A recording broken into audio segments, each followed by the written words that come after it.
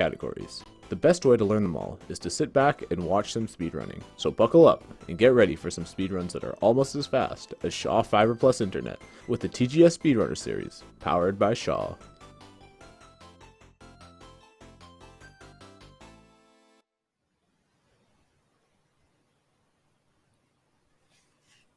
Hello and welcome to the TGS Speedrunner Series 3.0 presented by Shaw Communications. We've got two huge show matches for you today. First, it's Kanno and Bluebob in Super Mario 64, and then it's Tridenttail and Obiyo in Diddy Kong Racing, and we've got giveaways galore. More about that in just a second. I am Warning Track, and I'm joined by Markinator, 99th of his name, mother of Koopas and breaker of bombs. Mark, it is a perfect day for esports, by which I mean it's raining here, and we've got a great matchup kicking things off. Yes, we do. Absolutely. We have Bluebob versus Kanno in the 70-star race, which is not what you see either one of these runners typically doing. Kanno being a 16-star runner and Bluebob being a 120 runner. We're going to be seeing a bit of a clash of the worlds here in the middle with 70-star. And it's going to be fantastic because both these runners are very capable. Kanno having 2 world records in the any percent categories.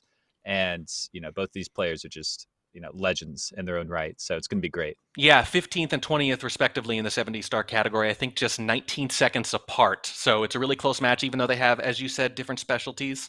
We're going to get more into that match in just a second.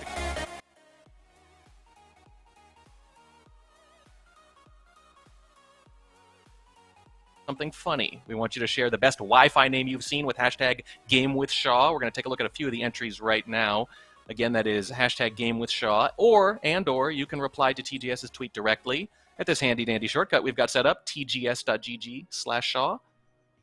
Again, that's hashtag GameWithShaw or tgs.gg/Shaw. A lot of people like to name their Wi-Fi little trolly things, not Wi-Fi or NSA or something like that, and you definitely want to look twice before you click. Yeah, absolutely. It's going to be a really good giveaway, actually. I'm really excited to read off some of the submissions. I know I've had some funky names. I don't want to give anything away. I don't want to give anyone any ideas. Yeah, you don't want to influence the outcome. And hey, maybe you should enter. Don't give away your best ideas here. We are very, very close to starting this match. I think the runners are getting set up right now. They're going to get counted in very shortly. Our indoor forecast is pretty hype. This match will be hype under any weather conditions. Again, it's Kanno versus Bluebob. Kanno, as you said, a little more known for his 16-star prowess. Bluebob more for 120, and this is right in the middle, 70-star. And again, I mentioned 15th is Kanno in the world, and Bluebob 20th, 19 seconds apart. And by the way, Kanno's personal best on 70-star, 6 days ago. So you better believe he's been grinding this recently, probably because of this show match right here, right now. Yeah, Kanno's been doing 70-star for a little while, and I'm sure has been grinding all the more for this. And Bluebob hasn't done 70-star in a very long time. Wait, hold up. I'm not sure when. We're actually not PB casting was. it. We're not casting yet, I don't think, are we? Are we live? Some technical difficulties over here. Bear with us for just a second, people. No, no, we're good. We're good. All right, sorry. A little flicker on my end. We're good. We're about to get into the race. As you can see, the runners are still setting up. Bluebob on your left, Kanno on your right. Absolutely. Yeah, like I was saying, Bluebob is a 120-star runner, has just got a recent PB as well, not too long ago, about last week. It is an hour and 40 minutes and like 40-something seconds. So very close to the world record on the 120-star side, which means he's very well practiced with movement and everything. And you do every star in 70. Oh, Kanno's save file. Wait a minute. We're going to have to do a quick reset here. Oh, dear. Yeah, oh, dear. Did not have the clear file. That's okay. Yeah, so these runners are going to be at each other's throats. It's going to be fantastic. Bit of a false start here at the beginning. Yeah, false start. It's bound to happen, people. It happens to the best of them, and these are the best of them. So now we know for sure. That is true. All right, getting another countdown here. But as they fly around the castle and do the intro, it's going to be interesting to see the routes that they end up doing, because there's a few different ones that they can do. And okay, Kanno's timer is going to be a little off. Interesting. That's something you have to keep in mind, right? They can't sync these perfectly, and they get pretty close sometimes. But every now and then we get a match, more often in 16-star than let's say 70 or 120, that can be within a few seconds of each other. And if one of them started a little off the other, suddenly that matters a lot. Yeah, with the final timing, it would. But it should be fine. About 10 seconds off here, and Kanno having to start a little bit later. But the routes are going to be Very interesting. There's a bunch of different ones you could do for 70 star. Some much harder than others. The route I'm sure both would do if they were doing personal best attempts would be the island hop route, which is getting 2 stars in BOB, but it requires a frame perfect wall kick. So I'm not sure we'll actually be seeing either runner go for it. Well, that to me is one of the biggest questions is, you're doing 16 star, the best times are around 15 minutes. If you're a high level runner, you're trying to do pretty much the optimal strat every single time, if you can. But 70 star, you're talking closer to an hour. You see a lot less audaciousness, let's say, audacity. You definitely will get people who decide to do safer things rather than harder things because it usually doesn't come down to a second or two. Right. Yeah, it normally will come down to, maybe, 10, 20 seconds if it's a pretty close race, a Bowser throw or two. But yeah, the mistakes you make from doing much harder strats could definitely cost you a lot more. You're not doing PB attempts, it's not like you can just grind it out. This is a race. You have one attempt. And looks like neither runner is really going for it. Both just grabbing the bomb clip star. Not too bad. Bluebob just going straight for Womps. Okay, Kanno could actually save a little bit of time going to the slide first, which Kanno is going to do. Yeah, jumping up on this top row. Well, if we're talking about Womps, I should mention that if any viewers are more used to seeing 16 star, which would make sense because it's probably the most popular category for this game, you might be surprised to see how much more coin collecting you're going to get here in 70, red and gold alike. 70 star, the numismatist's dream for sure. And you're going to see an early example of it here in Womps Fortress, where if you can get the cycle right, I think you can get the 100 coin star and the red coin star mere seconds apart. Yeah, you collect them simultaneously. The cycle comes in with the rotating platform. You'll see it. And yeah, if you're a little slower, you miss a rollout, basically, you probably can't make the cycle and you waste like a lot of time. So very tight 100 coin here in 70. The only other, well, we see a couple more 100 coins, but they're later on. They're in like the upstairs section. Yeah, there's only a few where it really makes sense because as you can imagine, collecting 100 coins, big deal. I think we're going texture cannonless here. Is that right? Yeah. Yep. And very nice. Pretty good. And that's a good example, right? You might see texture more. Whereas if this were a 16 star top level runners, the top 20 or 30 in the world, they're not gonna do that too often. They're usually gonna go salt. Mm-hmm. Yeah, they'll do the salt. They'll do the salt class. Definitely a must in 16 star. Saving about 3 seconds. 20. That's like 15 minutes versus 50. Right. So it's a little different, and the safer thing makes a little more sense. One thing you will not see today are BLJs, which are banned at 70 star, and so are MIPS clips. So I would say 70 star tends to favor people with better fluidity of movement relative to the kind of micro and mashing that's so important for the shorter categories. Yeah, that's absolutely true. And the rotating platform, you see Bluebob just passed it, both of them making the cycle. Bluebob's had a few small flubs here and there, just not perfectly clean movements. Kanno could totally take the lead here in Womps. We'll have to see. Hasn't done Cannonless or Arrowless yet, so those are some big ones. Bluebob did get those first try. Yeah, big ones, but also quick ones if done well. So that star count could change in a hurry. And that's the thing. There's going to be much less of a kind of side-by-side in sync thing than you'll get with 16 star 2. They're going to take different routes a lot. It's kind of weird that they're both at Womps even. And look at that. Just as I say less syncing, we get a fair bit of it. But even so, Kanno, this is the first star he's done at Womps. Bluebob has done a few more, having 5 stars. Kanno's 4. But Bluebob's going to have to jump into the slide, which will lose him some time after Womps. Mm-hmm. Yeah, not as quick. It'll lose him like half a second over Kanno, but then you'll see them like diverge again. So after the stage. Yeah, and Bluebob getting those kind of back-to-back stars that I was just talking about. As we both mentioned earlier, Bluebob more of a 120 star specialist and hasn't played much 70 star recently, he was telling us. So we're going to be looking for that rust, but he hasn't shown too much of it so far. I don't know. What do you think, Mark? If we've got one competitor who specializes in 120 and one that specializes in 16, which of those is quote-unquote closer to the kind of gameplay required to run 70? Is it 120 because of all the fluidity and movement stuff? I would say there's like different skills that go into it. I would probably say 120 just because you're more familiar with the stars. Like you will do the same stars. And the stamina too, probably. Yeah, and the stamina is a big deal. Kanno has been doing a lot of 70 for a little while. After getting like the 16 star record swapped to 70 because he had all 3 any percent records, 0, 1, and 16. So was moved on to 70. So he's very well practiced in 70.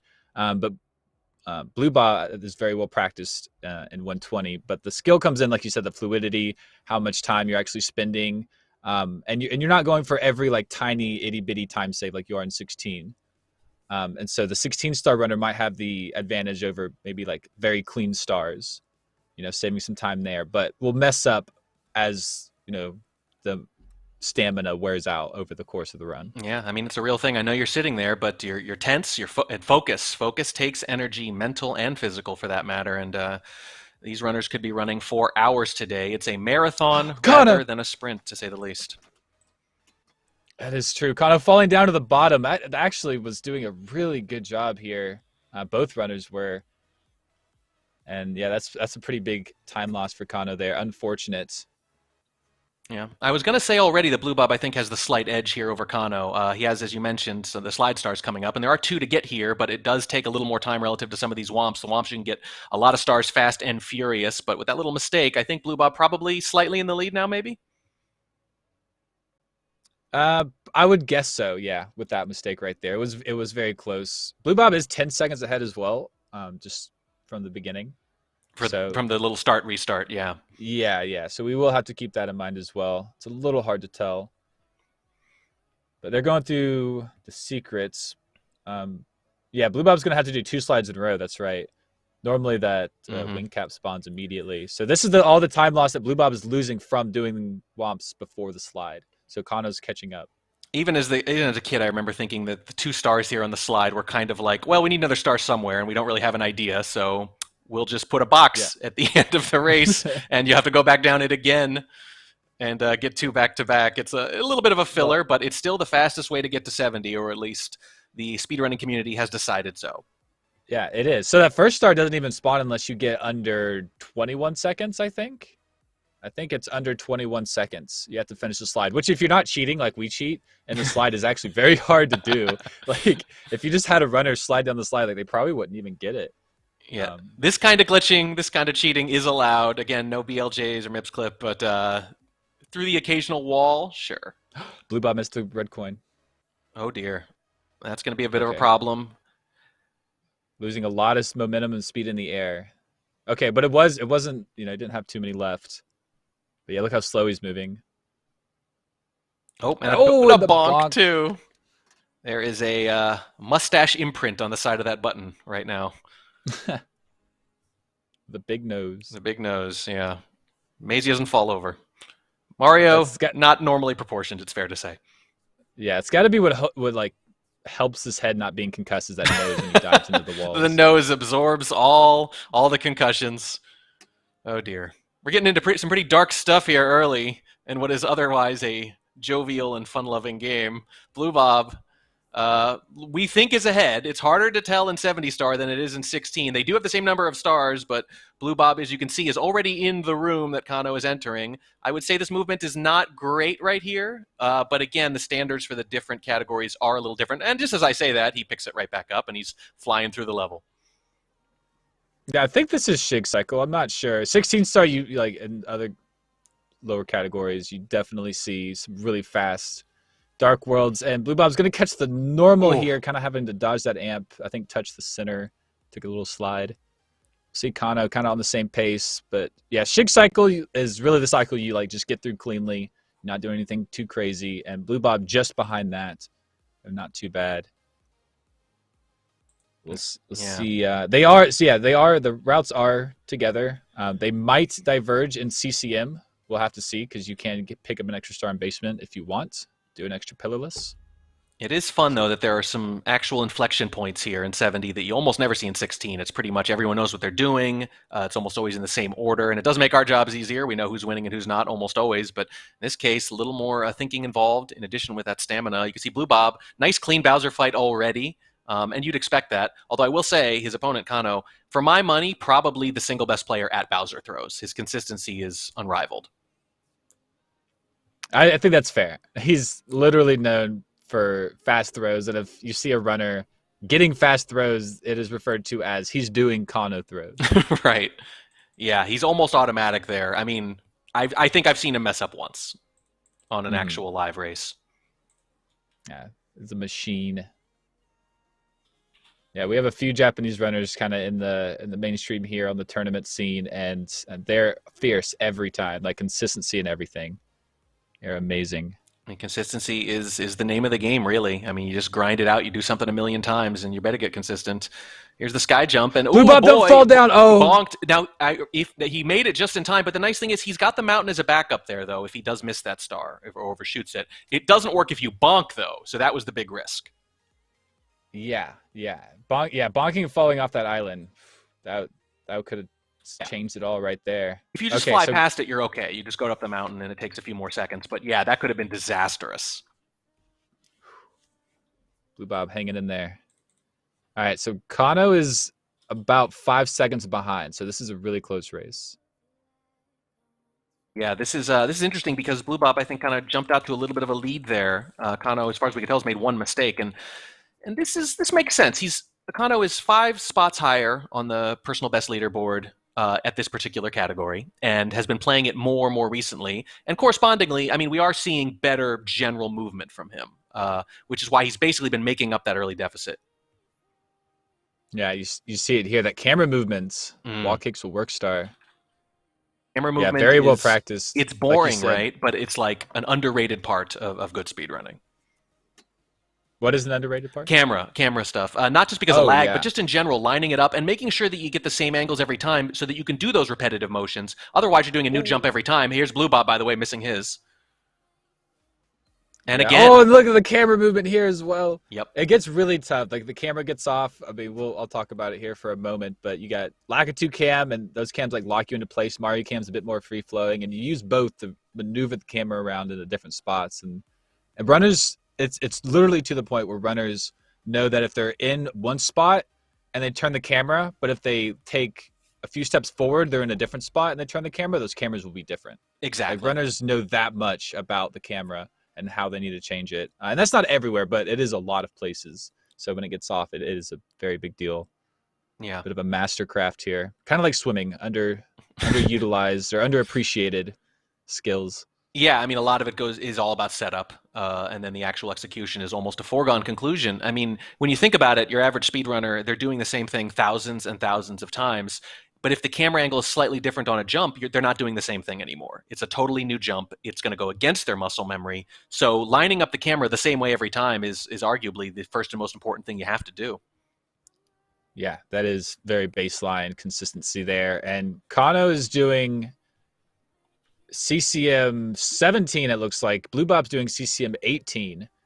So a little bit of a route divergence here. They were together, but Bluebob is picking up an extra star here. As he enters in this chimney, there will be a penguin. Hello, penguin. And he's going to be racing it while getting the 100 coin star. Meanwhile, Kanno is not racing the penguins. He like walks out. There's, oh, okay, not quite there. Now he's got the 100 coin star, and he will be doing these two as the last ones. And we'll be picking up one more in SSL to make up. So be honest with me, when you were playing this game, not speedrunning it for the first time, how many times did it take you to finally beat this penguin? When I was a kid, I don't even know. A few, right? At least a few. Yeah. I hated this. Yeah. I was so mad at that guy. It was bad. Or yeah, really, I mean, really mother, I guess, right? It's the mother. It's the dad. The mother is outside. Okay. Well, they look exactly the same in my defense. Yeah, that's why they left their kid at the top of the mountain. That's what I was thinking. They care more about racing and stuff. Yeah. They're a bad family. They're not a great family. They let a random plumber with an oversized nose rescue their kids. It's not good.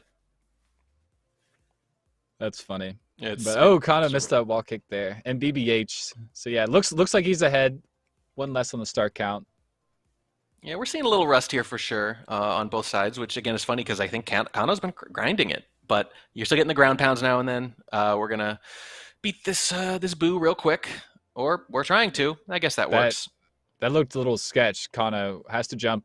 Okay, he did get the jump off. Yeah. Very nice. It's interesting. Part of me thought, he's not supposed to be on there. But on the other hand, I thought, well, if he gets up on it, he's actually closer. So he might be smarter than me here because he starts off closer to the star. And there's another bonk from Bob, too, by the way. There's a second one, and he's having the same kind of issues Kanno was just a moment ago. Yeah, just not getting those wall kicks. It is a bit tricky. I think we can safely say Kanno has taken the lead, given the fact that they are roughly in the same spot, and here comes Bluebob. Trying to do the exact same thing, and the exact same way. Apparently, I'm a little behind the meta here. Apparently, you want to kill the boo on the wall there. Yes, yeah. You slide down. You get you ground pound him. You long jump through him for a hit, and then on the sliding down, getting some speed. Yeah, you kill him off right there. Really, really good strategy. Actually, it's not too hard. People at home could probably do that. A little bit of practice. Looks very cool. Very cool. Okay. Yes, indeed. So Kanno's gonna be grabbing the MIPS here, and then SSL will grab one extra star. So we'll have to wait 1 star, and it is a pillarless, so that is a very difficult star. It is a frame perfect bomb grab. A bit easier than that frame perfect wall kick we talked about at the very start. It's just way more practiced. Wall kicks, there's distance between you and the wall that can change and everything. So it's a bit easier than that. But Kanno not even going for it, throws the bomb. That happens. You try to throw it too quick. Yeah. Now you mentioned MIPS. I want to remind everyone, again, not for clipping purposes, just for star purposes, just for access. That's all we're about here. And when I said I was mad at the Penguin for the race, it did not hold a candle to what I felt, the antipathy I felt for this rabbit. Yeah, 16 star, it's all about the rabbit. It's all about the rabbit. Yeah, 70-star runners, they just kind of take it for granted, I think. Oh, look at this sync. Oh my goodness, this is ridiculous. Oh, wait, did Kanno get that off? No. No. Okay. Oh boy. Well, we're going to go back up then. And this is a big part, potentially, of any good runner, really, is when things go wrong, as they inevitably do, what's your backup plan? Usually, you get 1 or 2, and then if you mess up after that, there is no backup. There is no other star. On Womps, for example, you miss Cannonless, right or bad, but in this, you miss a couple of times, and suddenly you just have to make it work anyway, and that can really hurt you, especially if it leads to a death in the quicksand, which it so often does. Yeah, and Kanno is in big trouble here. So Kanno's the one who needs the extra star here. Hasn't been able to kill this 1 time. Is respawning the bomb and still doesn't get it. Oh, no. This is rough. Kanno, I think, had retaken the lead there for a little bit, but I think it's safe to say it's gone right back to Bluebob here in the sands. This is awful. This is really rough. And it's a choke point, right? Again, you can mess up once or twice, but after that, you are just in this loop. This is really rough here, and he really needs this to go off clean. He's got to stop this bleeding. Here it comes. Finally. Wow. Yeah. Okay, so he is committing to both pillarlesses here. So he could do an extra star later on in SL, So Man's Land, but it would lose some extra time. But committing to the double plus here. So he has to do another one. The secrets right here is it takes way longer than the typical one. Yeah. And it's the extra one. But his so kind of now has to do the standard. His risk reward calculation has got to be different though after that series of errors. I don't know. Kanno's built different. That's true. I do say that, but speedrunners are stubborn people, and I mean that mostly as a compliment, by the way. It's why they're good at it. Here we go again. This time, oh wow, now it's nice and clean, of course, now that you don't, need it maybe as much as you did back then. Yeah, it's avalanche. It's just a snowball rolling down a hill, basically, when stuff like that happens. So Kanno, thankfully, getting that pillarless done, and pretty commandingly, by the way. Hopefully built up some extra confidence after failing. Bluebob taking the lead, definitely. Yeah, definitely after that. They were pretty close. They were. I mean, it's been an absolute horse race, which is appropriate because the Kentucky Derby is this evening, by the way. Oh, wow. Yeah. Hopefully, we get the same kind of exciting finish here as they usually have there.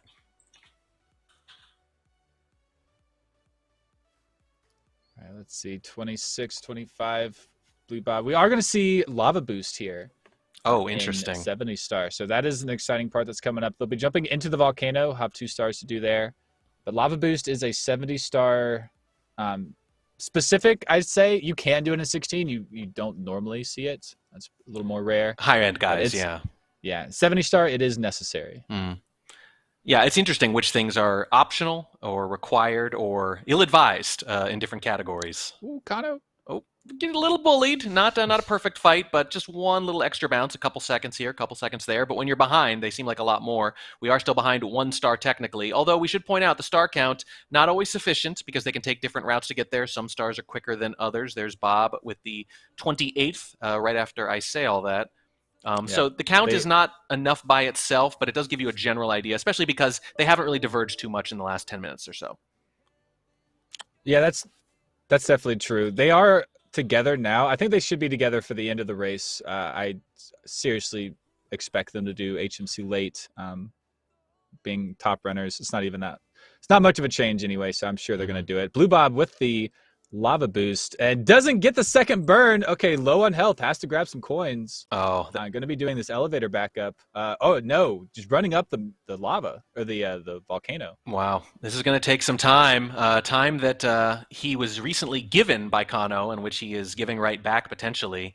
And you can just see that. What we're seeing is Kanno's making these mistakes, then catching up bit by bit, saving a second here, saving a second there, doing everything a little bit faster, but then an error gives it right back. And the end result is that they are very, very close.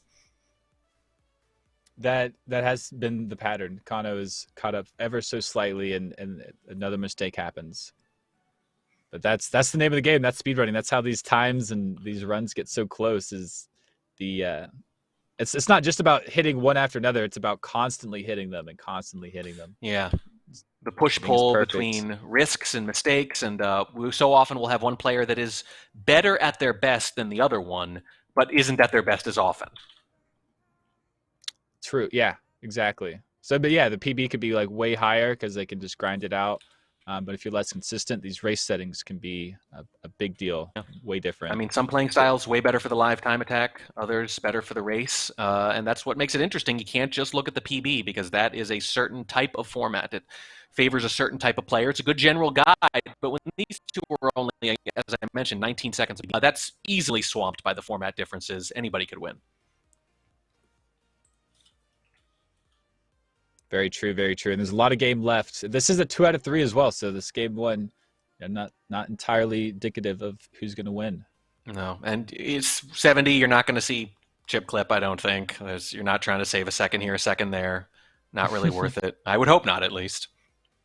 Well, yeah, hope not. Hope not. It'd be a real flex. Maybe a little too much. Actually, I hope Kanno does. I mean, I want to see it. We like big risks. I like big risks, and I cannot lie. The thing that I really enjoy about 70 Star here, the upshot of all the things we've been talking about, is that it's the first Super Mario 64 speedrunning category that looks pretty much exactly like I played it as a kid. Like if you played this game growing up, and then you see 16-star runs for the first time, you see all this clipping and warping and stuff you don't even necessarily understand at first, right? And you're like, what on earth was that? It's all these glitches. But 70 Star, I feel like, is the game as you remember it, just played a whole hell of a lot better. Yes, I would agree. Right? Yeah, you're swimming around, you're collecting all your stuff. stuff. Yeah, you're doing all the stuff we were doing. They're just really good at it. There's not that many glitches. Yeah, that is very true here in DDD. It's just very clean movements. Very proper. It's like that with JRB as well. But you can like go through the walls and stuff, but they don't even save that much time. Yeah, we will see a few stars like that on the elevator, for example, if they manage it at least. A couple clippings, a couple warpings, but nothing too crazy, nothing that breaks space-time like the BLJs. Oh, yeah. So Bluebob has to do the Manta. So this is a pretty sketchy star, can be. One of the only actual bugs that this game has. Most everything that you see that we manipulate the game with is intended, believe it or not. Besides, like maybe clipping through some walls and stuff. But yeah, the only real bug is this Manta. After the first like 5 to 6 rings, even the 6th one can mess up. But they become like the hitboxes are not the rings at all. They're way different, and you can just basically fail the star, and it could be a horrible time. Yeah. By the way, so, very necessary. Kanno go a little slow. Does get that 3rd ring. Okay, yeah, you saw he basically stopped to make sure he could get that 3rd ring. Yeah, you can't mess that up. I do want to note though, risk taking. Ooh, that's a bit of a fall from Bluebob. Bluebob went back sub, which I would expect on 70 Star. Kanno went front sub and got it. Yeah, definitely a preference thing. It's not too long. Oh, Bluebob missed that red coin. That's what happened. Okay. Twice now, and we're gonna do the booty burn just to get back up there quickly, and it works. Let's see, 3rd time the charm. Yes, I think so. Yeah, it does get up there. It's definitely on the later cycle, but whoa, is underneath the fence. Oh no! Don't jump off, Blue. There's some extra coins. You could afford 1 burn. Please long jump. Oh gosh. Please. Oh goodness, the Never mind. coins. All right, Coins so are Bluebob. health, an idea they stole from Sonic, it's fair to say. Yes. Bit of a rivalry between those two. But Bluebob is taking the late cycle here. Kanno getting lava boost. Oh no! So and look at this. This is the lead difference. Yes, this is the lead difference. That you could see him just kind of playing with the camera in frustration. He missed the cycle. He knew it, and he was just there sitting, waiting. And Kanno has retaken the lead. It's changed hands 4 or 5 times already here in just the first half hour. Yeah, back and forth, back and forth. This one, you think Bluebob is maybe running away with it just a bit. You know, makes kind of a critical error. And just loses. I mean, lost probably around 30 seconds in this Fire Sea. Yep. Like, missing lava boost cycle is a pretty big deal. Missing a cycle after that is bad.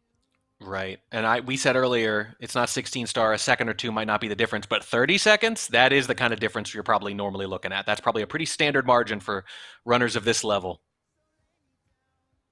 Yeah, a good PB is considered to be within 90 seconds of your sum of best, like your best segments ever. So yeah, if you're losing 30 seconds in one stage, it's crazy. But yeah. Kanno jumping out about 26:40, Bluebob about 14 seconds behind. So actually not the worst thing ever, but did have probably 15 to 20 second lead. Wow. Yes, this is best of 3 for those asking, which is good news for, well, I'm not even sure who it's good news for yet. At the moment, you'd say it's good news for Bluebob, but he's only, as you pointed out, 14 seconds behind. So one mistake, and there's a little bonk from Kanno. That's only going to cost him one of those. So I guess it's 13 seconds now. A little less. A little less. Slightly less than it was before. I'm not sure how much slightly less. It's hard to say. Ooh, this is a fun star. So what Dry World would 100 coin? This is 70 stars specific. The 120 star does a different route that goes into the downtown that does 8 red coins, but this one only uses this main area. So there is a good amount of RNG. This is like the biggest star for RNG outside of TTC 100, I think. But even so, it should be more. Both having pretty good. Bluebob not giving the best Skeeter. Yeah, both of them making their way. You can only miss 1 coin in this entire route. So with all of these coin spawnings out of these boxes, out of these enemies, you can only miss 1 coin. That's brutal. Yeah, there's a backup box. It's not far out of the way, but prefer not to use it. Well, it's nice to have, though. And as you mentioned, with 1 coin, just not a lot of margin. Get it? Oh no. Okay, that Chucky could, if that Chucky turns around, like you're in trouble. Yeah, a little shadow boxing there. From Mario, a couple air punches, and then finally with the grab. And Bluebob is, dare I say, getting a little momentum. It's starting to look a little sharper to me. I think he's playing his way into shape here after taking a lot of time off from 70 star relative to his true love, 120. Yeah, Bluebob is looking pretty good. We have seen those chinks in the armor. Just a little bit, yeah. And the difference, almost exactly 15 seconds. So Kanno's movement speed advantage still paying off in an area with a lot more. That's the thing. If we're saying Kanno has generally been faster in general movement, this area is a place where you'd expect him to add a few seconds, and so far he has.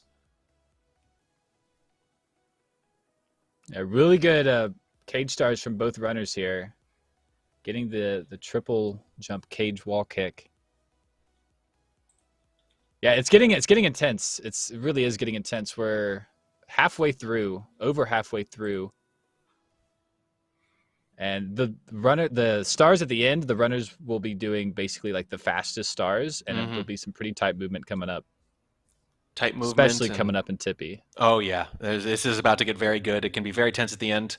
Before it gets too crazy, I want to remind everyone that we're giving away 2 iPhone 13s. To enter for the first one, give us the best Wi-Fi name you've seen with hashtag GameWithShaw, or you can reply directly to TGS's tweet about the giveaway at tgs.gg/Shaw.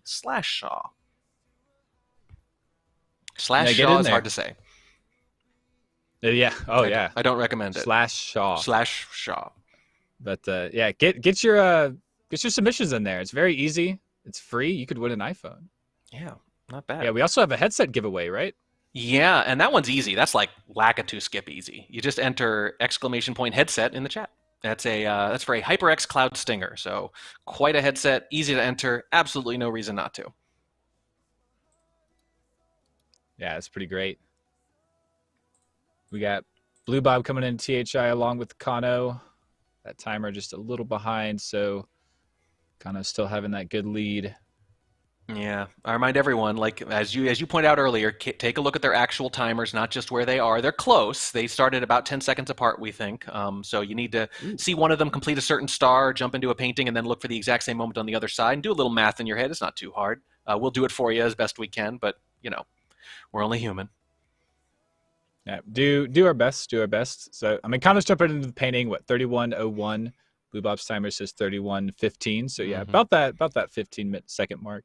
Runners care. We will do our best. Runners care about sum of best, and we're doing our best sums. That is right. There you go. Kanno getting the gardening portion out of the way. Ooh, okay. Getting hit next to that water. If you fall off, that's not good. So Kanno hanging in there. Yeah, there are a few spots where it's probably worth taking the extra second at this point, but boy, are they close. Those aren't the same stars, even though it sure looked sync there for a second. Those are two different stars, but they do have the exact same number. They're in the same general area, and they are almost pixel perfect synced across these two screens otherwise. I love it. It is neck and neck. Who's winning? I honestly couldn't even tell you. Yeah, that was great. That was great. I love it. The stars are going to be becoming very similar in time. Bluebob missing a piranha plant. He's going to have to go back and get it. All right, there it is. Yep, you got to kill all of them to spawn this, and that is unfortunate to say the least. And these are just the kind of enemies that you literally don't interact with at all in 16 star, for example, right? Is the kind of, sometimes you switch from 16 to 70 and you're doing a lot of the same stuff, and maybe, you know, it's still different, different stages, but it's still maybe the same kind of moves, just in different places. But then every now and then you're facing these enemies or these patterns that literally don't exist or come into play at all in 16. Exactly. Yeah. I mean, there's a lot of intense movement here in 70. There's a lot of stuff. Bluebob missed that piranha plant really just by going too early, you know, not taking the time, maybe feeling a little rushed, saving every pixel, every frame. Kanno taking the breeze first off. Nice and easy. But yeah, these runners are under pressure, especially if Bluebob knows he's behind a little bit. It's very intense. Big question, actually. Yeah. I mean, they might have time. In a 16 star, you're not really going to take a look at your opponent's screen or the stream very often. But in a longer match, you can kind of get a sense of, you know, how far behind am I? Do I need to take chances? Should I just play it safe? And if either of them is looking at all, which they do have time to do briefly, they're going to see that it is neck and neck. And I don't really know what that leads you to conclusion-wise. Yeah, all runners can do a bunch of different stuff. And it is part of the mental game with these runs. And Bluebob missing the clip. It's not getting through the wall.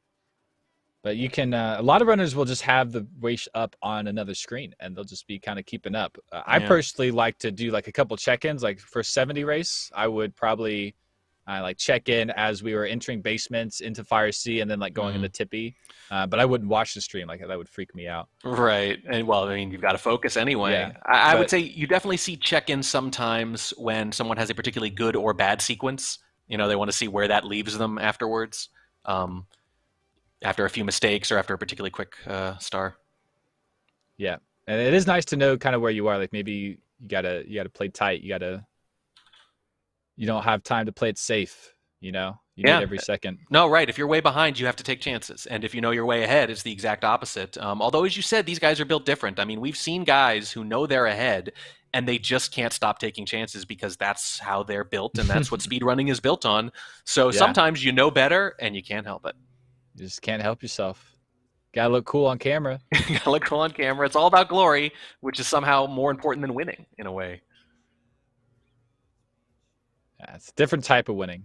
Yeah, it's a different. You're right. It is a mindset, though, and it's the kind of mindset you need to be doing this at all. So you can't just turn it off, I'm afraid. Ooh, okay. Some decent movement there from Bluebob. Kind of got caught up on a side flip, but backed it up really nice. Kanno with his wall kick. Yeah. That was clean. I mean, that was very good from Bluebob and somehow even better from Kanno. And that's kind of what we've seen throughout. Is Bluebob is playing, again, I want to point out, has not been playing a lot of 70 star, and this is not his specialty. It's neither player's specialty. But Kanno's been playing it more recently. His personal best came in just the last week. So you would generally think of Kanno as being a little more practiced, a little more prepped for this. And under those circumstances, there's a fall from Bluebob as I say this. Under those circumstances, though, Bluebob doing pretty darn well to be neck and neck with him. Yeah, absolutely. Yeah, that wasn't really a fall. Oh, but Bluebob, no! No! Oh, I was going to... Yeah, I went for Breezeless there and just didn't quite make it. But then that fence clipped him out of bounds. If you get caught in that corner, every fence in the game will try to push you into bounds wherever it's located. And where that fence is located, right in the corner, it will just clip you straight through the wall. And my word, just happened to Bluebob here. That's a very costly mistake, and I just don't know how many more of those you can afford. And oh god, this is the easiest star. Well, I mean, that's the thing, right? I mean, sometimes you don't think about the easy ones. You know, the hard ones, you prep yourself, you focus, you get the little rush of adrenaline. But these are autopilot stars, and autopilot means you're not thinking. And it's a very easy mistake to make, but it still happens. It does, yeah. That hurts. Honestly, that hurts the mental for Bluebob, I'm sure. Coming up to 50 stars with Kanno, only a few left. Is really hoping that Kanno makes a mistake. You know, the last time I cast a Suigi match, though, we were joking about how he seemed to do his best runs when he made mistakes early on, because then he just kind of bared down and realized he couldn't afford anymore. So I don't know. It depends on the runner. They're all different. Some like the momentum, but sometimes they make a mistake and they have no more options but to play perfect, and that's what spurs them. So, you know, I don't know what kind of guy Bluebob is, but it wouldn't shock me to see better play rather than worse after a big mistake like that. I could totally see that from Bluebob. And it's just game one. There's other games, so you know, I don't think Bluebob is really counting himself out, just probably maybe kicking himself a bit. But you want to get some good gameplay, especially, you know, coming into a second game.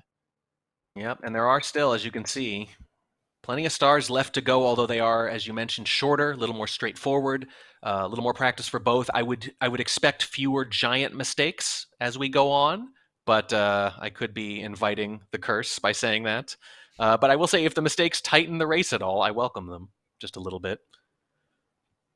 Anything for a more exciting race. Okay, so this is going to be a divergent part, not a divergent part, but a route bit desync here. So we're going back into basement to grab this MIPS. This MIPS spawns at 50 stars. So we just got that in SL, 52 on the counter, 53 now. And getting this MIPS, running down here, getting this MIPS, and then finishing out HMC is 1 second faster than getting the alternative star up in upstairs. Wow. So they're doing so. It is the MIPS is such a fast star. You don't have to enter a level. You don't have to wait for any of that. There's no cutscene afterwards. Like Mario jumps out, there's a little cutscene. He jumps back in. There's none of that. So like getting these stars. That's why the 100 coin stars are also faster because it's like 2 stars in one. You completely negate like 10 to 15 seconds of cutscene. Yeah, cutscene, the speedrunner's worst enemy. Anything you can't skip. Here's the elevator I mentioned earlier. Let's see. This is one of the weird glitches that is allowed, sort of. It looks kind of funny, kind of emerge from the abyss. Oh, we do get bonked by the gates there. Speak friend and enter, I guess. But we're looking fine otherwise. Just a second, and there's the star, and Kanno maintaining that lead. Bluebob in the basement as well now, though. Yeah, that is right. Jumping over the walls. We do that here in HMC. The developers didn't put any ceilings in the stage. It's because you just see it's like a black void, and I guess they just thought that was good enough, and so they didn't put any ceilings, and so we can just jump over the walls. Yeah, sure. They figured who would even try this. Yeah, it's fair to say it's got to be fun to have developed one of these games, and 20 or 30 years later, you see all the weird crap people figure out.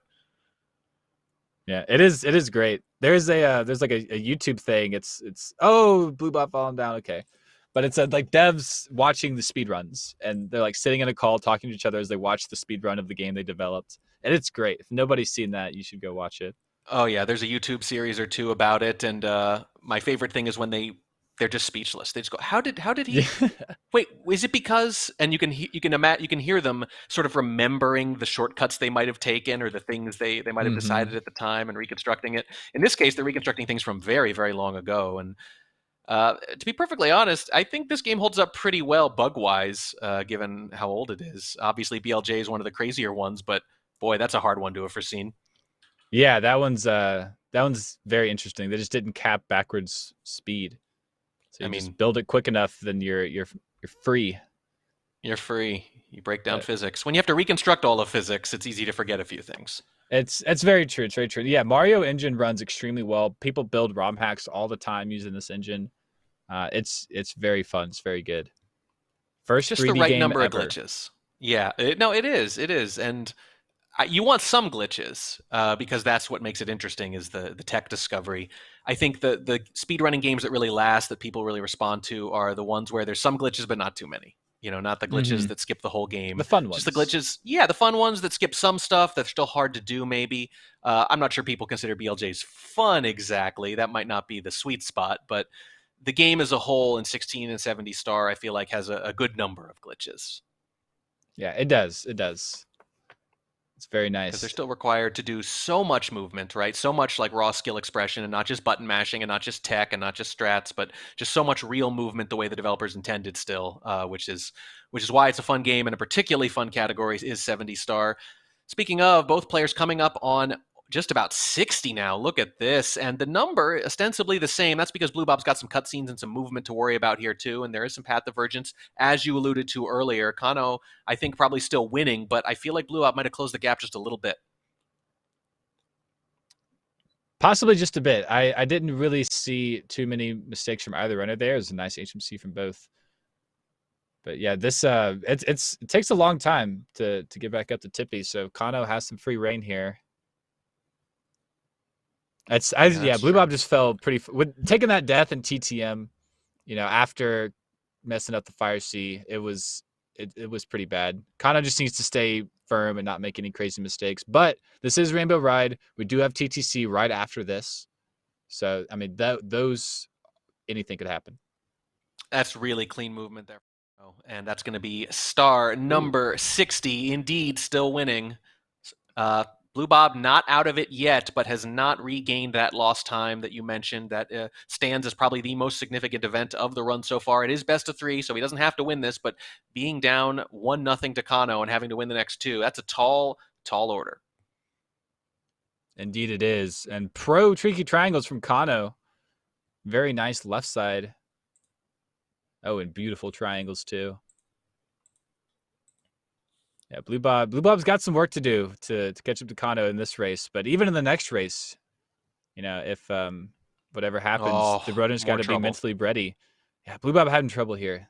Okay, there it is. There it is. Third try, and you're just seeing the difference. And you might be seeing that rust that we talked about. We said we were going to be looking out for that rust in 70 star, some of these techniques, and did not show too much of it early on, in my opinion, but has shown it as he's gone. And in fact, he's still in range.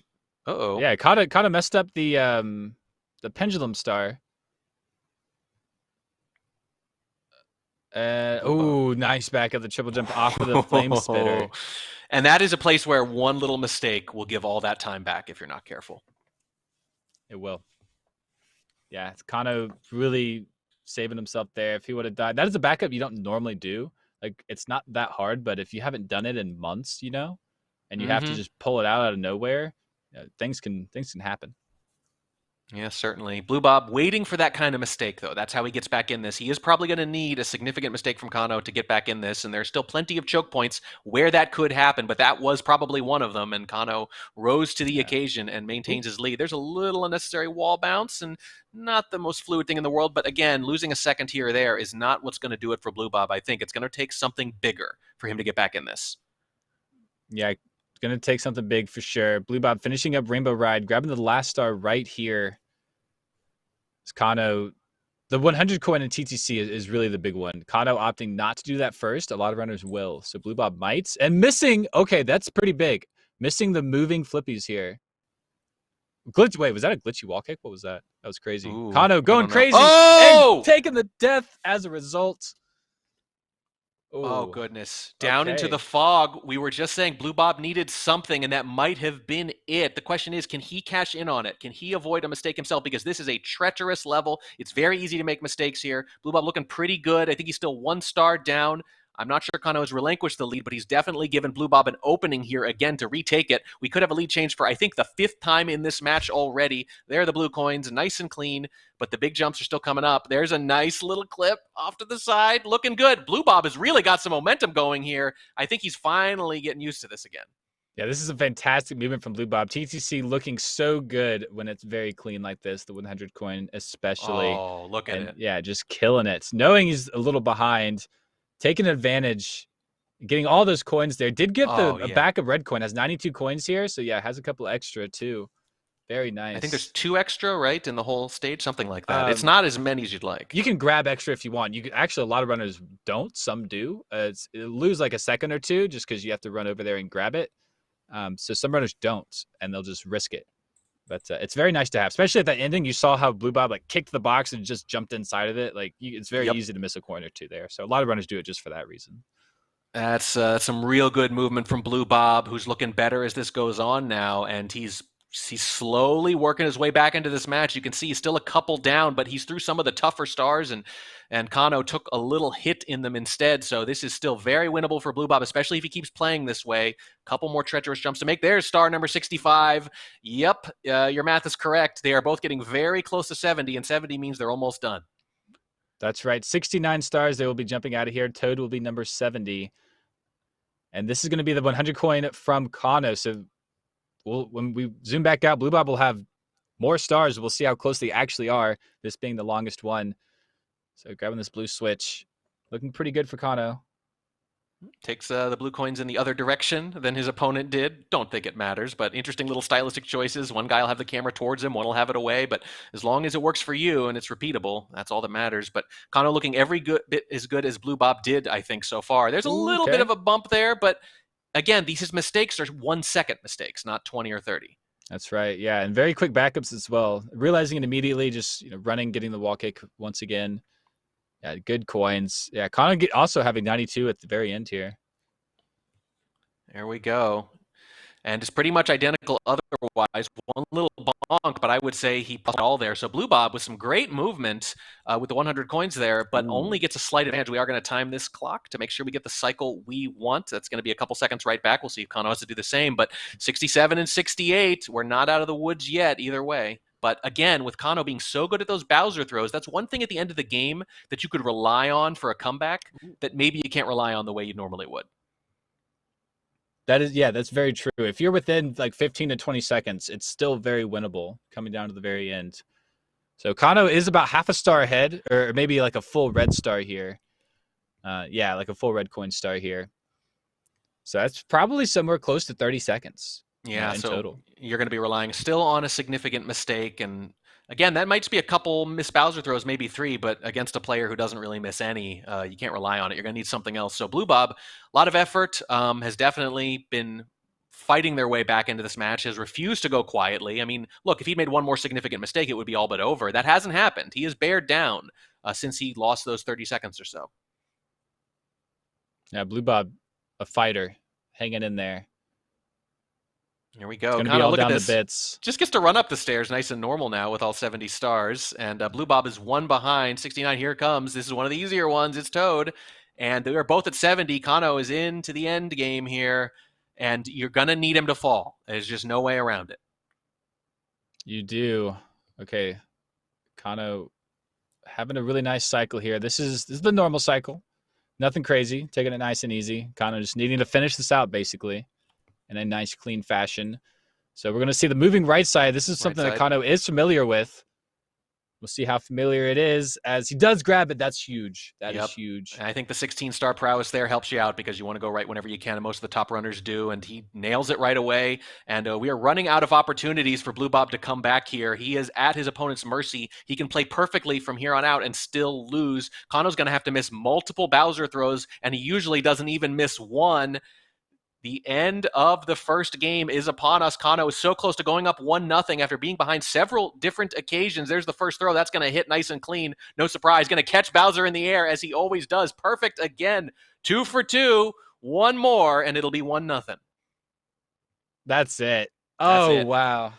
What a throws closer. From Kanno are insane always. He's such a closer. You know that when you go into that end game, you have to be neck and neck or winning already. You just can't rely on him. And there's a bit of a fall from Bluebob anyway.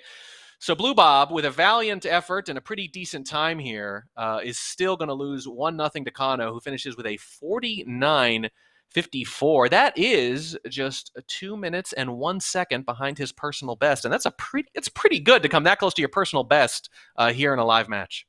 Yeah, that's fantastic. I think that like ties my personal best just over here in a race. So that's really, really good. Anything sub 50 is pretty spectacular. I didn't know you had a sub 50. That's impressive.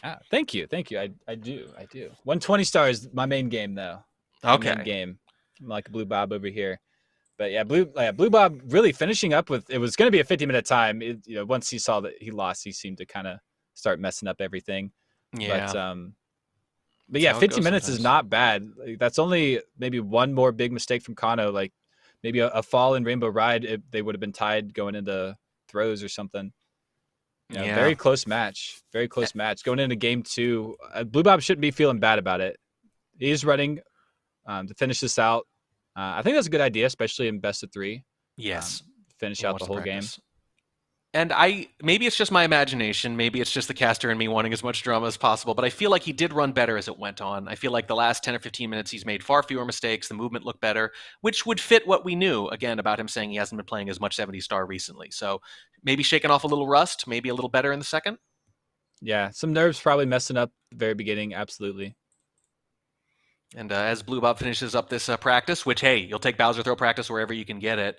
I want to remind everyone, towards the end of the show, we're going to give away an iPhone 13 to enter. Give us the best Wi-Fi name you've seen on Twitter with hashtag GameWithShaw, or you can reply to TGS's tweet directly at tgs.gg. That's hard to say. tgs.gg/Shaw. And if you want another shot at winning an iPhone 13, we're giving away 2, believe it or not. You can visit tgs.gg/iPhone, complete the steps there to enter, and the winners there will be announced May 13th. So that's 2 iPhones and a headset being given away today. One today and the other on May 13th. And the headset again, ! Headset. Very simple. Just place that in chat and you're in. That is 1-0 Kanno. Bluebob not too far behind, as you can see there. A couple minutes, but the end wasn't really playing for real, so not as bad as it might look. It was a very solid race. Yeah, Bluebob just having to redo the bits right there, especially after you make mistakes. You just run straight through it. Going into game 2, and make yourself feel better. So really good from Bluebob. Would have finished with like somewhere around a 50 if would have actually like finished that one out for real. So not far off at all. It's just going to be looking to clean up a lot of those bigger mistakes. Like TTM Breeze was the worst thing for Bluebob. That's one of those meltdowns that you can't even believe is happening to you as it's happening. Because it's a star you barely think about. You're like, you fall down once, you're like, okay, that was dumb. And then the fence kills you. And it was, man, that was bad. That was bad. If that didn't happen to Bluebob, I mean, that would have been neck and neck for sure. It would have been neck and neck, exactly. But now he has no choice but to try to beat Kanno twice in a row. And it's hard to even beat him once, as he just showed us. We're going to take a quick break. Don't go anywhere, just a few minutes. We're going to come back and see if Bluebob can extend this match or if Kanno's going to take it 2-0. Stick with us.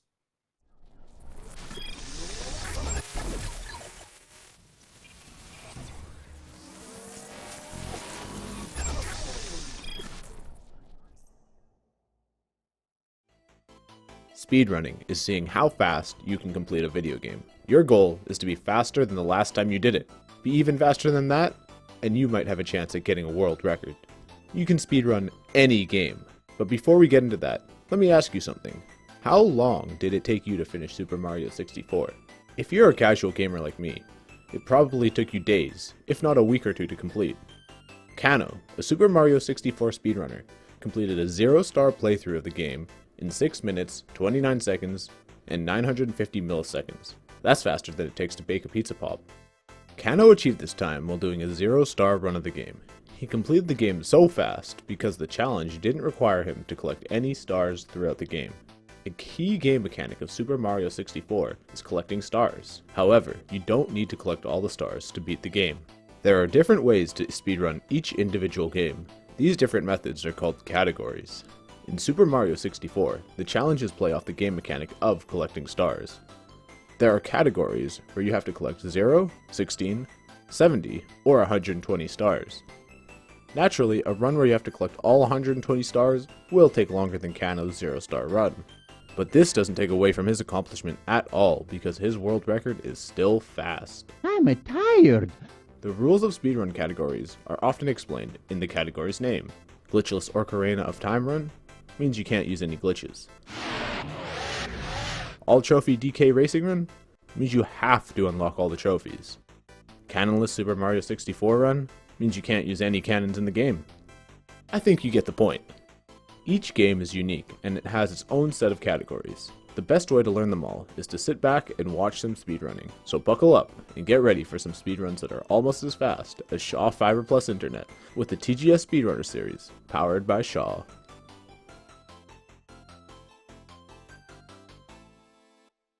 Did you? Make my own gear? Yeah. Yeah, my phone bill's super high, and gear's expensive. Everyone knows you can save hundreds by adding Shaw Mobile to your internet. Don't worry, I'll be fine. At Shaw Mobile, save hundreds.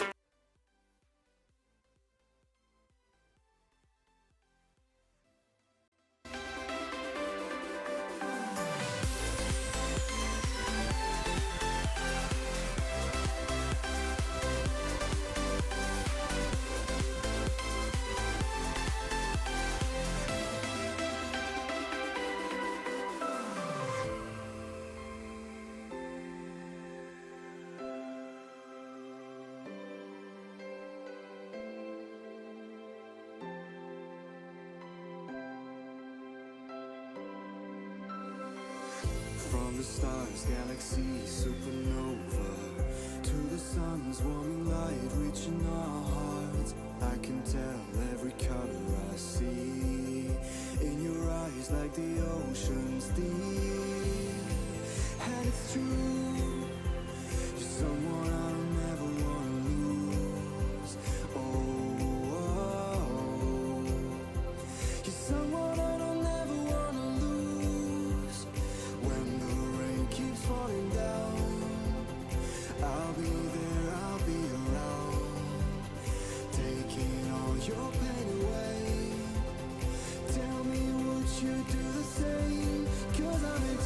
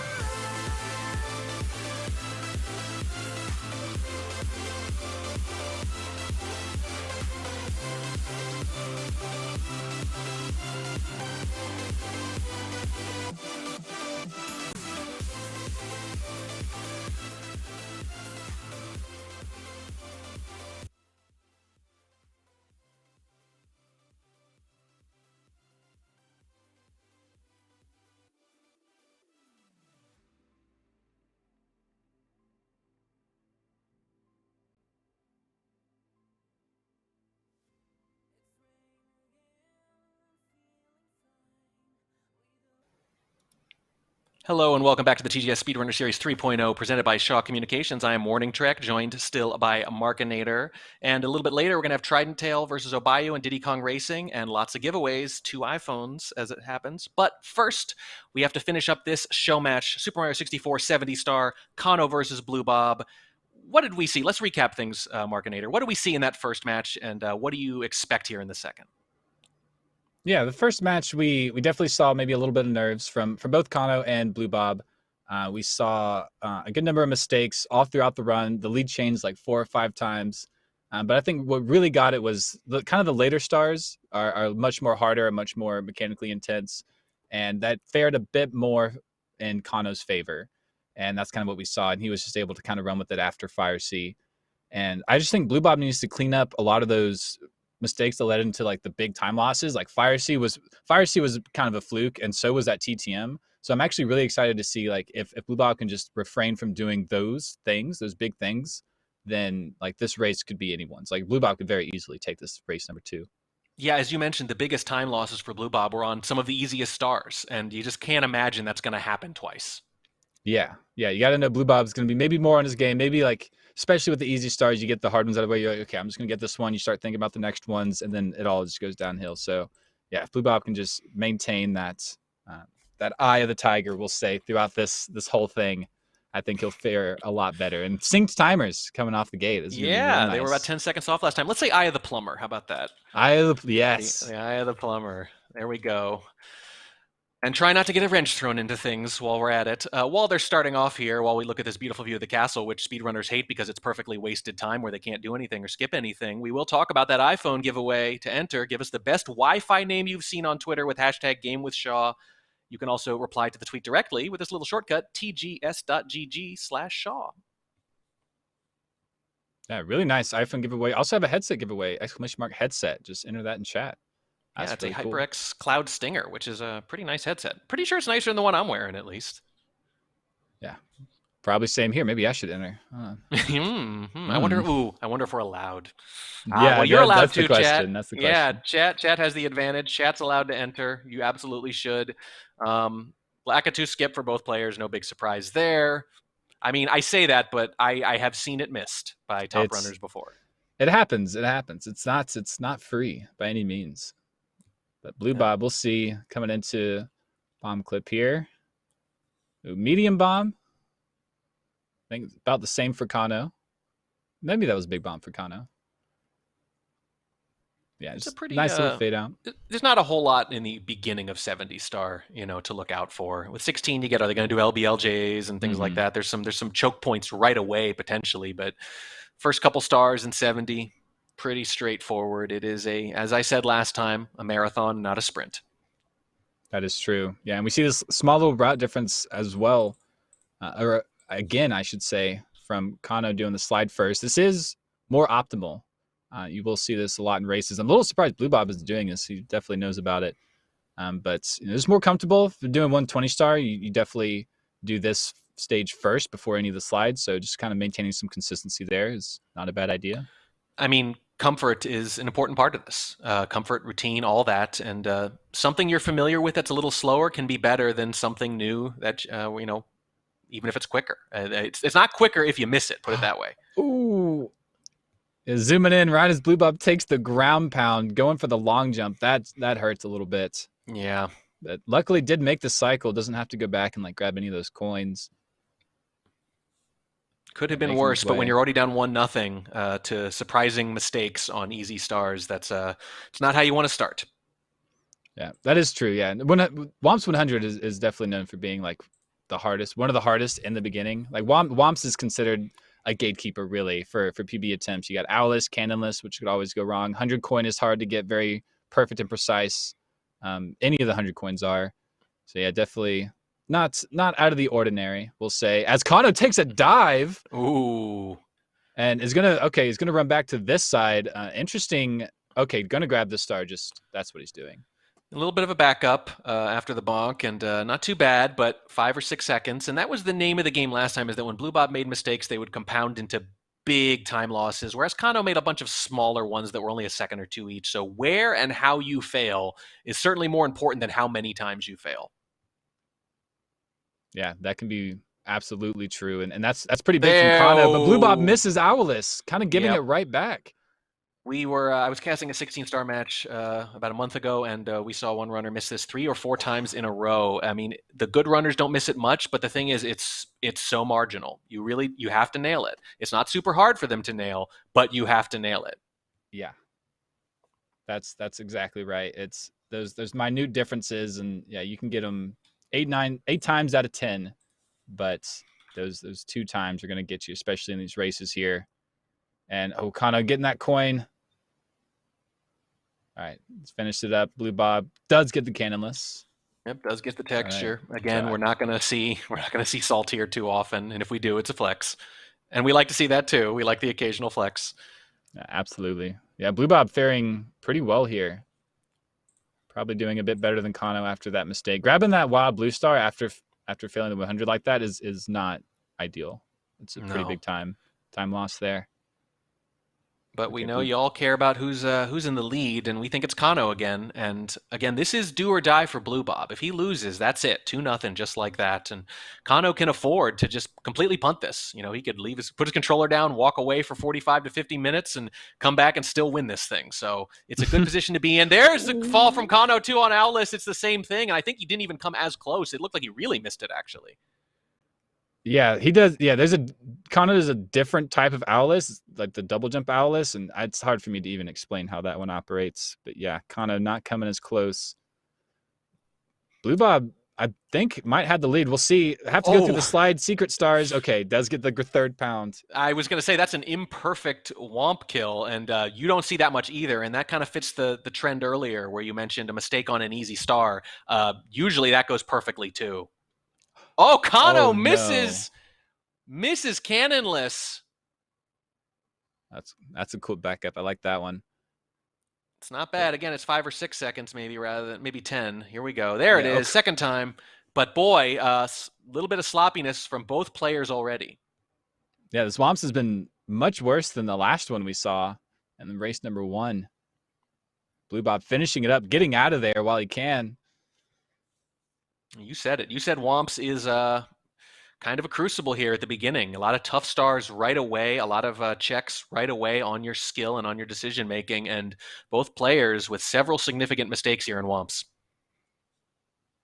Yeah, we'll see how the time fares. Bluebob, I think a good Womps time there, you can get below 6 minutes coming out, I think like 6:25. We'll see what Kanno does. A little bit of a different route because he did the 1 slide star first. Yeah, Bluebob going to be getting that slide star. Yeah, one less bonk, one fewer bonk than Kanno, I've noticed. There's a second wall bonk that some runners do that others don't, but it's pretty hard to mess this up, I think. You can kind of take it however you want.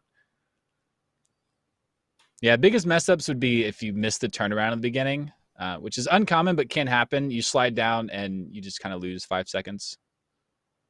So that's probably the biggest thing that can happen here. Kanno finishing up the top of the tower. That 9 stars. And Bluebob in the lead, I feel safe to say here. Yep. They've as soon as Kanno grabbed that star, they were together. Yep. And this is a long one too. So even though he's only going to be 1 down here, it's going to be a bit worse than that because the slide takes a little while. It can, yeah. It definitely takes longer than you think it does. Not in 16 for a reason. Yeah, I mean, when you do the math on the PBs from these guys in the 70 star, I mean, it's like a star every 40 seconds for an hour straight. So if you want a good shorthand, it should be well over a star a minute.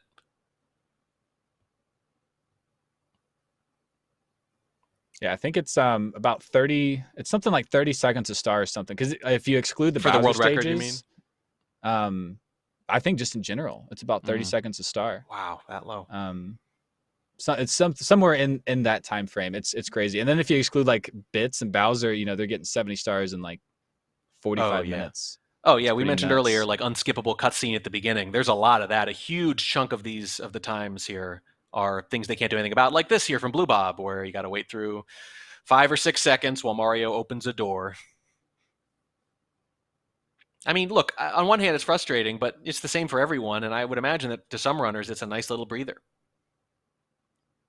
Yeah, it actually is really nice to have the mini cutscenes. Like each star is like its own little thing. You come out and you're like, okay, I got to get the star next, and you just like focus next one, next one, next one.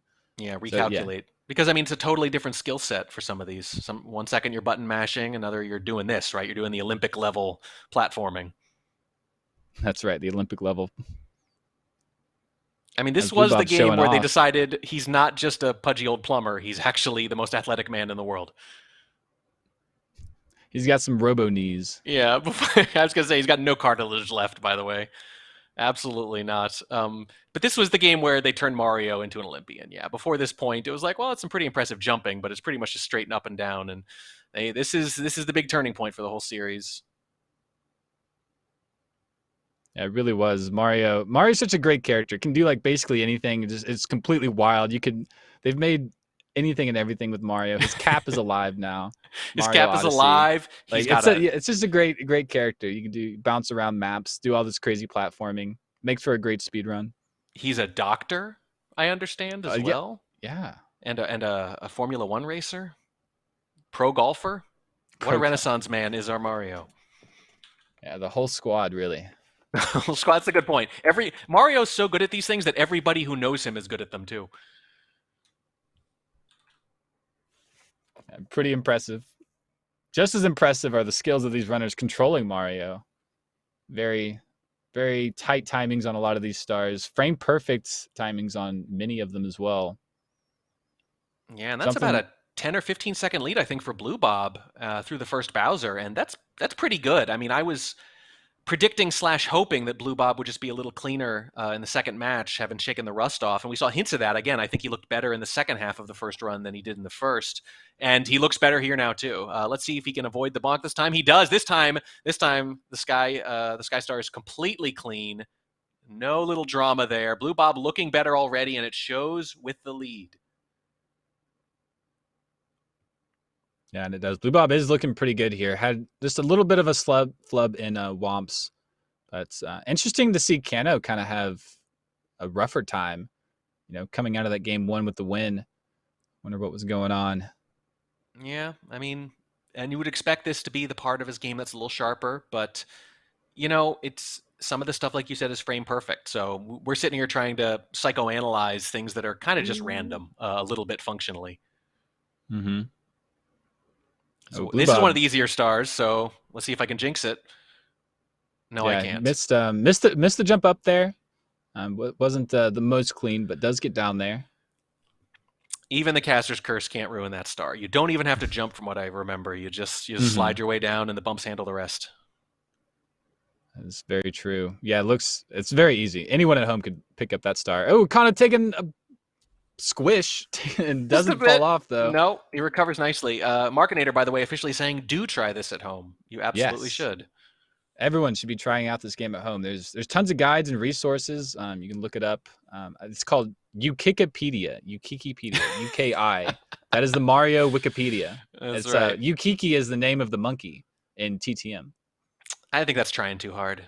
Yeah, so that's the name. But it's got all the resources you need. It's got so many videos of every single star, beginning, intermediate, and advanced strats. You could try any and all. Very fun. Yep, you could start simple and work your way up and get obsessed. And a few years later, I don't know, maybe we'll be casting you. Absolutely. The best specialty Wikipedia, though, is definitely the Star Wars one, which is Wookieepedia. No one's going to top that. Can't top that one. Yeah, that was pretty good. Bluebob. So we're seeing this little difference here again. Bluebob going to be doing the 100 coin with the penguin, which means he has 18 stars coming out of CCM. Kanno is going to come out of this stage with 17 because he's opted out of 1 star and will not be racing the penguin. So we'll be doing that extra pillarless. Actually bit him in the butt last time. Pillarless didn't go too well. That's a good point. Kanno. And I get why he did it, because, again, it's something he does in 16-star all the time. It's something he's very practiced at. So I get why he would opt for something that he's very familiar with, even if it might be risky on paper, because he just doesn't miss it that much. And it's a good point that he's going to kind of lean into that and say, no, I'm not going to let it happen twice. Yeah, real nice. And to be fair, it was like the first one. You do have to do it once. So once he got it the first time, the second one did go well. Yeah. But you have to think that did weigh a little bit on him. But we'll see. And there's that penguin right on the tail of Bluebob. Oh. Getting right up there. It will literally push you a little bit if as long as you don't get behind it. Oh boy. Losing the race would be a very embarrassing thing here. Ooh, Kanno coming out. Get out of CCM. Oh no. Oh no. Oh dear God. I was worried about the camera angle too. I thought, oh, I don't know. I might want to turn the camera for this one. If you fall down those ice blocks, it's I'm lag going to reduction. lose it. That camera's lag reduction. So if you look at the penguin, you actually gain a lot of lag. Yeah. So you have to do that little backwards. As long as you hit the jump. As long as you hit the jump. So Bluebob, it's not just my imagination now. I think we have proof. Looking better, has maintained the lead pretty much this entire time, but he's still one mistake away from Kanno, and that's the thing. Yes. Well, no. So Bluebob got an extra star, so that's why it looks like he's behind. I think he's still in the lead. No, he definitely is. Yeah, but Yeah, I mean, like, it's not a big lead still, though. I don't. Correct. Think. Yeah. Okay. Yeah. It's very tight still. Yes. Probably 15 to 20 seconds. But we can see him really, really improving here, and neither players made that many mistakes. We had a couple things in Womps, but it wasn't a big thing. It wasn't a big 30-second loss like we saw in the first match, and it was in a place that people do lose time in sometimes. This went pretty clean last time. This boo kill. Let's see how it goes this time. Yeah, long jump straight through. Very nice. Yeah, kind of Mario disappearing behind there, but there he is, popping out. He's there. He's still there. He didn't go anywhere. Don't worry. And both runners nailed it last time. And if Kanno can do it here, it's going to be 2 for 2 on both sides in just a moment. Yeah, sweet. 70-star BBH is really just a side story. We come in here, we grab 2 stars, and we dip out, never to see it again. But it doesn't look like the rest of the game either. You're right. It is kind of just like a little island in the middle of the run.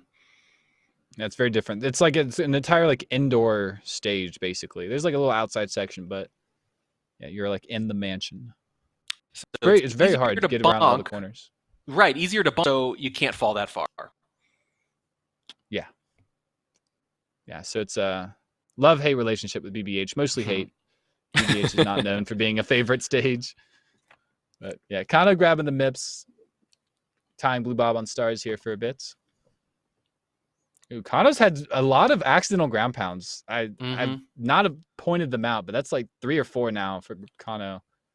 Each one loses you about 1 second, pretty much exact. That adds up. Here's Kanno. Does it go clean this time? Yes, it does. Good recovery after that brutal attempt in the first run. It didn't end up costing him, but it could have. If it weren't for the mistakes later from Bluebob, it could have easily been the difference. Yeah, very well could have. Bluebob's turn. Very nice from Bluebob. Getting that Tama Plus. Looked a little sketchy actually going over the sand dune there, but Bluebob reeling it in. Well played. Yeah, there's 2 different types of pillowlesses you can do. There's this one where you see the runners just dive completely over the dune.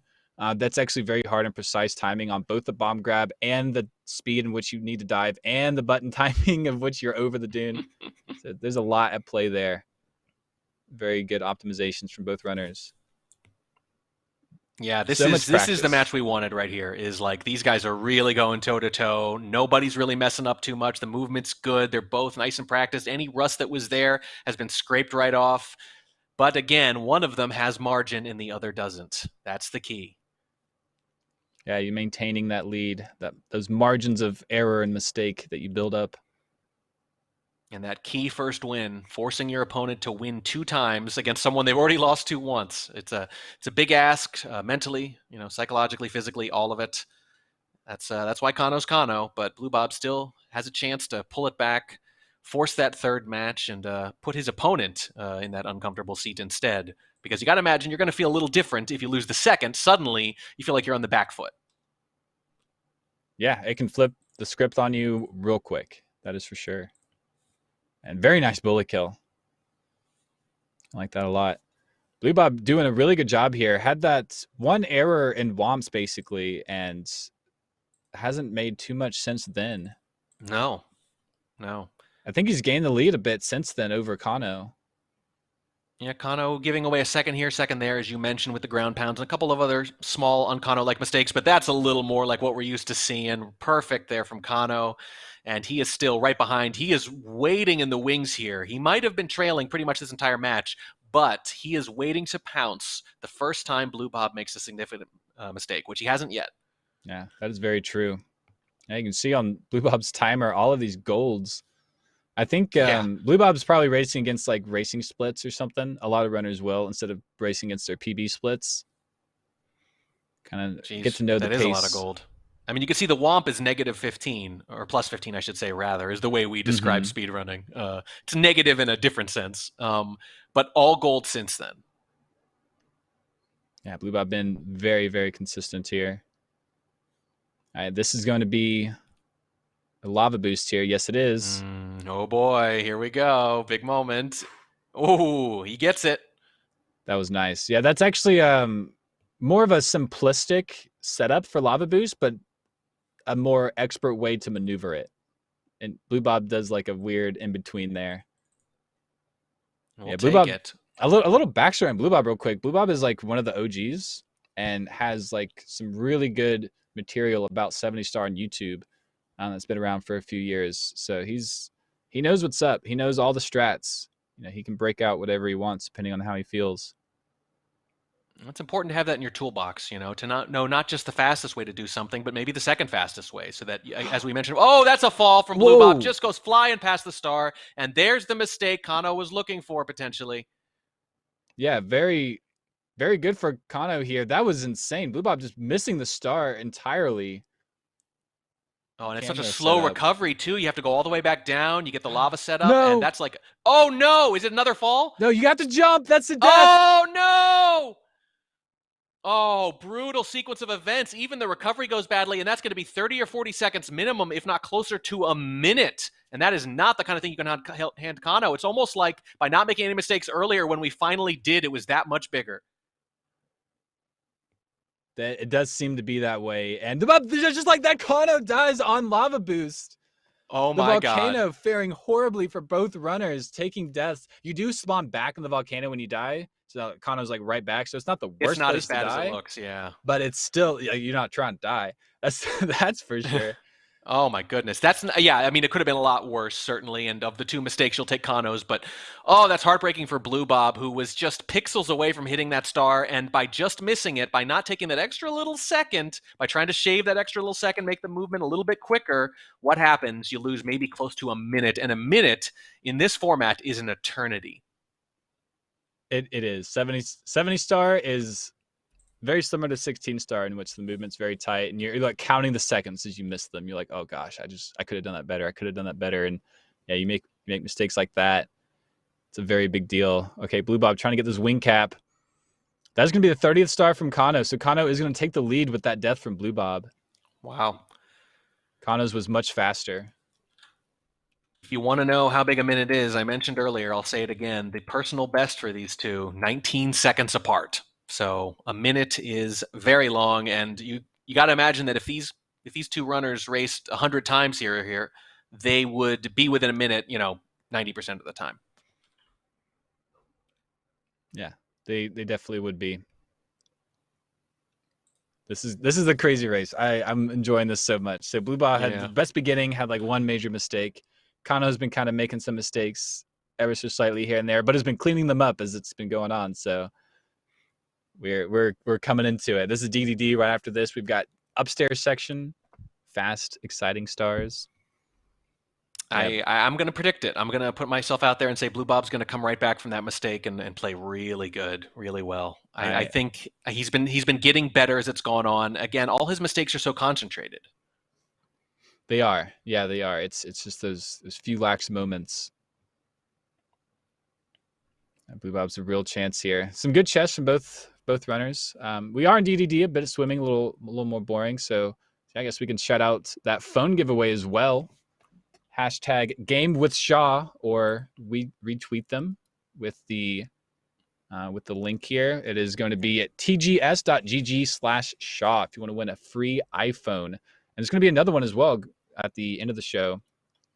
Got some really good giveaways for you guys. Free headset as well, ! Headset. Yeah, all you have to two do. iPhones in one day. The other one is at tgs.gg/iPhone, and then complete the steps there to enter. And the winner there is going to be announced May 13th. So 2 iPhones, not bad. I would have said one was pretty good, and the headphone not bad either. And again, we want to hear your best Wi-Fi name you've seen. That's what we're looking for here. And I know you've seen some good ones. And if you saw it in a meme, that's okay too. Let's just say you probably don't have to have seen it in your actual neighborhood. Yeah, come up with the best name. There's going to be some good submissions there. Yeah, something clever, something funny, something witty. If it's Mario themed, bonus points maybe. Ooh, nice rings. Let's see how Bluebob fares. This honestly is like a really sketchy star. Like you get to the middle of the run, you're NDDD, and now it's like, okay, here's a buggy star for you to do, and you're like, oh gosh. So it can be a bit nerve-wracking. Yeah, nice. Good lag reduction as well. Every water stage has seconds and seconds of lag. On to Kanno here in the big screen, and you can see why. It's because this is the kind of part of the game he normally lives for, where the fluidity of movement comes out. I say that, and he bonks and falls right away. The caster's curse alive and well. The runner not so much, but good recovery, and that's what makes Kanno Kanno, and that's what makes all the top runners what they are, is very often they make a mistake, and 3 seconds later, they're right back where they were. Yeah, the recovery from all of these runners is fantastic. Lava boost there from Kanno, as was making those early mistakes and is now in the lead, but takes a quick burn right there, just ran right over the edge, the little crack. But once again, look at the recovery. He's got the health right back, and there's another bonk and another burn. And it's a good thing he picked up that coin too, or we'd be on the verge of a death right now. Is on the verge of the death. Okay, does get extra health from the red coin, so that's fine. And Bluebob is now spawning the star alongside Kanno. Bluebob also getting that lava boost cycle. You can see how important that lava boost cycle is. And even like the small burn from Kanno and that bonk was able to put Bluebob right behind him. Yeah, pretty good. And look at these two runners now. Look at the sync. It's so close. Bluebob with the early lead, then the big mistake. And where do they end up? Neck and neck. Always happens. Okay, good throw. Kanno taking the quick one. It was like less than a 3/4 spin. Bluebob kind of taking the full rotation. When you're Kanno, you can take those type of chances on throws. I always get nervous when they don't do the full rotation, and every now and then you'll see Bowser land just shy of the bomb, but Kanno knows what he's doing. Yeah, a lot of runners, myself included, would actually prefer it hit a little slow, and so like trying to get the fast throw is much less dangerous than Bowser falling off. At least there's a little safety in doing the that's true. Yeah. There. You're right. It fails a little more gracefully than the full miss. Yeah. Oh, Kanno taking the same exact bonk as the race number 1, and we are synced. Oh, there it is. So close. So very close. I love it. We're about halfway through this second round here. Kanno took the first one. Bluebob needs the second to force a third. Yeah, Bluebob did not get great RNG off of that Skeeter at the very beginning. Lost 1 coin. It needs all of them. The boxes weren't too bad. Ooh, the Skeeter RNG is so far away from Bluebob. Oh, it's bad luck, and you can't really afford it. But this is, we talked about this level in the first round. Basically, how much movement there is, what good skill expression you see here from the runners. That's a good word, the skill expression. I mean, well, because certain places, they just don't allow you to exhibit the depth of your skill. They're too straightforward. They only utilize one thing, just button mashing, maybe, timing, which is impressive, but it doesn't give you a lot to look at. But here, you get to showcase everything Mario and the players controlling Mario are capable of. Yeah, those 100 coin stars are fantastic for that. And both runners having such good 100 coins. Oh, no. Bluebob, right as I say that, cursing him into the bonk there. But the RNG wasn't too bad for him. Bluebob fared a little worse on that aspect, but not too bad. You can see like how much time these bonks actually lose. Like they were neck and neck coming into this, and Bluebob just had a little worse RNG, took that bonk right there, and he's pretty far behind now. Yeah, he's Kanno's starting to pull away, but it's still close, and I still have faith. Still have faith in the drama and the photo finish that all casters secretly want, even if they have a favorite. Yeah, just you need those good races here. And coming up to the triple jump cage wall kick. Be a pretty scary star, but no issue for Kanno. Oh, I don't know. I don't know. That looked a little. That didn't look quite as smooth as it did the first time. I think for Kanno, it's just a little bit. But that's the thing. We're searching for very small complaints here at this point. We are. Yeah, Bluebob actually didn't get the wall kick, went past it, so did the little backup movements. Not too bad. That is, so that time save that you do from that wall kick does save like 3 seconds. If you miss it, it's closer to 5. So yeah, Kanno just inching forward ever so slightly. And this is kind of what we said at the very beginning. It was they were neck and neck in the beginning. There was like a mistake from Bluebob, and then Kanno in the upstairs just cleaned it up with these more intense stars. Yeah, this is where he shines. This is what Kanno is very good at. And just one more for Kanno. Pretty quick one. This star is called Shocking Arrow Lifts, but the only shocking thing about it is they put a warp right next to it. You can just grab it. Yeah, great. I mean, we mentioned with this many stars, a few of them little rote, fair to say. A few of them a little tacked on, maybe afterthoughts. There is, if I remember right, there's actually a little kind of like a hold up while you warp right there, though, that stops the full animation. That saves you about a second. I think Bluebob got it, but I'm not sure. I can't remember what it looks like different visually. Hey, this is like kind of making Mario stop sooner. There's some tech that you can do. Right. So push up against the wall, animation. Mario will stop instantly. Like as soon as you hold neutral, if Mario's against the wall, he'll stop instantly. But if he like lands at a neutral and like stops, then he's got like actually has a little motion before he fully stops. So when you take warps and stuff, you want to hit walls. Right. And it's a small thing, but matches like this can turn on small things. Yeah. I mean, those animations like 0.3, 0.5 seconds all throughout the run. These small little techs. Right, we are nominally tied at 40, but we both agree Kanno little ahead there, as you can see, already in the next place here, and he's going to take out these piranha plants real quick. We saw Bluebob struggle with this a little bit the first time, and we do not see Kanno struggle with it. Mm-hmm. Yeah, they actually do 2 different routes for the piranha plants. Bluebob does the one that's technically, I think, 3 frames faster. But misses this. Well, there it is. That clip is so finicky. You could do everything perfect, and it feels like it still fails on you. So Bluebob, second try. That's fine. It's pretty quick. But 3 frames, you say? That's what I've been told. You could. So there's like a clockwise and counterclockwise way to go about killing the plants, and you'll see it here from Bluebob. He'll do the counterclockwise. Ooh, okay. Kanno doing the other side clip of the mountain. There we go. Yeah, Bluebob counterclockwise around these plants. But I assume it's lag. You actually save time in lag. Or it could be the piranha plants will spawn like, just those frames sooner if you stand in different spots. Mm-hmm. That's the level we're at, people. Yeah, we actually just found a brand new Koopa manipulation at 120 star. And there's like this whole like hour-long video of like explaining all of this math and stuff. It's insane. The people who find the stuff.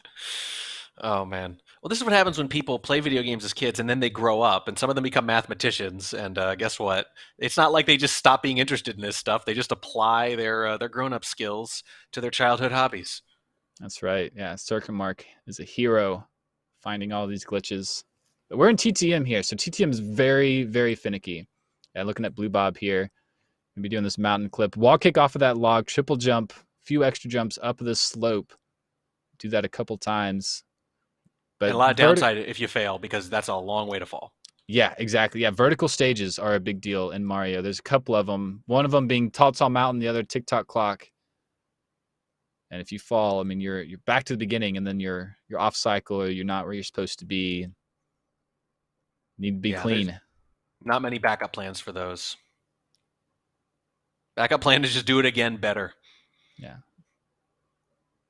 There's See, there it is. yeah. Bluebob falling down. He does fall right onto this star as a backup, but Yep. This is actually, I mean, I said there aren't many backups. He immediately proved me wrong. That is actually about as good as you could hope for as a backup right there. And he quick thinking and good timing. If you're going to make a mistake, make it there and then. yeah, you could do any star here as a backup, but yeah, that one is definitely just it's very nice. It's right there. If he has to do another one, it will definitely lose a lot more time. Yes, you need to hit this here. This is a big moment. Okay. Ooh, grabbing both ledges. That corner. Close, but we'll take it. Only a second. Wall kick. Oh, just barely with a ledge grab. Heart in my throat, but Bluebob gets it, and this match is still close.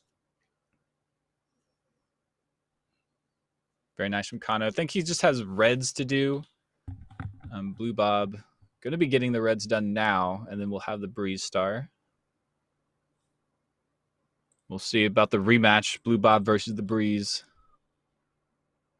Maybe it's the Bluebob versus the fence, really. Fence pushed him out of bounds. That's right. That's what it was last time, his inanimate nemesis. Yeah. Oh, look at that wall kick from Bluebob this time. Very nice. Yeah, the movement has definitely improved. It's not just my imagination. I'm convinced now he's gotten better as we've gone, at least at the basic movement stuff. Yeah, nerves definitely out of the way. Pushing to the side. You're just playing Mario. You're just playing Mario. On the other hand, you really just can't afford any more mistakes. I mean, you're playing pretty well, but Kanno still has the lead. Not by much. Breezeless attempt. That's good. Very nice from Bluebob. I like it. Saving some time there. Good clean movements. And now Kanno on the big screen, trudging through the snow. This one's a little more generally straightforward. This is He could not get the triple jumps. Bonk and a fall. It's 5-6 seconds at least, I would say. Clean the second time, but this is looking a little awkward. Oh my gosh. Oh no. It's a good 10 seconds he just gave back, I think. Bluebob's like on his tail now. Oh boy, he can hear him right behind him. You hear footsteps maybe, Kanno, after that. Yeah. That was rough. Bluebob missed, like, there's 2 triple jumps you're supposed to hit there, ideally. Missed both of them, had to kick up the slope. Missed the wall kick. Disaster. Here's his opponent coming up behind him. Here's the whisper. It's a me. It's it's a me. It's a me right behind you. Mario, I mean, look, he's everything else. Why can't he star in a horror movie? Why not? It's coming up. It's coming up. Luigi got one. Come on. Yep, Luigi got one. That's a good point. It wasn't the scariest, but yeah. I mean, hey, I said it's the Kentucky Derby today. How about a horse racing game? Why not? That would be nutty. It would not be the craziest Mario game, I don't think. They've done everything. All right, this is the lead for Kanno. Or for Bluebob. Kanno making the mistakes. Retakes it after giving away, we think, somewhere between 40 seconds and a minute with basically one error earlier, has come all the way back. Kanno's mistakes have been small, but a little more frequent, and Bluebob's movement has gotten better and better, and he is actually slightly ahead now at 51 stars, and he needs to hang on to this to keep this match going. Yeah, this is Bluebob's game now. This is Bluebob's game, playing really well. 52 stars, going to be headed back down to basement as Bluebob does some 120 movements. No. And then they're synced back up. But yeah, that's the 120 movement. You just run out, but in 70 star, we have to go back to basement. Oh, no. Bluebob was up 5 seconds and said, let's get 4 of them right back. Yeah. Let's get this as close as possible. We appreciate it. He's probably doing it for us. Yeah, look at this sync right here. Oh, beautiful. Are they both diving, or are they going to do a punch grab? It's so close. Look at the time difference here. They were synced up. Bluebob punched, Kanno dove. I mean, these are the differences we talk about when we talk about strats, and we're like, that's just a second. It's just a second. But like, I mean, imagine that happened 5 to 10 times. Yeah. Yeah, that's a free bonk, a free fall maybe in some places. Yeah. Really good from Bluebob. Talking to Toad. Nice and easy. Don't scare him. Don't punch him. He didn't do anything to you. Don't get angry. Don't get angry. Poor Toad. Yeah, HMC triple box jumps coming up. Yeah, jumping And over these walls. Kanno does Christmas Miracle first. It's a little interesting. Can actually be used as a backup if you like miss the box jump. And you'd think, if it makes for a good backup, you'd want to do it second then. Yeah, exactly. Yeah, normally people will just get the box jump done first, like almost everyone. Well, Very comfort strange. thing. And sometimes in the moment, just for some reason, instinct takes over and you do one thing rather than another. I'm not sure if it matters. It could matter a lot in a second. We'll find out, but probably won't because Kanno doesn't miss this too often. Yeah, Kanno very confident, really showing it by doing that star first. Bluebob getting a nice button press. Here it comes. Does it hurt him? No, it doesn't. No. Nope. Of course not. Of course not. It's perfect. Oh man, and it's 2 or 3 seconds maybe. Yeah, this is deciding game number 3 right here. If we're gonna go there, Bluebob needs this win just to stay in. Kanno is just looking for that one more. Yeah, but if you believe in such a thing as virtual momentum, and we do go to a third match, it will be with Bluebob having won the previous one and clearly improved from the first. So that would be anyone's game. I don't even know who you'd make the favorite at that point.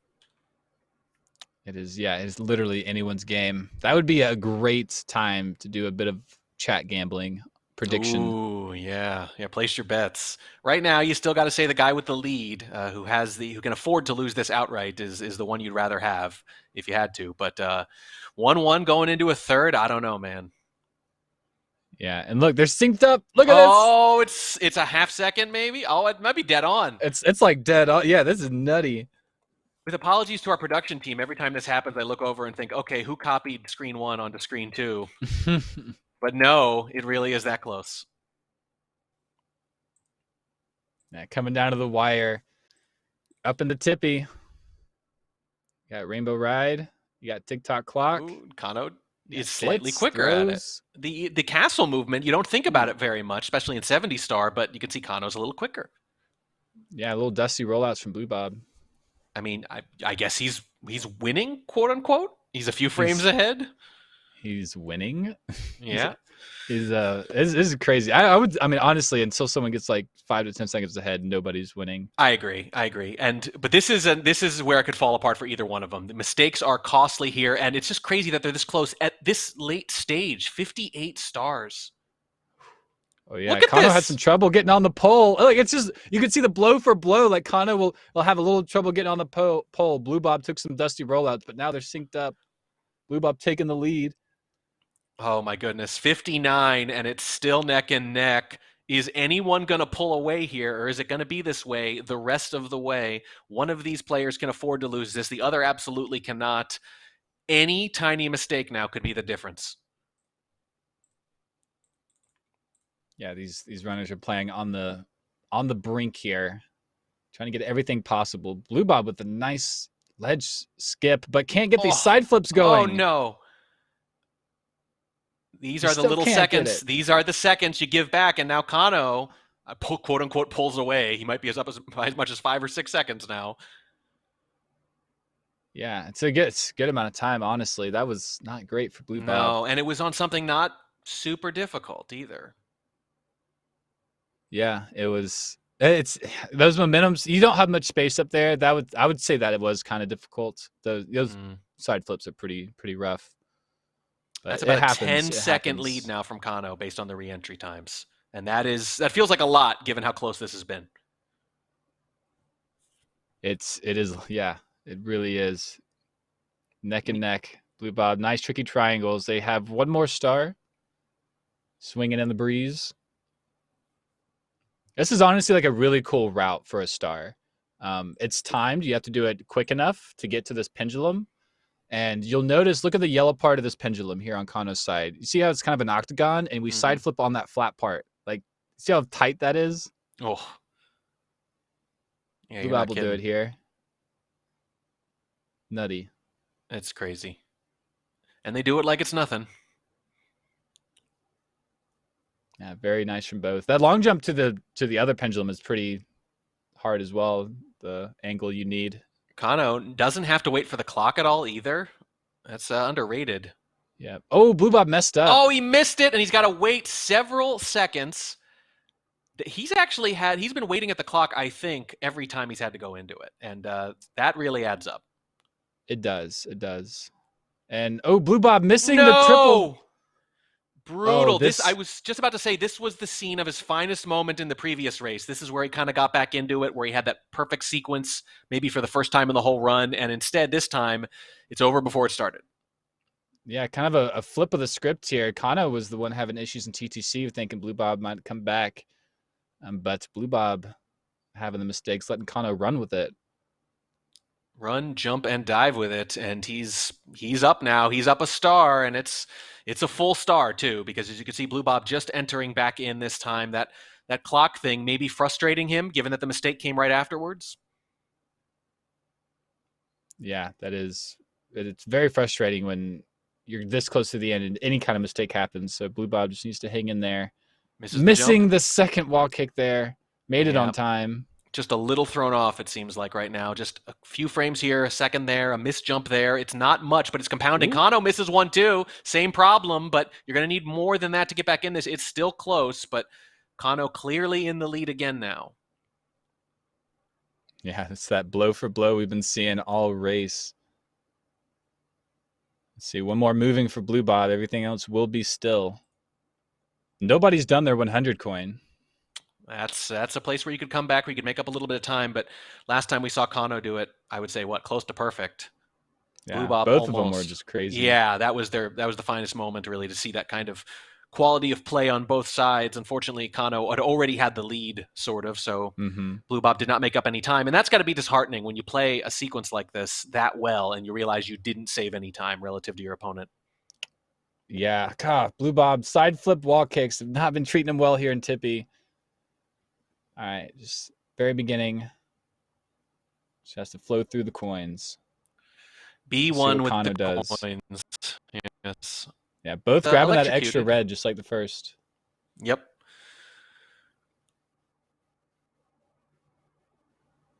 Be going better, but no major mistakes yet. Takes the blue coins the opposite direction he did the first time for whatever reason. I figured he just had a favorite direction, but no. Apparently, it's totally arbitrary. Yeah. No, he could have just had a mistake, a little reroute. Yeah, it was true. Looking a little better now, a little smoother, nice and clean there. And he's one more away here. Two more, rather, I should say. 92, that'll get him there. Yeah, ooh, little misstep from Kanno. Has to get up there. Yeah, that angle was not going to work, doing that side flip to make up. That's where slowing down saves you time. I think there, yeah. Rather than just like saying, no, I'm just going to keep trying to flow through this. No. That is one area. That's really good presence of mind for him to realize that this is not the kind of area where you want to take that kind of chance. Yeah. You want to have a really good angle. If you're a little off, yeah, you're just like, I'm gonna take it easy. There's Bluebob again, waiting 3 or 4 seconds at the clock. The clock stuff alone has cost him across these two rounds, I don't know, 15 or 16 seconds combined. It's happened almost every time. It's a really underrated part, I think, of these runs. Yeah. Well, he really he lost time getting in because he didn't enter in on time. But you have to wait for the clock to be still to do these stars. Yeah. So he didn't lose any time there. Kanno actually waited as well. You'll see Kanno will ledge grab. Well, not now. They're going to leave. But Kanno will kind of like ledge grab and walk in versus Bluebob will like jump up and stand there. Mm-hmm. It probably feels worse. Yeah, it's fidgety. Yeah, the clock's got to be standing still. It is what it is. The moving one's like it's right to the left of the 6, that little dot. That's where the moving is up to the 12. So you just jump in somewhere in there for the moving, and then for the standing still, you have to wait. I mean, it's crazy to think how long it was until people noticed all that. It's yes, I'm sure people who played this game had no idea. No, I had no idea. I mean, I think it took years, if I remember right, for anyone to go, hey, wait a second. Yeah, it's very subtle. I mean, this game's very good with that stuff. And I don't think the developers were treating it like a secret. I think it's just like they had to tie it to something. So sure, why not? Yeah. Kanno's going for the cast long jump and it's going takes to be the a death.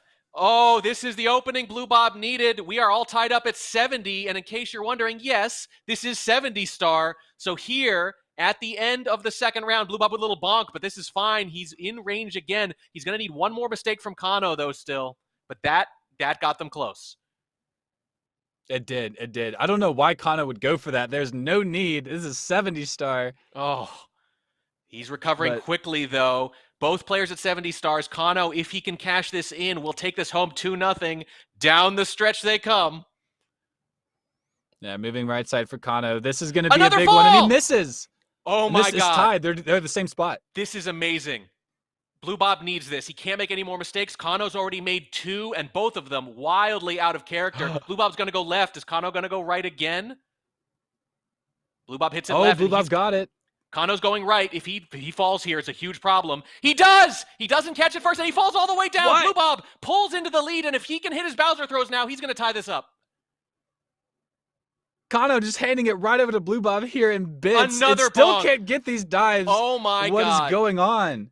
Bluebob now has plenty of margin. He can miss a couple of throws, if perhaps. Kanno, we know, is probably going to nail the Bowser. Another fall from Kanno. Bluebob has all day, but he's going to miss the first one. He's flicking his camera back and forth. I don't know if he knows that he can afford that, though. I don't know. I don't He know might what think these that cost him the runners match. know. Yeah, he might think Kanno this... still isn't up there. Oh my God, Bluebob hits it this time. I think Bluebob might have seen how close they were a couple minutes ago and just figures, oh no, I just blew it. And we know over here, you absolutely did not blow it, Bluebob. You're about to win and force a third round. Oh my. This is unparalleled. I've never seen Kanno struggle this much on moving right or anything. And that is going to be the Bluebob win. It's going to be a 50-30. 50-30 something. Oh my goodness. 50-31? I was just starting to pack up my stuff. I thought my day was done, and I think you did too. Kanno certainly thought the day was done.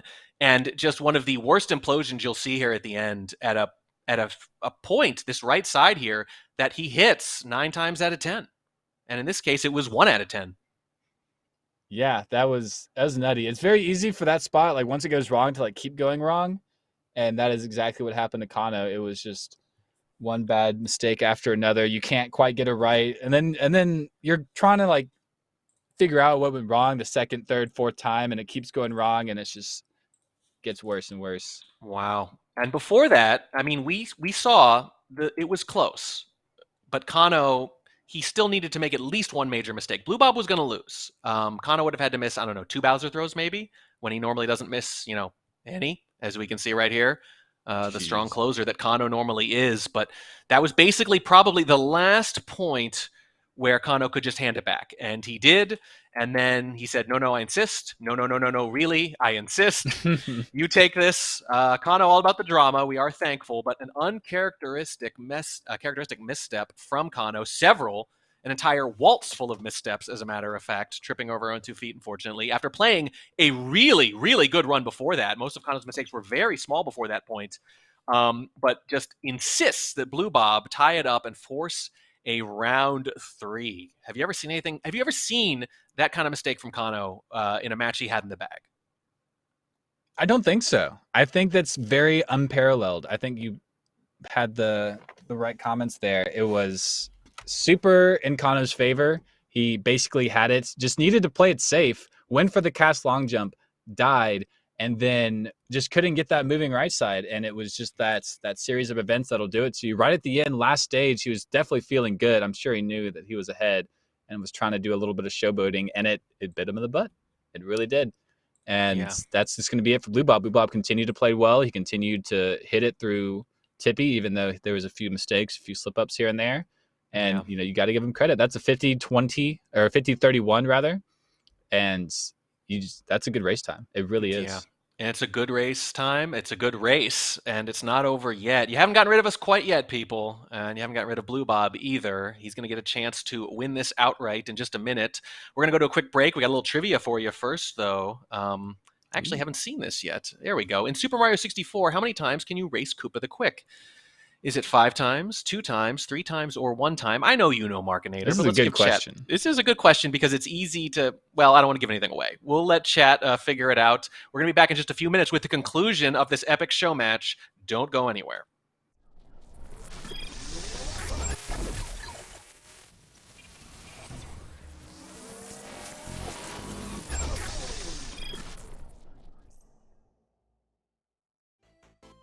Speedrunning is seeing how fast you can complete a video game. Your goal is to be faster than the last time you did it. Be even faster than that, and you might have a chance at getting a world record. You can speedrun any game, but before we get into that, let me ask you something. How long did it take you to finish Super Mario 64? If you're a casual gamer like me, it probably took you days, if not a week or two to complete. Kanno, a Super Mario 64 speedrunner, completed a 0-star playthrough of the game in 6 minutes, 29 seconds, and 950 milliseconds. That's faster than it takes to bake a pizza pop. Kanno achieved this time while doing a 0-star run of the game. He completed the game so fast because the challenge didn't require him to collect any stars throughout the game. A key game mechanic of Super Mario 64 is collecting stars. However, you don't need to collect all the stars to beat the game. There are different ways to speedrun each individual game. These different methods are called categories. In Super Mario 64, the challenges play off the game mechanic of collecting stars. There are categories where you have to collect 0, 16, 70, or 120 stars. Naturally, a run where you have to collect all 120 stars will take longer than Kanno's 0-star run. But this doesn't take away from his accomplishment at all because his world record is still fast. I'm tired. The rules of speedrun categories are often explained in the category's name. Glitchless Ocarina of Time Run means you can't use any glitches. All Trophy DK Racing Run means you have to unlock all the trophies. Cannonless Super Mario 64 Run means you can't use any cannons in the game. I think you get the point. Each game is unique and it has its own set of categories. The best way to learn them all is to sit back and watch some speedrunning. So buckle up and get ready for some speedruns that are almost as fast as Shaw Fiber Plus Internet with the TGS Speedrunner Series, powered by Shaw.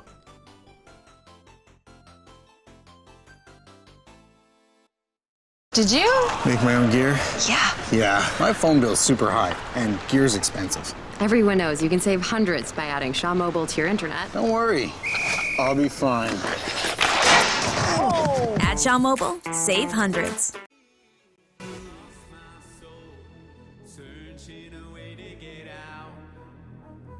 All that I found was a deep, dark hole, but now I am finally out.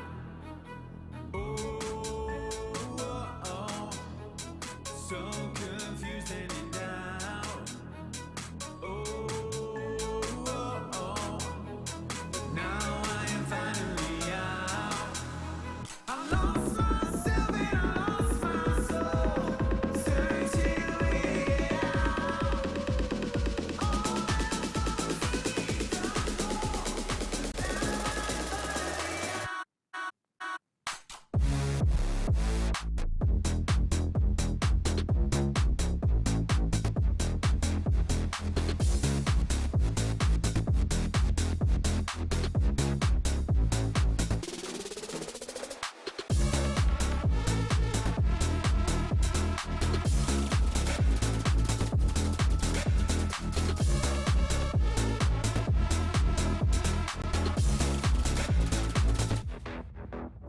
I've grown inside and I learned so much, searching a way to get back.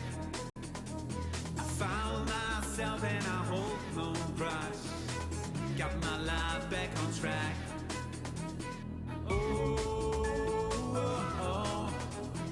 So confused and in doubt.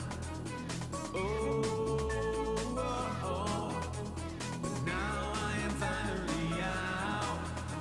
I lost myself and I lost my soul, searching a way out.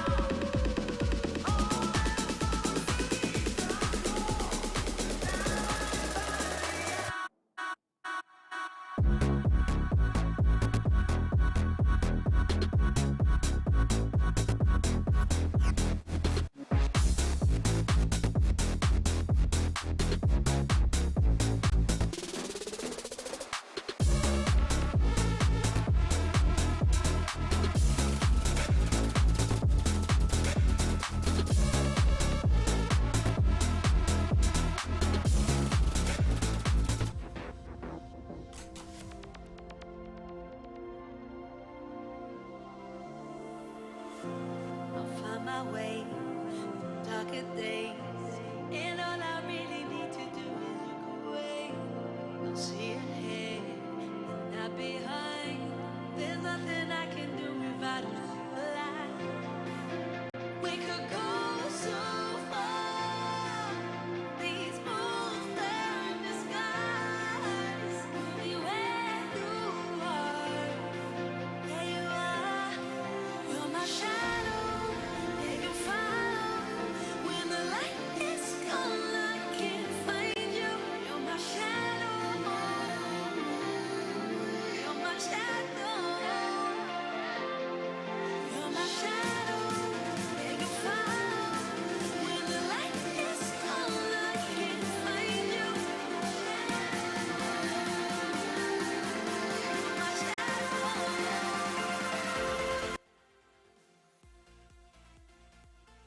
Back to the TGS Speedrunner Series 3.0 presented by Shaw Communications. We are going to have a Diddy Kong Racing show match for you in just a minute, but not yet, because Bluebob is not done with us, not done with Kanno. We're not done with this match. It's a best of 3. Kanno takes the first. He's about to take the second and sweep the whole thing, and then a bunch of epic fails, and next thing you know, it's all knotted up at 1, and Bluebob is still alive. I know I already asked you this, but how crazy was that? Yeah, it was. I'm still excited about it. I'm excited for this race number 3. It was oh, sorry if you can't hear me. There we go. I'm super excited. It was race number 3 coming on board, and it's just going to be great. There's mistakes happening left and right, which normally you don't want to see in races, but they've been like neck and neck, and they've been right on board. They've had so many syncs, and if you haven't been here, you're glad to be here for the 3rd race. Yeah, I mean, look, we want mistakes when they lead to drama. Obviously, the perfect version is everyone plays really great and it's still really close. But if it's not close, I'll take a bonk here or a fall there or a death over there to bring it back into line. And yes, it is the 3rd round in the TGS Speedrunner Series 3.0. It's appropriate, isn't it? And Bluebob started slow, came on strong. Still need a little help from Kanno, though, is the key thing at the end of that match. If Kanno closes it out, as he so often does, he's going to be just fine. But I mean, look, he's human, and as we mentioned, this is a marathon. These are 50-plus minute runs, and that's 2 in a row, and now it's going to be 3, so you might see completely different runners here based on how they respond to that kind of long, drawn-out match. But before we get to that, a little trivia from the break. Let's come back and see the answer to the question we posed just before we pulled away. We're going to bring that up for you now. In Super Mario 64, hey, that's the game we're casting. How many times can you race Koopa the Quick? Is it 5, 2, 3, or 1? Chad has had their say. It is 2. You can race Koopa the Quick on 2 different occasions. First on Bob-omb Battlefield, and then later in his homeland of Tiny Huge Island, the best named place in the entire game. Winning these races awards 1 Power Star each time. You know, I don't call them Power Stars. Do you? Power Star? They're just stars. Yeah, they're just stars. I didn't know THI was Koopa's homeland. That is a very good bit of information. But yeah, that was a good question. That's some 120 star knowledge. Look, nobody cares about the lore. Yeah, especially in speedrunning. But we do care about the match itself. We care about the runners, and we're about to see the deciding round in this best of 3. We said earlier that we really don't know if Bluebob came back and won the second, and kind of had that momentum. If you believe it's a thing digitally, who would we bet on in the 3rd round? And we both kind of decided we really wouldn't want to bet. Yeah, I think it's a very toss-up kind of match right now. Both runners, like I said, are making mistakes. They're not being like super duper clean, but they're still like really good times, and they're going neck and neck. And it's anybody's. It could be anybody's. It was Kanno's the last time. Like Kanno definitely had it and threw it away. So I think maybe you could say there's a bit of a lenience towards that side. But Bluebob, how he's played and the mistakes that have happened to make him lose so much time, it's so minute what he needs to clean up. Right. And let's give Bluebob credit. He was right there to take advantage of those mistakes. He might have gotten 8 or 9 of them. He really only needed like 2 of them because he was perfect from there on out. So he was ready to pounce when Kanno gave him that opening. He might not normally, but that's part of what it is, right? Being in position to take advantage of mistakes. And it's 70 star rather than 16. There will be no perfect runs. There will be mistakes. So that is part of it. Yeah, especially in these races, and you cannot give up, especially at the end there. I'm sure Bluebob knew that he was a bit behind, especially after those mistakes in TTC, and then you just kept in there and finished it out. So we need to see. And the end is the dramatic part. The beginning, not so much. This has gone pretty straightforward for both runners, so I will use it to remind everyone. They're giving away 2 iPhones today. One of them you can try to enter to win by giving us the best Wi-Fi name you've seen. I'm sure we've all seen some funny ones on Twitter with hashtag GameWithShaw. And you can go right to TGS's tweet and reply there at tgs.gg/Shaw. Or if you want another shot at winning a second iPhone 13, that's right, we're giving away 2. Just go to tgs.gg/iPhone, complete the steps there to enter. And I think there's one more thing we're giving away, isn't there? It is a headset. That's right. HyperX Cloud Stinger headset, ! Headset in the chat. That is the easiest contest to enter in the history of the world. Absolutely is. I would enter it if I could. But you guys in chat should definitely enter it. Very great headset. Why would you give up a free headset? You should join. You should also check out that iPhone in the Twitter posts, and you should enter the contest. All of it. Just do it. You're watching a race. Just do it. You're sitting here at the computer. Yeah, this is the beginning of the race. Nothing too crazy is going to happen here, right? Right, he says? Right, yeah. Yeah. Let's see. Well, Blue Bob's 100 coin.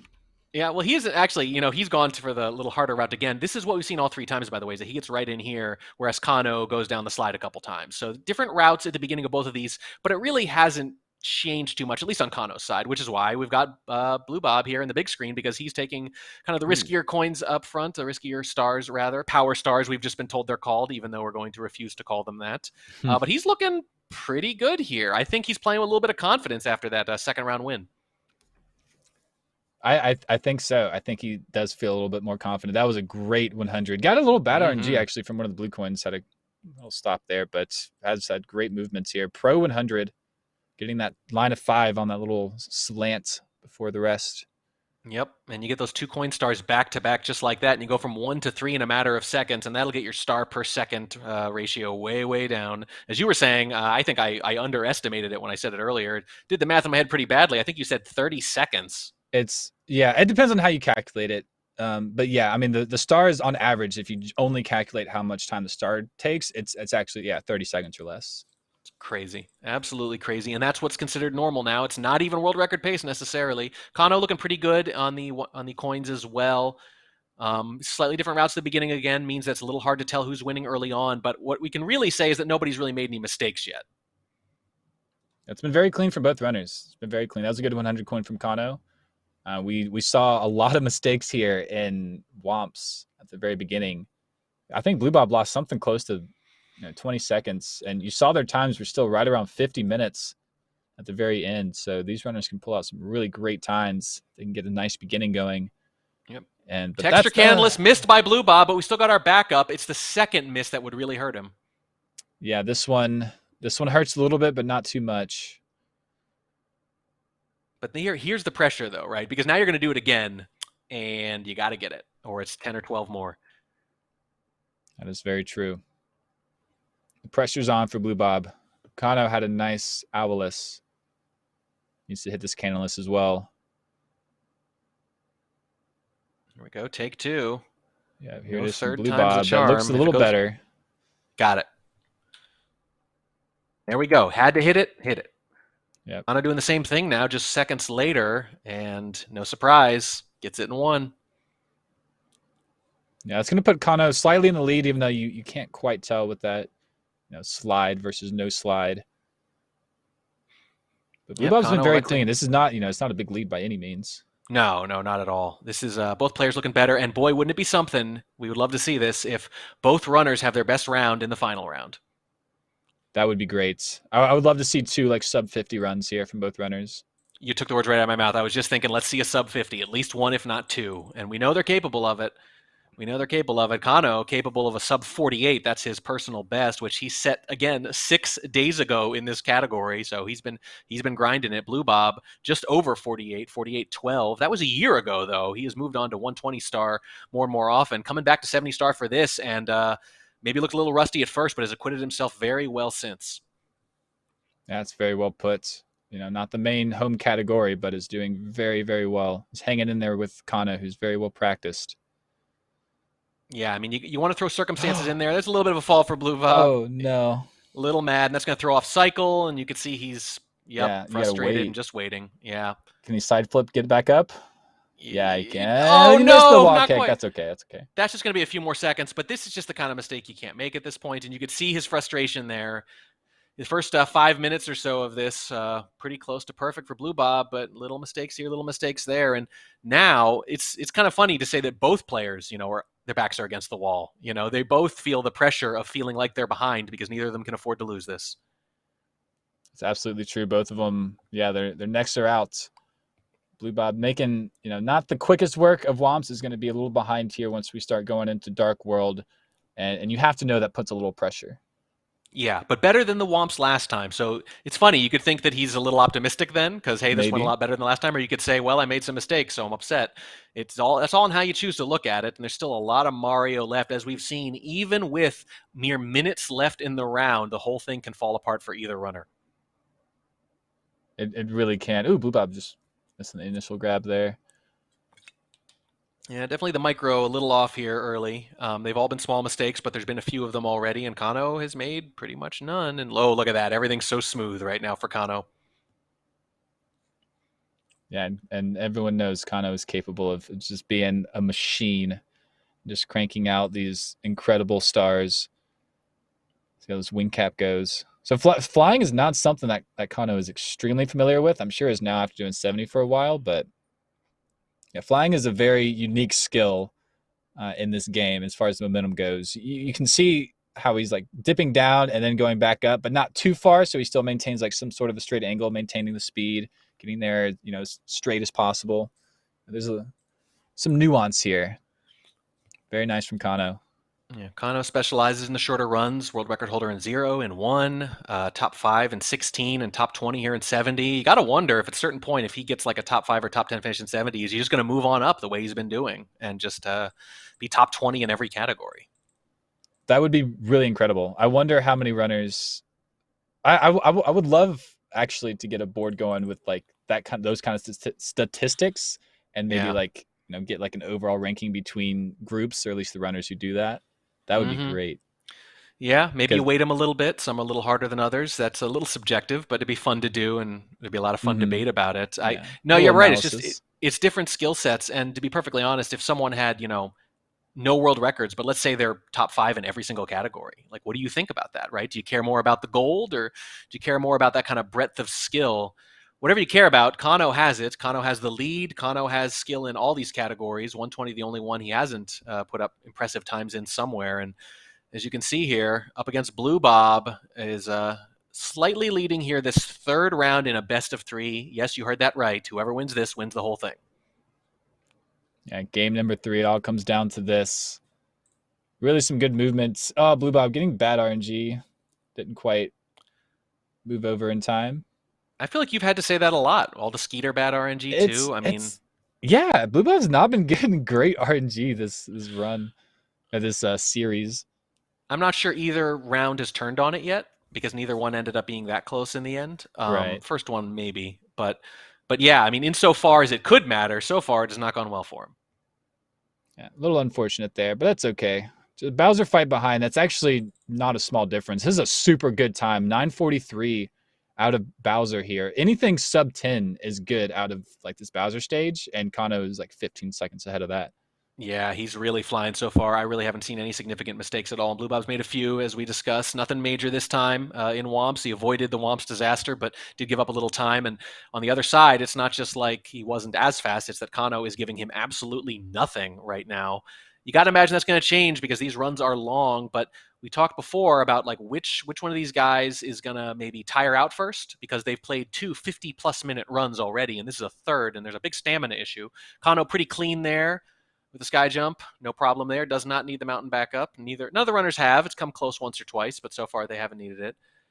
Boy, yeah, I mean, it wouldn't surprise me if Kanno kills this. Maybe we just have to come to the conclusion that he's one of those runners who just gets better as it goes. Some guys are better up front with the energy's high. They burn out maybe though as it goes on, and other guys are the other way around. They have more stamina, and it's just about kind of getting used to the game again. So they're better 2 hours in than they are when they started.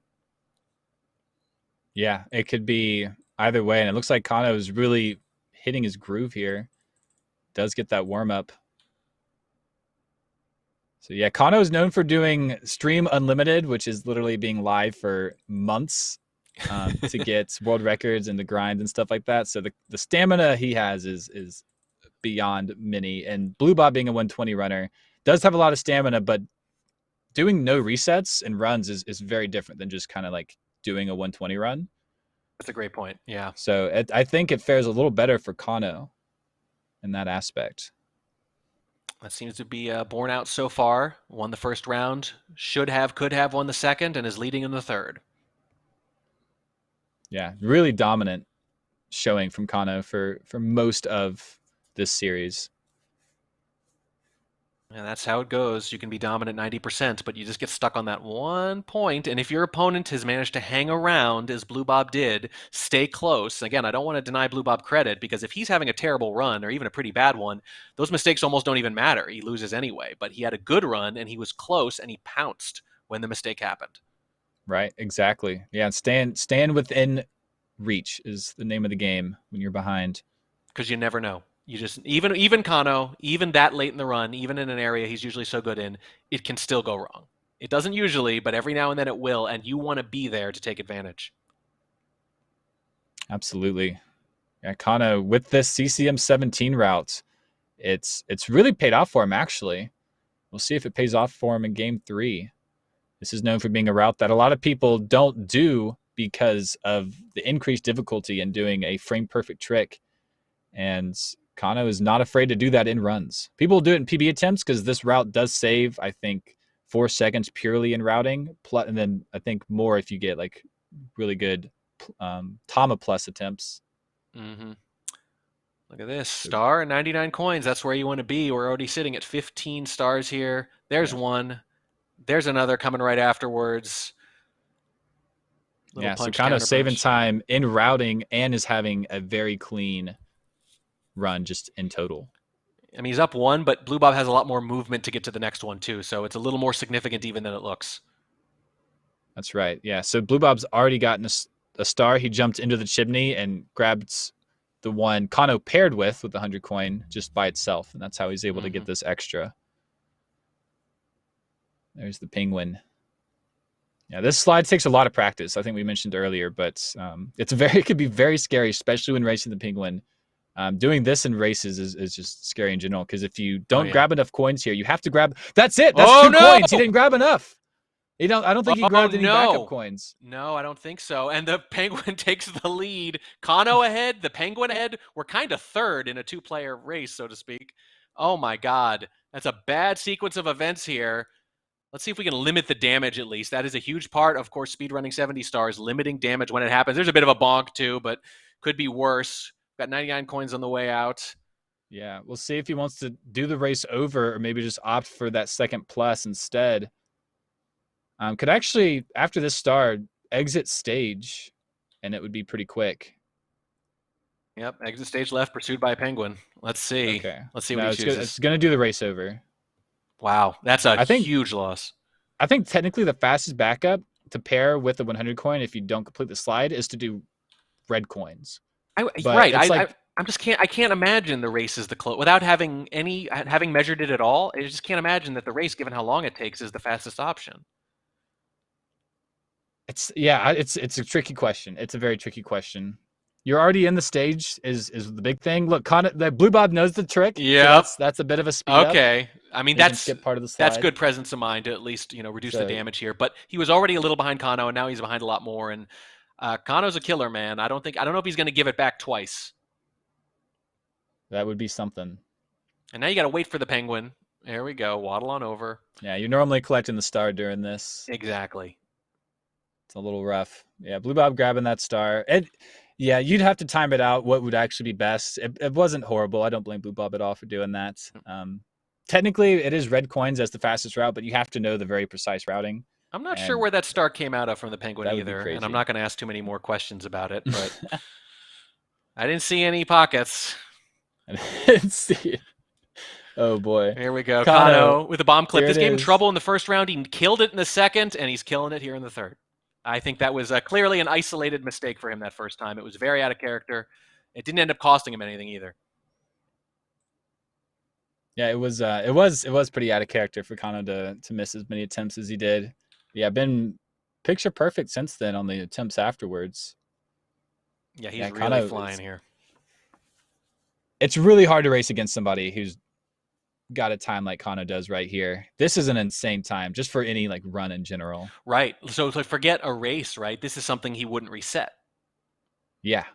Right? That tells you all you need to know. If this were a live time attack, he wouldn't be resetting this, and it's a race. And it's the deciding round in a race, too. There it is, a perfect clip again. Totally perfect since that initial problem. Recovery from mistakes, that's the name of the game. And Kanno is winning that game. Kanno really killing it. Bluebob having trouble with this boo. And yeah, I don't know. Bluebob's just having a bunch of small issues here and there. Been really not having the best time. So, but we'll see. We'll have to see. Kanno has a lot of game left. We've seen it before. I mean, if Kanno, let's say, has a pretty big mess up in Fire Sea or dies in some kind of way, that's enough time for Bluebob to get back in this. You know? Right. I mean, we saw a bigger mistake last time. It's just hard to imagine it happens again. There was a little bit of a misstep there from Kanno as he kind of set his feet on the side of the pyramid, but it's one of those second mistakes, although it's noteworthy only because it might be the only second long mistake he's made so far. Just about. He's on a heck of a run over there, and he picked a heck of a time for it. Pressure's on. Game number 3. Kanno pulls out all the stops, or no stops, as it is a speed run. He runs all the stops. Yeah, he speeds through all the red lights. There we go. It's dangerous. Don't try that at home. No. Metaphorically, speedrunners are great at video games and bad at driving. Just trying to get there too quick. Kanno with the lethal lava land now. This stage is doesn't have the hardest stars, but you see it. You see the time losses in forms of extra booty burns, missed star grabs. Maybe the bullies can be pretty bad. Ooh, Bluebob. That's a pillarless mistake. Yeah, I think so. Went through the bomb. fence. Blows up in his face, literally, figuratively, and the lead widens for Kanno. It has been widening. I would love to see drama, but right now I can't manufacture it. I'm not going to pretend this is close right now. I'm just going to say that it's early enough that it could become close. Certainly, we've seen crazier things. In fact, we saw crazier things just about 20 minutes ago. There's a little mistake from Kanno. Yeah, that's like the first mistake. It's not a big one either, though, and that's the thing. He's been limiting the size of those mistakes, with one very notable exception. And what is his time? 19 minutes right now. 26 stars under his belt. Jeez. And the beginning is a slow part. Right. It's only going to get worse from here, for Bluebob at least, potentially. It doesn't look bad over there. I wouldn't say he's running badly at all. It's just all relative right now, and it's because it's a race. That's what you care about. Yeah, that's very true. He's just doing a great job. Bluebob is cleaned it up just a bit. And yeah, that penguin slide, that's such a horrible thing to happen to you in 70 star. You're just praying your opponent makes some kind of mistake. I mean, the thing is, someone might be thinking, some hypothetical person, how could you miss that, right? It's a pretty straightforward jump. And I hear what they're saying, but here's the problem. There are 50 straightforward jumps, and they just keep coming, and you have to hit every single one of them. And if you don't hit one, it's how could you miss that jump? So, there are a lot of things that are easy to do by themselves, but when you have to do them over and over again over the course of, let's see, almost 3 hours with hundreds of people or thousands of people watching you, it gets a little hard. It does, yeah. You're on the spot. Your button presses are frame perfect. He missed those 2 coins because he let go of A like a frame too early. You don't want to hold down A for the whole time, but you don't want to do a quick jump either. And his jump is a little too quick. And when I was describing the pressure, I forgot to mention that there's these 2 jerks just critiquing everything you do in real time too. We are. That is our job. It is our job to be mean to the runners. I want everyone to know, despite our critiques, I can't do any better, and I'm not going to pretend I can, and we deeply admire these guys for their skill and for putting themselves out there. It is a tough job. We get the easy job, sitting in nice air-conditioned booths, criticizing them. Absolutely. It's my favorite job, really. It's a lot easier than the running. Yeah. It is. But the guy who watches the runner and says, why are you running that way? I would run differently. Yeah, no, mostly trying to explain everything that's going on. It really is fun. I don't think any runner really puts too much stress on what the commentators are saying. No. You just want to have a really good race when you get in. Try not to embarrass yourself in some kind of way. That's like a speedrunner's mentality when he comes into a race. Yep. And to be perfectly honest, they pretty much don't embarrass themselves. It happens to everyone eventually, though, is the problem, no matter how good they are. Yeah, no, it's self-embarrassment. You make mistakes you shouldn't make or something is really what it is. Everyone watching is more than happy and excited to watch these runners perform. And Kanno has a sub 22-minute DDD entrance. That's sick. Is nuts. He's looking great. And look, speedrunning is built on failure. I mean, that's kind of what it is. It's you're basically deciding I'm going to fail for hundreds or thousands of hours until I'm better. Yeah, that is very true. So if they had a problem with failure, they wouldn't be here. Yeah, and you're on stream. You do it on stream. On stream and in stream, Kanno swimming around here, making good quick work of this. He's on a really good run. Again, he doesn't have to be on a run of this caliber to win this probably, but he is possibly running up the score. It's still early, but it's not as early as it was when I said it was early last time. We're 31 stars heading to 70. Kanno with a sizable lead here in the deciding round. Yeah, one of those leads where the runners are in separate stages for most of the time. You know, one will kind of be leaving, the other one's kind of entering, and Kanno has to make that mistake. Yep, and not in like a short stage either. So it's a big difference still. It is very much still winnable for Bluebob, but as I said before, he's at his opponent's mercy. He can play perfect from here on out, and it probably won't be enough. He's going to need mistakes. That is true. Kanno, very capable of him, though. Very capable. There's a lot of stages coming up. Speaking of, he's going front sub again and says, nah, I'm good. Like it's nothing. It's clean. Kanno's done it a million times. 1,000,001 now. Bluebob took back sub last time, a little safer. I don't blame him. I wouldn't blame anyone in 70 star for going back sub here if they're not going for some kind of PB or world record or something. But Kanno, like you said, some of these runners built different. Yeah, they are. Yeah, even a lot of these top runners will do what they practice in runs. Kanno, one of them, especially in like 16-star tournaments, you see it. Specifically all like the really tight strats, and they'll be in a race and they'll go for it anyway. And a lot of that isn't just because they want to save that half a second in that race specifically. It's because that's what they practice and that's what they know. If you try to do a strat, even if it's an easier strat, but you haven't done it in a long time, you don't have that muscle memory. So doing these harder strats is the play for a lot of these runners. Harder can be easier when it's all you're trying to do. Absolutely right. And why would you practice something that isn't the fastest, I think, is the way they normally think. Yeah, very well.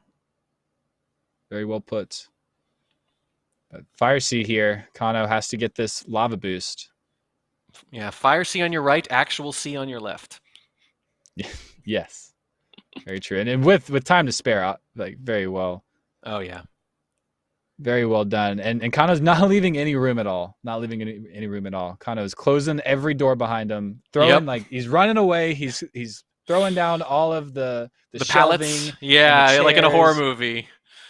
There it is again. Once again, the horror movie analogy. Throwing down the bookshelves so the killer keeps tripping over him. Not making it any easier on Bluebob, and it wasn't easy to begin with. It was not. Bluebob is in a very tough spot. Is in a very tough spot. Just being in this 70-star race against Kanno in general, knowing you have to be so tight and be so clean. Rings for Bluebob, looking fine. Yep, nice and easy. Look, if only one thing comes out of this match, I hope it's horror movie Mario. Yes. I want to see this. This is memeable. This one's got legs, I think.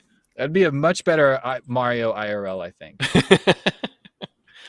I mean, look, they're doing the movie. Plot. They're doing a Mario movie, and it's only a matter of time before they get into the genre stuff, right? It's got to be. Yeah. So, yeah, you didn't know this right now. You're actually watching Chris Pratt do all these jumps and kicks and dives. It's me, Chris Pratt. It's a me with a fake mustache. Probably. I don't know. Yeah. Oh, a bit of a fall for Bluebob. We saw him struggle with this a little earlier, too, this section. No, that was good. You want to do that. He grabbed you're right. You caught button. Me. I was thinking 16-star again, wasn't I? Yeah, you do a little roundabout movement there. You have to wait for the elevator to go up. This is close for Bluebob. He makes it up there. Is he gonna hit this? Is he gonna hit this? Oh, he was high enough. Okay, nicely done. Close. Well, this is why he's the runner and I'm the caster. I am. Yeah, I'm the play-by-play for sure. No, honestly, doing you don't run this game. Like One Track doesn't run this game, and he's doing a great job commentating. No, I don't run it. I just watch people, and it's more fun. I mean, it makes it easier to analyze in some ways and harder in others. Right? You get to focus more on other things, and it allows me to be much meaner because I don't know how hard it is. I mean, I've done it a little bit. I have a rough idea. I've played this game so much over my life. I just haven't specifically, worked on the glitches and the crazy little routes. Not too much, at least. I do try it occasionally, and let's just say I don't last very long. Yeah, it's you know how the game works for sure. Sure, great commentator. I appreciate it. But you got the knowledge, my friend. The button pressing, the frame perfect stuff. I have to just memorize it. But you've lived it. You've lived the fear. You've lived through the BLJs. I will never, ever subject myself to BLJs. Yes, the BLJs, the nightmares. It's not worth it. Yeah, what was not a nightmare was his 100 coin from Kanno in World Dry World. Yeah. That was very beautiful. It was lovely. I think his pace is, I mean, it was breakneck before. I feel like it's not quite as fast, but it's still really good. I don't know. This is really, really good. You think so? I'm not up to date on my 70-star times here and upstairs, but this splits? is really, really good. I mean, it's still more than enough than he needs if things continue as is. Yeah. I mean, think about it this way. We were looking at 50-minute times, and these runners were making like 30-second, 45-second mistakes. Oh, yeah. This run, this is very clean. I mean, even I would say in every single round, each runner lost at least 30 seconds at one point. Yeah. In the first round, they And both then did. bumps, And, yeah. Right, yeah, and if not more. And in this case, neither of them have. Maybe 10 or 15 here and there for Bluebob, and basically nothing for Kanno. God. Yeah, grabbing all these coins here for Bluebob. Yeah, one of the big skills jumping up from 16 to 70 is more of your reaction skill when it comes to this game. So you'll see a lot more kind of RNG stuff. Ooh, Little miss there. it's something. Yeah, Missed the ledge. very interesting. Not too bad. But yeah, the reaction time, like all these 100 coins and stuff, the red coins can be very tricky. Killing certain enemies to get these coins, a lot of that's reactive, a lot of it's planned out, and they're on the spot decisions. So that's a big part of like 70 star, especially like What Dry World 100, like right here. This is a big showcase of it. And yeah, just killing it. Bluebob is doing really well. Missed one coin early, but has gotten every coin after that. 4-star lead, a 5-star lead. That's crazy at this point, at this early in the game too. I mean, so obviously, if you're Bluebob, you don't want your opponent to just go ham and just win this thing. But on the other hand, sometimes you got to be realistic. If your opponent's just playing the game of their life, maybe you feel a little better. Maybe you think, you know what, there was no way I was going to beat this today. They had their best day. Tip the sentient cap. Yeah, you just kind of mark it off. You did the best you can. Bluebob's actually been keeping up very well. Was 3 stars behind when lost the Penguin race, and is still about 3 stars behind. So it's doing a really good job of kind of like what you were talking about at the beginning, is like staying in that position to pounce. And if Kanno takes some kind of crazy death, it will be Bluebob's time to shine. I think I should have said tip your cappy, probably. But to be perfectly honest, it's not the most creative name they've ever come up with, so I don't like using it.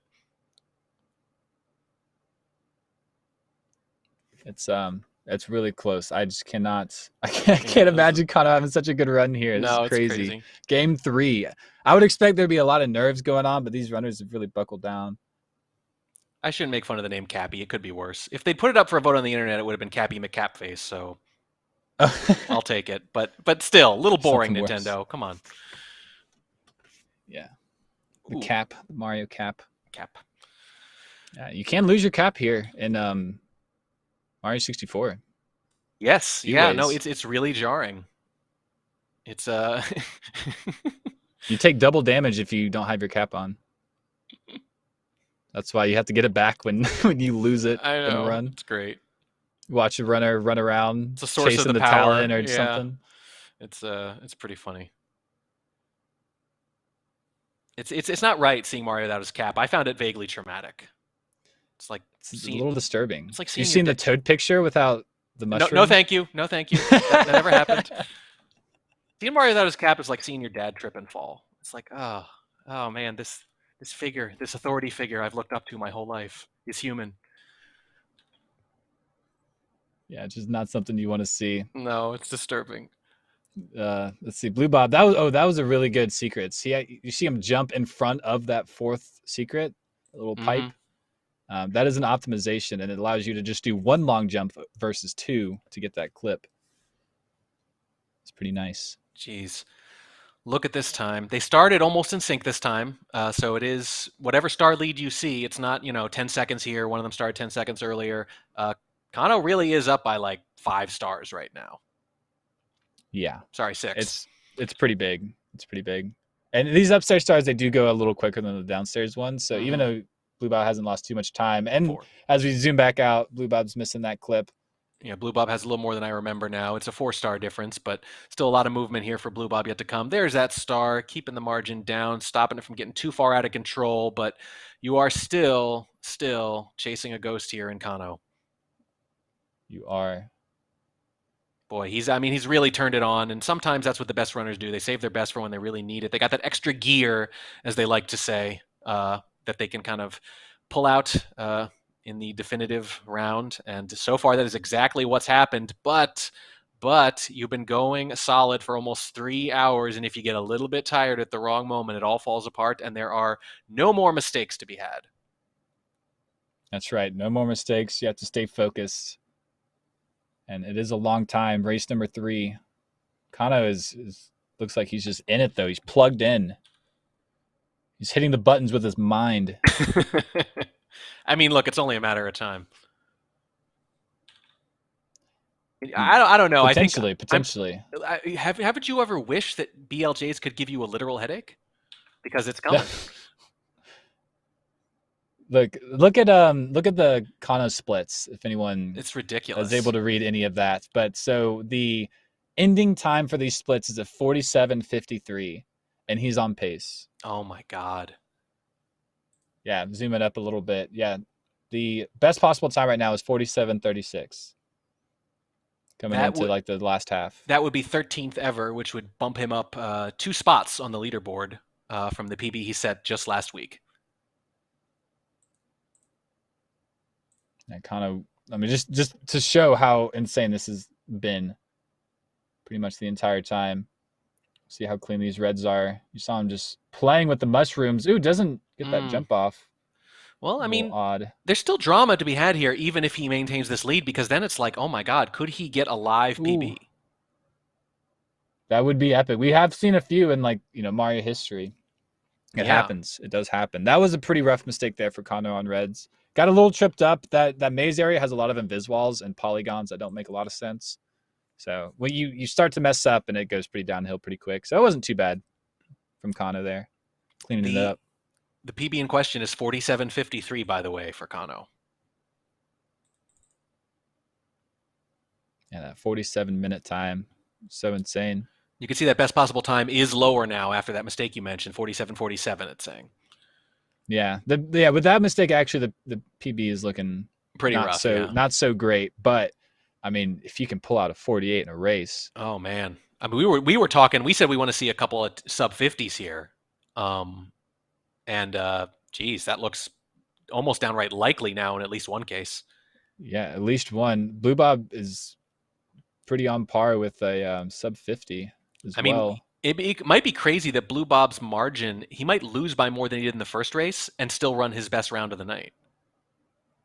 Very well could. Which is crazy. Maybe you put up your best time, maybe it's 50-50 or something like that, which is fine, which is very good. If you told him before the race he was going to get sub 51, he might just take it. But then to think maybe you could lose by 2+ minutes anyway. I mean, that's crazy. It is. I mean, that's the thing. Speedrunners, you're trying to beat yourself in the game. When you're in a race, you're trying to beat a third opponent.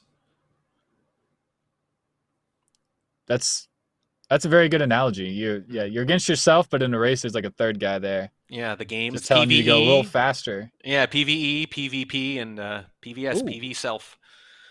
Make it up to Breeze. Here we go. Did Breezeless attempts? Oh no! Whoa! What's happening? 2. Come on, one more. Let's go. Get a little closer. Just got it. You want to jump off that Breeze a little early. You don't want to ride it all the way to the top, and Bluebob was just missing the platform. Little uncharacteristic. It is a 4-star lead still, and it's been a 4-star lead for the last 5 to 10 minutes, I think. It's basically maintained it. I think it was bigger at one point, though. But that's pretty significant because, as you mentioned, these stars get shorter and shorter as we get into the end game. And last round notwithstanding, the end game is what Kanno tends to excel in. So not giving Bluebob really any openings at all here. Could be looking at a sub 50. Personal best maybe a little bit much to ask, but the fact that it's even a question still is really remarkable. Yeah, it really is. Bluebob's been playing so well since that penguin mistake, and that has really been the defining factor of this race.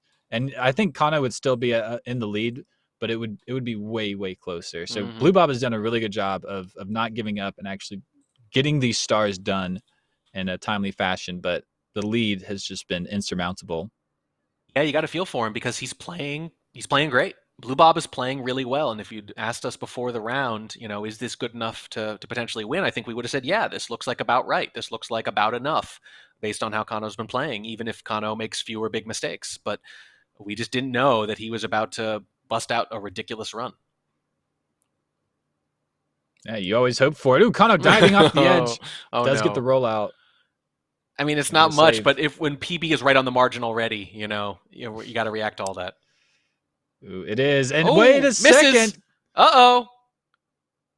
Oh, you can't jump in the corner. Okay. He gets it. This is rough. This is rough. No, yeah, he's going to have to jump on, do a couple jumps and a kick. What's the opposite of a miracle? I'm not really sure. Oh, man. Tragedy. Yeah, there we go. Christmas tragedy. It's a Christmas tragedy. We've gotten pretty dark today, haven't we? A few gone times. Everywhere. Yeah. It's been all over the place.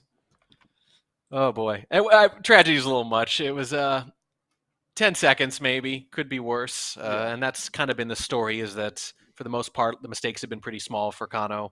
One big one, a lot of small ones, and you're going to win most of the time that way. But he's on cruise control right now. You can see current lead there over his screen, and it's kind of been burned in there. Those pixels haven't moved for a while. Pretty cemented in the lead here. It kind of still has like 4 stars, about 3 after this MIPS. Yep. But that's just been such a consistent lead. It's been like half an hour, basically. And Bluebob has played so well and yet can't make up any ground. Yeah, Kanno's going to need to make a lot more mistakes like he just did, or like we were saying, have some kind of meltdown in the tippy area. But that's what this lead is kind of coming down to. Well, here's the thing. If he has the same meltdown he had last time in the same spot, wouldn't it still be close? At this point? Like, he could miss the right side jump like 8 times, and maybe they're neck and neck then? It could happen. We didn't quite think it happened on the last one, and it still happened. And Kanno's having trouble here. Can't get this. See, so this would be the Christmas Miracle backup, but he can't do it. Oh no, another fall. So this is a different kind of backup. So you can jump over the same wall, but then you can like, what is he doing?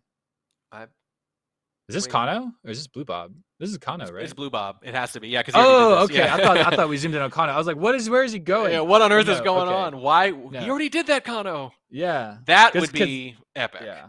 That was my bad. That was my bad, guys. Yeah, but anyway, you just saw the backup potential for the triple jump box. Yes.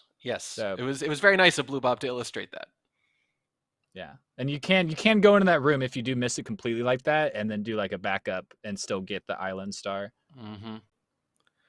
So there's a lot of things you could do there if you miss the triple. Second try, there it is for Bluebob. That's good, because now you need it.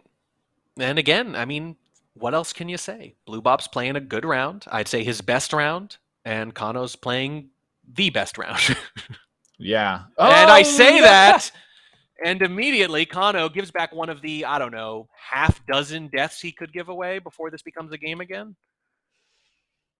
We'll see. They add up real quick. Yeah. You stop moving in a speed run, your opponent catches up real quick. That's true. I mean, I don't want to get fooled by the numbers here. It's a 1-star difference, but we know it's a little more than that.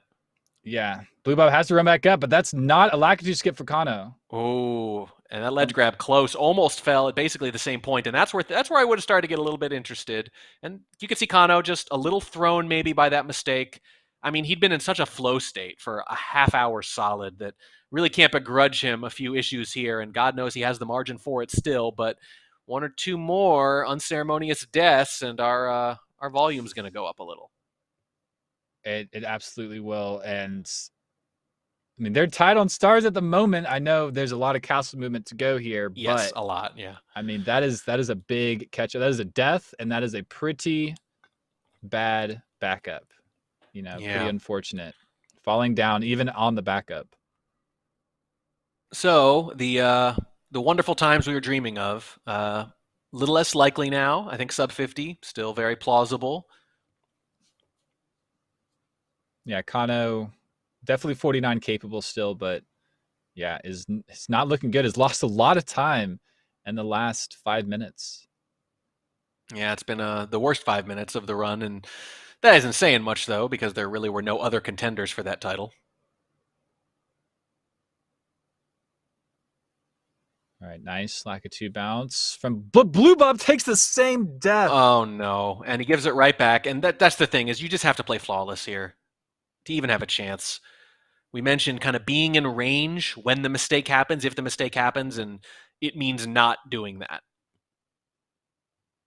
Yeah, that's very true. That's true. It 60 means stars, not by the way, for doing that. Kanno. Is not doing that. Yeah, don't need to die. my expert analysis is that falling to your death is bad. In games, in life, in Disney movies, all of it. Don't fall to your death, people. It's bad. It's bad. Yeah, it's you're not going to have a good time. Yeah, that death. I mean, that Bluebob was about a star or so behind, I think, before that death, and that death kind of put him right back. Yep. But it's not. I mean, it's not over. If something like that happens one more time, on the side of Kanno, then this race is pretty tied up. Boy, I mean, when we say that someone gives some time back, usually we mean that they just gave back the same number of seconds with some other mistake. In that case, he basically did the exact same thing and lost the exact same amount of time, it seems like. Yeah, it was. Yeah, the same exact death, like on the Lakitu setup. Mm-hmm. It's a common one for sure. The Lakitu doesn't get close enough, or maybe you get there too quick. It's a lot going on. All right, TikTok clock. And here we go. Kanno has done very well in this. Bluebob kind of 1 for 2. Brilliant the first time. Pretty decent the second, but Kanno perfect pretty much more or less both times. A little bonk there, but well within normal failure range. This is where the, again, I'll say it again, the skill expression really comes out, and it's where Kanno tends to dominate. Yeah, a lot of minute optimizations. Ooh, and Bluebob looking good. Very clean movements. That was a good tricky triangles. Yeah, that was very good from Bluebob. And I like to see that after a mistake. I like to see the runner sort of bear down and do some of their best movement right afterwards, because they know they have to. Yeah, it is nice. You see them, still in the race. The resolve, yeah. The get up back on the horse kind of thing. Yeah, it's really good. Hitting the pendulum for Kanno. Ooh, Bluebob took the ground pound. Oh boy, that could have been much worse though. The thing is, you do an accidental ground pound in a stage like this, and you could just fall to your death, which, as we've established, is bad. Is bad. And that would be bad. It's like any little movement, mistake, even if it's just a ground pound, which doesn't usually get you killed, but it can. Yeah, you want to keep it clean, and it's hard to even find words here. I'm like, we've said a lot of it, and we're coming down to basically the meat and bones of it. Kanno has to finish this out, has to maintain the cleanliness for the final 5 minutes. Yeah. 4 minutes. I mean, well, the dirty little secret is that while great play is fun to watch and admire, it's actually very hard to talk about. I mean, you pretty much just say, wow, that was great. Still great. Doing great. He's great. And Kanno has not given us a lot to talk about, which is to his credit. It means he's just running great. And all you can do with greatness is sit back and watch and keep saying it's great. Yeah, that is very true. It's 100 coin from Bluebob. Does have the backup. Doesn't have to chase that coin down. Not too bad. Oh, yeah, man, he's really turned it on, though, after that death. I think he knows. I think it's do or die time right here, right? It's like you can't really pray for Kanno to make the same mistake in bits again. No. So you just got to turn on the switch. You've got to be on his heels in case he trips.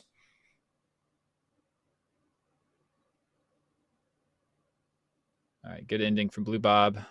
Kanno on his 100 coin does it pretty late. Mm-hmm. Ooh, okay. Missed the wall kick there. Not too bad, though. Another tiny mistake, though. That is not going to get it done. Tiny mistakes for Bluebob, though. Man, Kanno looking great, though, still. Yeah, the movement looks really nice. Okay, we're definitely seeing maybe some fatigue, maybe just a little imprecision. It might not be anything. It might just be random noise, but a few misses here and there for Kanno now. Yeah, this is kind of about the point in the run where you kind of start to think about the finish. You're coming this close, and you're like, I just got to keep it clean for now. It's coming up, and maybe that spawns the extra couple mistakes. I mean, a lot of runners, like literal runners, will tell you that, they can be exhausted, but once the finish line comes into view, you get that second or even third wind, you get that little adrenaline rush, and it kind of powers you through to the end. And the finish line is absolutely in sight now, which you can see 68 and 66 stars respectively. The light at the end of the tunnel is right there, to mix my metaphors. And Kanno so close to nailing this down. And that's going to be the last star. Not officially, the other one is a toad star, but should be no more flubs on these stars. We'll just have one more Bowser stage to go through. Well, I'd love to see that. Someone who loses it on the toad star. Yeah, just keeps punching and just then keeps can't punching. Stop. What's happening? Can't get it. What a choke. There we go. He does not choke on the toad star. He hits 70.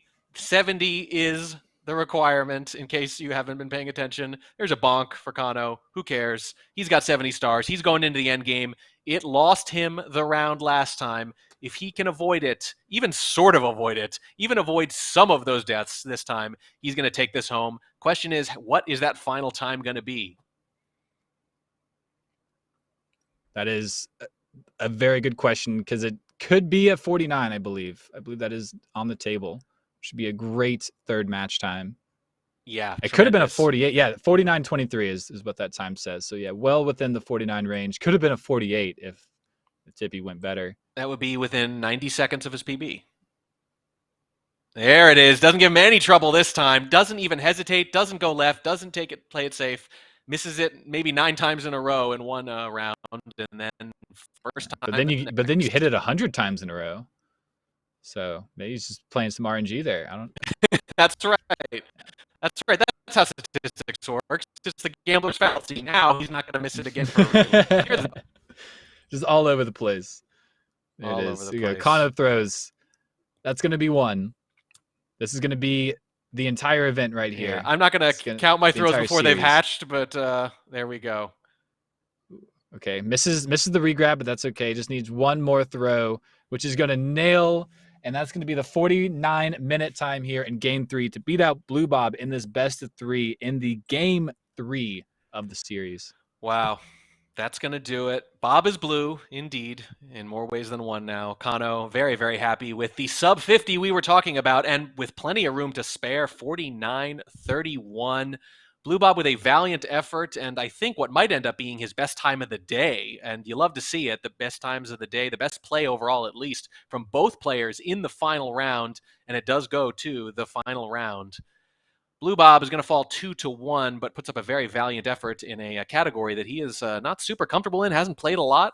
His PB comes a year ago, Kanno's a week ago, so that shows you the difference in rust, but Bluebob got better as it went on. Kanno, in the end, though, was just too good, but you can see here that if these browser throws are clean, the margin is not going to be huge. Yeah, Bluebob, I was taking the quick double bonk there, but yeah, the margin is not large at all. It's still gonna have time to get this 50-minute time. I believe it could be close. It could be right at like 51 minutes basically, but that's not far apart considering he lost a minute in CCM pretty much off the get-go, which to finish out a run like this and have that kind of mistake in the early game is very, very good. Like I applaud Bluebob to the fullest for being able to stay in this and even having a chance. Like Kanno started making those mistakes and we got excited, he stayed in it. Well, look at the camera, the close-up, having a little fun with the last couple of throws. He knows it's over, but he gave us a great show. There's another miss. None of it really matters, though, but he was looking at, a low 50 there for a while, potentially. Sub 51 at least. Might as well milk this for all it's worth. Absolutely. Yeah, just have some fun with it. So that's going to hit the toenail, put the nail in the coffin on this run. That's really good from Bluebob. Just today in general, he's done a great job keeping up with Kanno. Each race kind of went very similarly, I feel. And Bluebob had mistakes that just went tragic. And Kanno had a lot more mistakes, but they were a lot smaller and they were a lot more controlled. And you just saw the difference. Kanno able to pull out those 249s, and then that one he could have had a 49, I'm pretty sure, but just stayed consistent through the whole thing. Yeah, just really impressive stuff. And I can't say enough about both runners. You know, I feel like if Kanno doesn't bust out that ridiculous third round, maybe Bluebob is right there. He put together, again, a great time in the third round. But when your opponent is having that kind of day, there's not really anything you can do about it. That's the thing. You can play your best and they can play slightly better, and you don't have any control over that. That's very true. It can just be one of those days. And big applause to both runners, to both Bluebob and Kanno. This has been a great race. It's been a great day altogether. Shout outs to TGS to just putting this together. It's been fantastic. Yeah, great runners, great cast, great casting from you, my friend. That is going to do it for the SM64 portion of today's show. Congratulations to Kanno, as you said, but we're not done running yet. Thanks to Markinator and, of course, to Shaw for powering everything. I am Warning Trek. Don't touch that dial / click that mouse. Diddy Kong Racing and the first iPhone giveaway are coming up fast right behind us.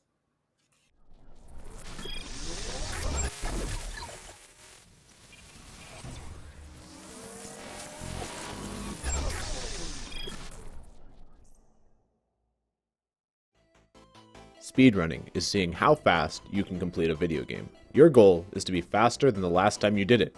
Be even faster than that, and you might have a chance at getting a world record. You can speedrun any game, but before we get into that, let me ask you something. How long did it take you to finish Super Mario 64? If you're a casual gamer like me, it probably took you days, if not a week or two to complete. Kanno, a Super Mario 64 speedrunner, completed a 0-star playthrough of the game in 6 minutes, 29 seconds, and 950 milliseconds. That's faster than it takes to bake a pizza pop. Kanno achieved this time while doing a 0-star run of the game. He completed the game so fast because the challenge didn't require him to collect any stars throughout the game. A key game mechanic of Super Mario 64 is collecting stars. However, you don't need to collect all the stars to beat the game. There are different ways to speedrun each individual game. These different methods are called categories. In Super Mario 64, the challenges play off the game mechanic of collecting stars. There are categories where you have to collect 0, 16, 70, or 120 stars. Naturally, a run where you have to collect all 120 stars will take longer than Kanno's 0-star run. But this doesn't take away from his accomplishment at all because his world record is still fast. I'm tired.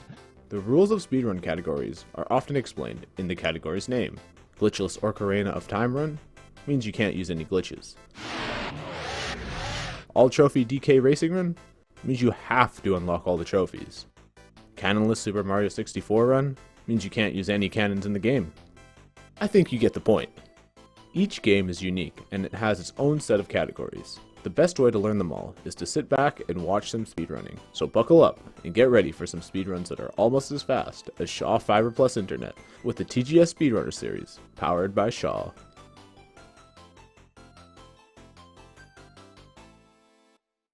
Did you? Make my own gear? Yeah. Yeah, my phone bill's super high, and gear's expensive. Everyone knows you can save hundreds by adding Shaw Mobile to your internet. Don't worry, I'll be fine. At Shaw Mobile, save hundreds.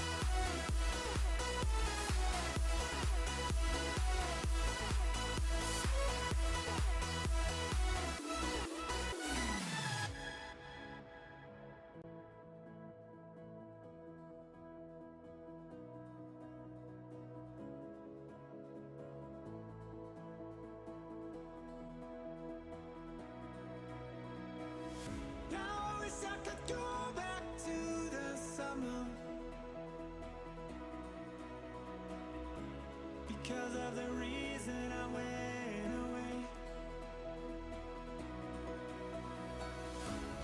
Turn back to see what's really coming.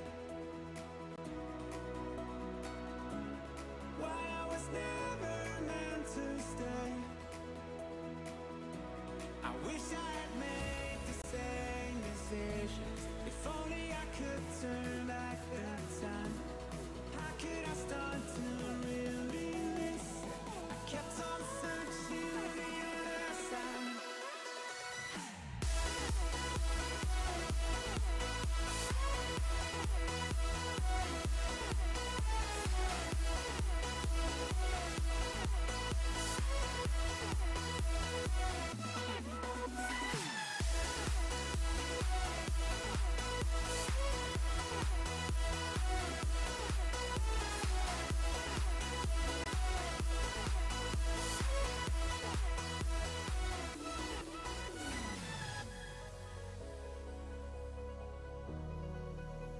There's more to life that we have yet to uncover. How strangely it can feel to be brand new. Yeah, only time reveals paths for us to discover. We'll travel down whichever roads we choose. I'm waiting on you.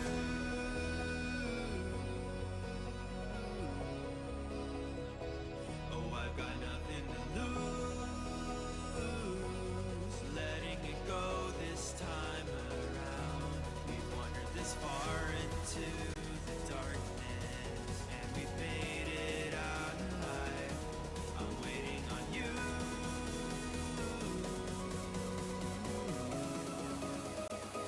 Oh, I'll be waiting on you.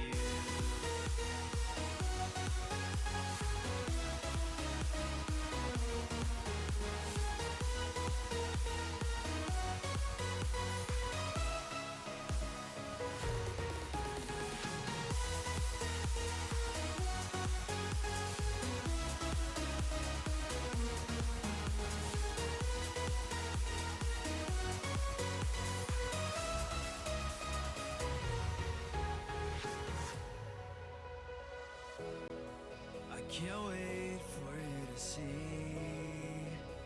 yeah.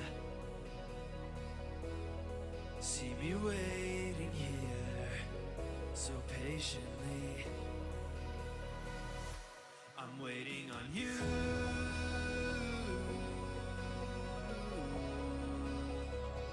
Oh, I've got nothing to lose.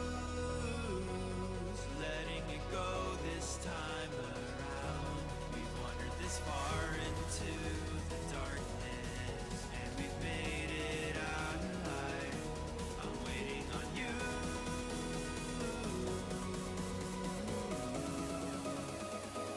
Oh, I'll be waiting on you.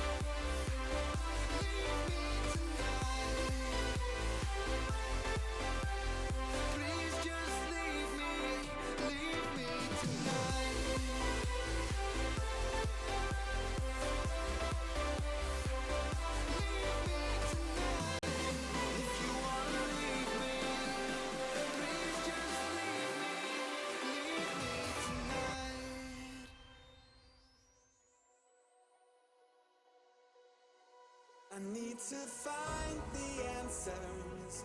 That's why I'm running to you, running to so many questions unanswered. I don't know what I gotta do. Kept away from each other. That's why I'm running to you, running to you to rediscover the only dream that I pursue. Because if we had the chance, we would start it all again. We would start and again. Struggle to find that maybe we'd make it to the end. To the end. Because we believe in us. We have to take all our chances. Because we believe in love. Without all the answers. Because we believe.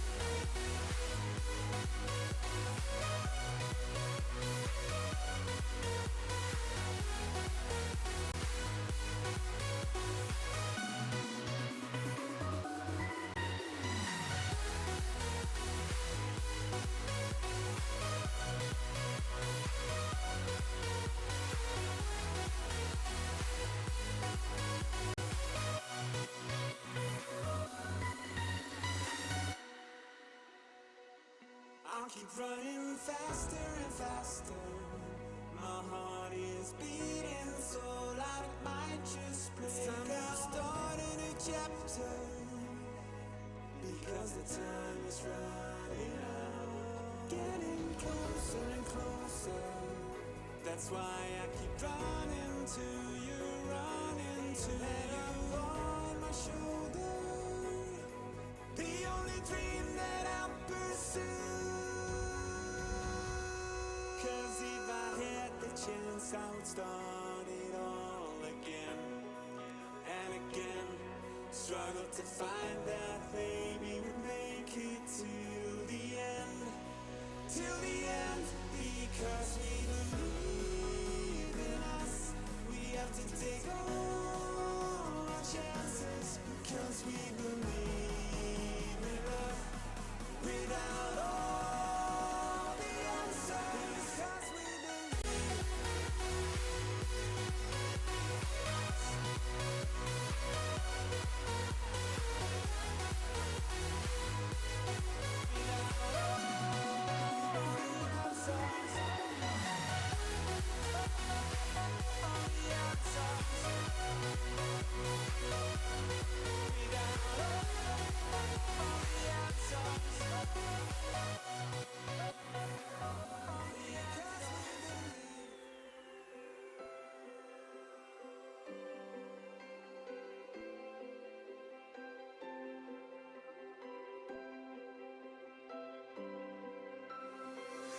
From the stars, galaxies, supernova, to the sun's warming light reaching our hearts. I can tell every color I see in your eyes, like the ocean's deep. And it's true, you're someone I don't ever wanna lose. Oh, oh, oh. You're someone I don't ever wanna lose. When the rain keeps falling down, I'll be there, I'll be around, taking all your pain away. Tell me, would you do the same? Cause I'm into you, baby, it's the truth. And I like to see the flowers bloom. Cause when the rain keeps falling down, I swear I'll always be, I'll be around.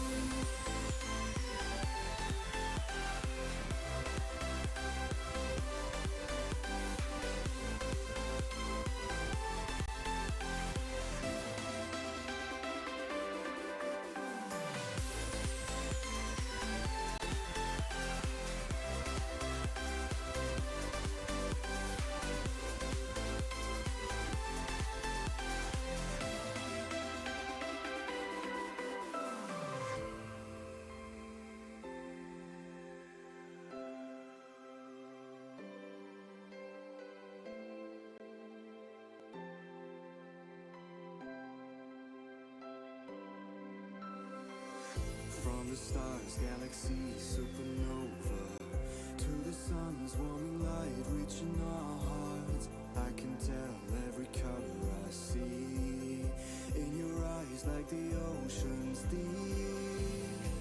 And it's true, you're someone I'll never wanna lose. You're someone I don't never wanna lose. When the rain keeps falling down, I'll be there, I'll be around, taking all your pain away. Tell me, would you do the same? 'Cause I'm into you, baby, it's the truth. And I like to see the flowers bloom. 'Cause when the rain keeps falling down, I swear I'll always be, I'll be around.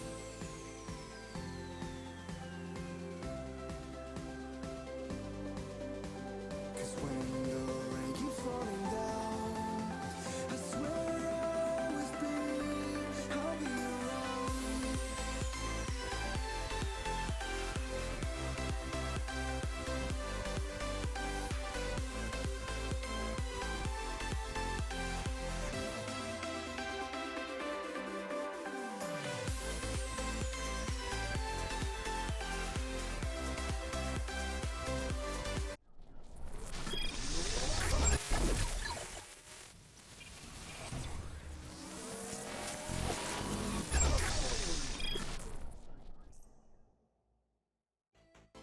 Speedrunning is seeing how fast you can complete a video game. Your goal is to be faster than the last time you did it. Be even faster than that, and you might have a chance at getting a world record. You can speedrun any game, but before we get into that, let me ask you something. How long did it take you to finish Super Mario 64? If you're a casual gamer like me, it probably took you days, if not a week or two to complete.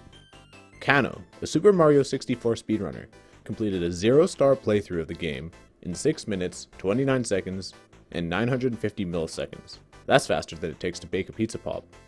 Kanno achieved this time while doing a 0-star run of the game.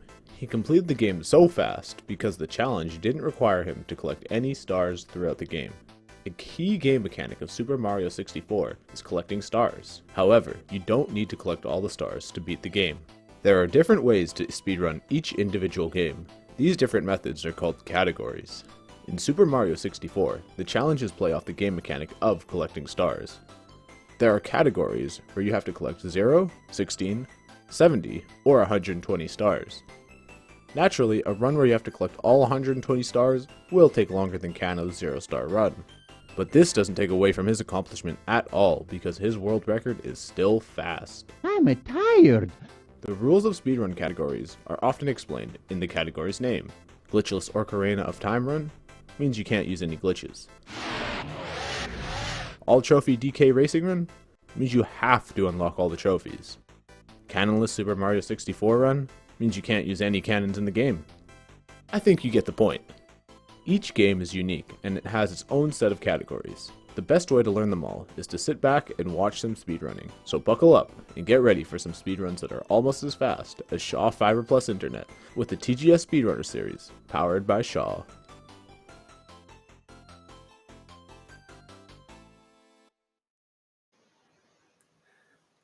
Hello, everybody, and welcome to the TGS Speedrunner Series.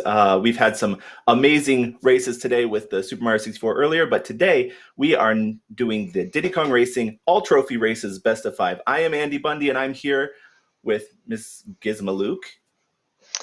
Yo, what's up?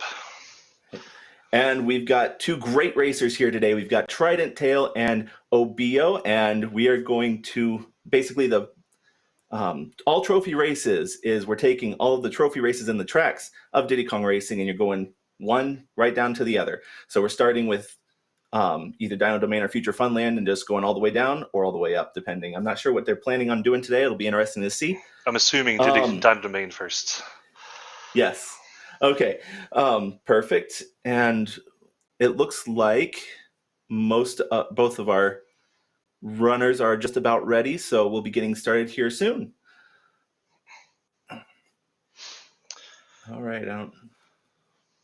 All right, so this is an all-Canadian race, actually. Oh yeah, you're right. Right. Here we go. Ancient Lake. All started in the very first track of the game, Ancient Lake. A fairly simple track. Yes, it is. It's one of the few tracks that they will be really, really consistent on, I'd say. Mm-hmm. Yeah. And I know both of these racers are, these top tier runners, so you'll see a lot of consistency in the way that they run. I mean, I'm pretty sure they have a very similar play style. Would you say so, Kiz? I would not say that they have a similar playstyle in general, because I think Obiyo is a guy who is more, ecstatic or whatever. He does a lot of crazy stuff. He wants to go for the fastest strat in any means possible. While I think Trident is more, well studied. Like he knows what he's supposed to do. He wants to do everything correctly all the time. Like he's more methodical, but Obiyo's more erratic. Yeah. So right. I think they're really... Blink and you're missing, and we're actually done with Ancient Lake already. Moving into our next Fossil Canyon. This is going to be a pretty great race. We've got. Did I just see Obiyo miss Canyonless? Yeah, both of them failed it. Both of them did? Yeah.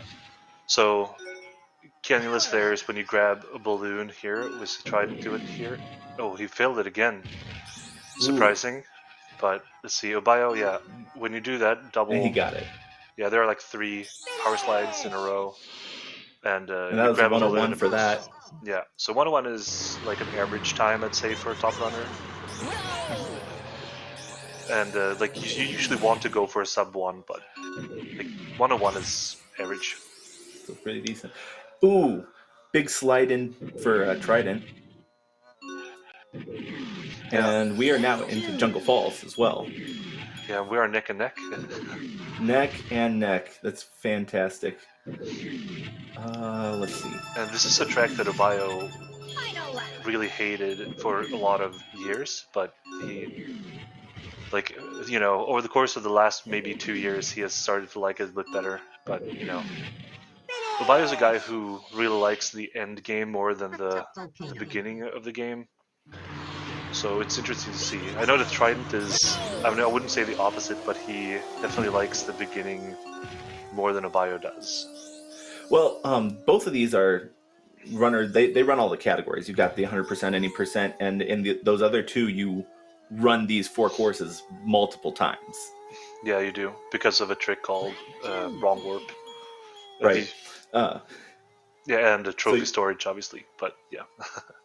So you see that highly optimized dyno domain for you. And now we're into Hot Top Volcano. I don't know if you noticed, we're out of bounds. Neat little trick in going through the lava and getting some fast times here. Yeah, for sure. Finishing with mid 44. That's very good. 40. Mm-hmm. And Obiyo has like Obiyo's getting the same 45. Yeah. Mm-hmm. 45 is good as well. Both of them really solid. And with that, we are done with Dino Domain. Moving on to the next world. Still neck and neck. Yeah. Very slight difference. Yeah, how much of a lead is it? It's maybe... About 2 or 3 seconds. Yeah. Let's see. It's actually about 6, I think. Oh, is it? Yeah, something like that. I just looked at the in-game timer to check. Oh, gotcha. And this is a track where they both do slightly different strats. You will see Obiyo will use his balloons more. If you look at the one he's going to pick up here, he's going to use it immediately into that next zipper. Which is a faster strat, but it's more risky because then you have to you need to grab this balloon at the end, and he missed it. So that means that he's like penalized at the end of the lap if he does. So yeah. Ooh. There's Trident head. I didn't see what he got. Yeah, I think they're similar times. Late 47. Yeah. 47 is kind of average as well for top tier players in this game. And now we're...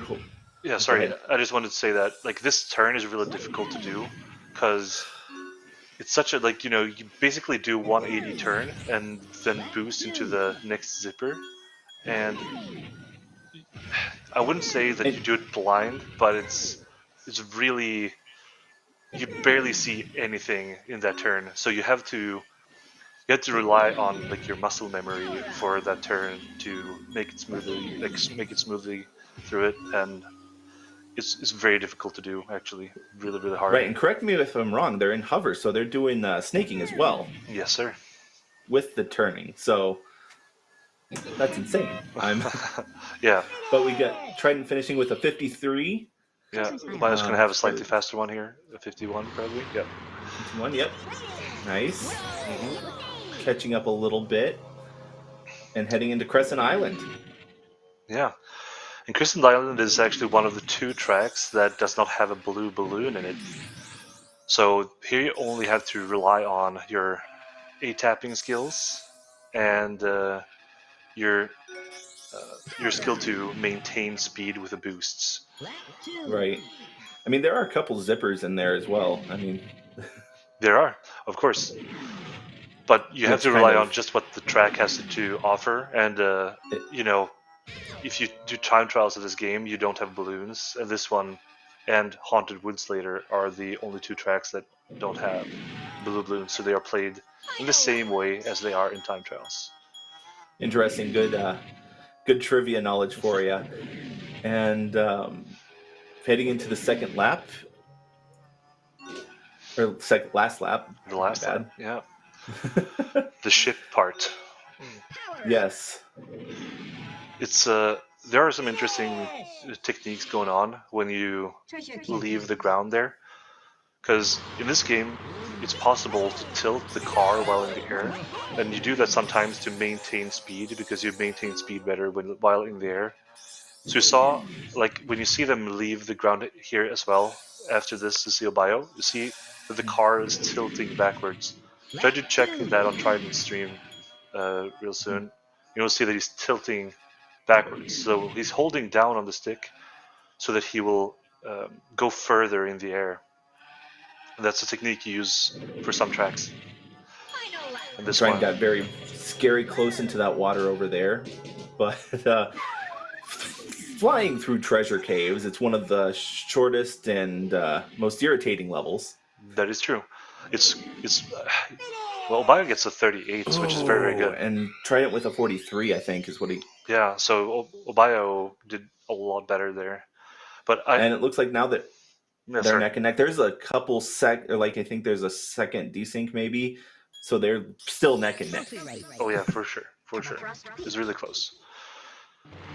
And Everfrost Peak, I just want to say that like now we're going to see some inbounds plane play, and let's see. I'm really interested to see what Obiyo does here, because he is the by far best player in this track. Yeah, period. So let's see if he can show that off here. Yeah, half a second difference on the first lap. So you can see that Obiyo goes for a really crazy strat, where he is boosting here and boosting into a zipper on the ground. Okay, he missed it there. It's a really risky strat, but he's going really fast anyways. There's a couple times in this race that they've been synced together, and I always think that's amazing, especially how close this game is. But I think this level is really good at showing the difference in their playstyles, you know? You see Trident, like 57, 59, really good times. Sub 1 is always what you want to go for as top player. But I want to say that you saw Trident, he didn't make any mistakes, he went really solidly, fast, methodic, and Obiyo was just all over the place, doing crazy stuff, but he's super fast, so even though he missed zippers and stuff, he still got the faster time. So I just think it's interesting to see the difference. And here in Walrus Cove, Walrus Cove is an interesting track because is really consistent for the first half. I think most of the top tier to the mid tier players are kind of similar on the first half, but the second half is where it happens.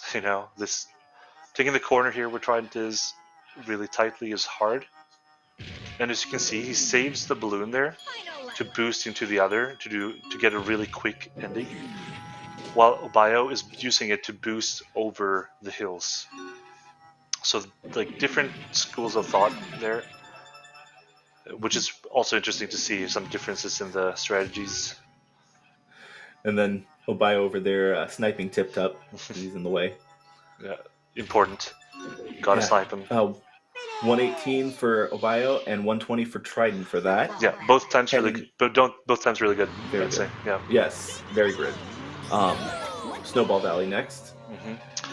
So heading into another short and inconsistent track. It's kind of similar to Treasure Caves, but there's something weird with this track. I think for all the years when I ran this game, you can do whatever, and it feels like you hit snowballs or whatever. You always get something in between a 40 and a 42. That's like, it doesn't really matter what you do. Ooh. Trident gets squashed by the snowballs over there. Yeah. Let's see Obiyo. He has a really good one here. Yeah, he was actually getting a sub 40. 39.45. Yeah, that's very good. Yep. And Trident's coming up with a 43, 28 it looked like. 43 is a little rough, but it's only a 4-second difference still, and that's what I mean about the track is that even if you make a lot of mistakes and you get ran over by snowballs and everything, it's only 4 seconds compared to when you played really, really well like Obiyo did there. And now we're off into Frosty Village. Yep. Heading into bonk from Obiyo. Slows him down. It's not, at least it's not in plane, right? Exactly. Where you lose like 5 seconds every time. Right. And you can see, look at Trident's cart here when he's flying down. You will see him tilt backwards. He's going rapidly. He's tapping it down, because if you hold it down as much as you can, you will slow down, and you will tilt so much backwards that you're just gonna stop. But if you just tilt it, you tap the down button or the joystick, then you can fly really far down the canyon. Or so let's see. It looks like Obiyo's getting like 108 time, something like that. Yep, a 108. Yep. Train's shooting at 107 here, so you should gain some time. Yep, there you go. So a little bit of a catch up there. And all right. And we're over halfway done with this all trophy race already. We are. This heading is into such a great category. It's so good. It's just high speed. We don't even have time to talk about anything before the track is over. It's just super high energy. I love it. My favorite category in this game. The best race category as well. And we get 2 of the best runners of the game showing it off. It's amazing. Definitely. And Obiyo missing some of the stuff at the blue balloons at the beginning, but it doesn't seem to hinder him too much.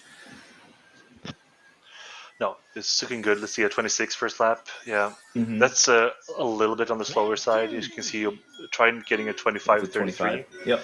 That's more kind of what the time you want. Getting sub 25 is really, really hard to get, but low 25 like Trident got there is kind of ideal, I'd say, in a run. Yeah, the great thing I love watching both of these. Like, just even Trident flying through the castle area in Boulder Canyon, or just seeing how hard that both of these runners have worked to get to where they are. Oh, yeah, for sure. They both are long-time runners. Obiyo started playing the game in 2013, and Tridenttail started running the game back in 2015. So both of them are veterans in the community at this point. We got a 112 for Golden Cannon for Trident. I didn't see Obiyo's on there. It was 113, I think. 113, okay. And then we're heading into Greenwood Village. Yeah, 2 seconds apart. That's crazy. 2 seconds. That is crazy. And so it's still anyone's race. Yeah. So we're 15 minutes into the race, 2 seconds apart. That's insane. And for those who start running this game, or if you try it out, this game is not easy to be consistent at. Like, I've barely seen anything like this game in terms of inconsistency. But it's easy to start.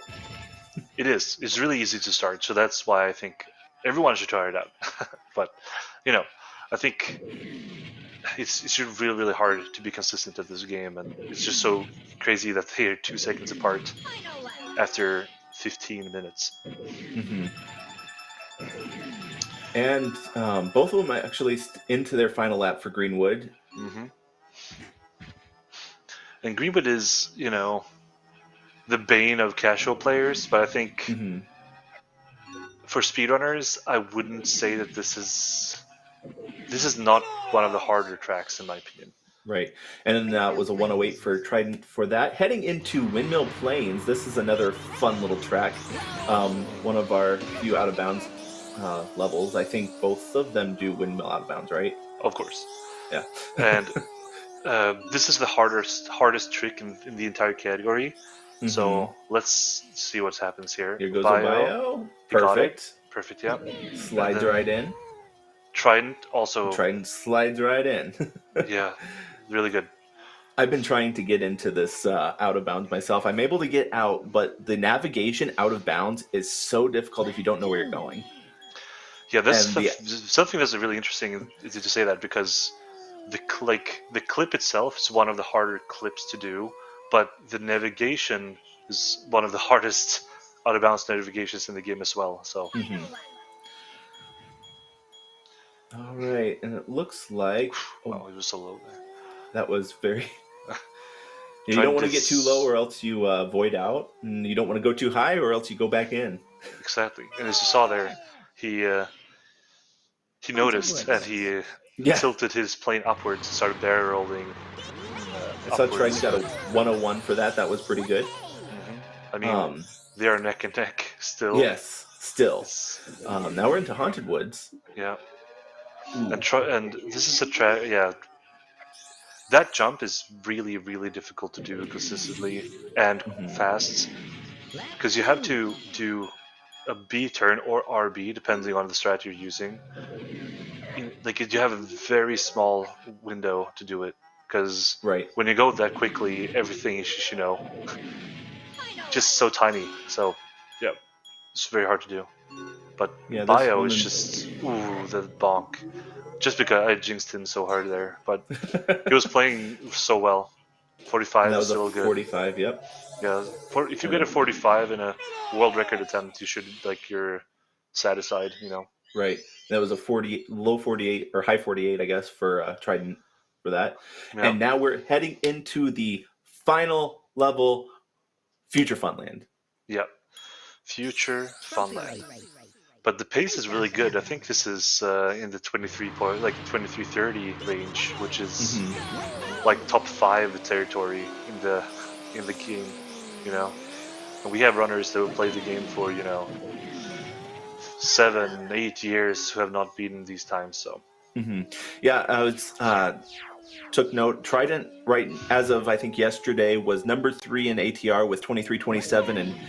Obiyo's number 2 with a 23:14, so there's 13 seconds difference between them. Yep. That's right. And I think it would be amazing if one of them PB'd during the race, but it's solid gameplay from both of them. Oh yeah, for sure. They're playing really well. But it's so hard to PB in a run. Right. I mean, I know Obiyo, that bonk is really harsh. Plain bonk. Wow, this is... Trident will catch up here. Yeah, I was about to say, it gives Trident a little bit of a moment to catch up. And then Trident gets sniped. Wow. That's pretty uncommon. I blame Pipsy. Yeah. I don't know who it was, but I'm blaming Pipsy. Pipsy is the worst, so it's a good call. But I think... Let's see... Wow, 121. 121. It's rough. And 120.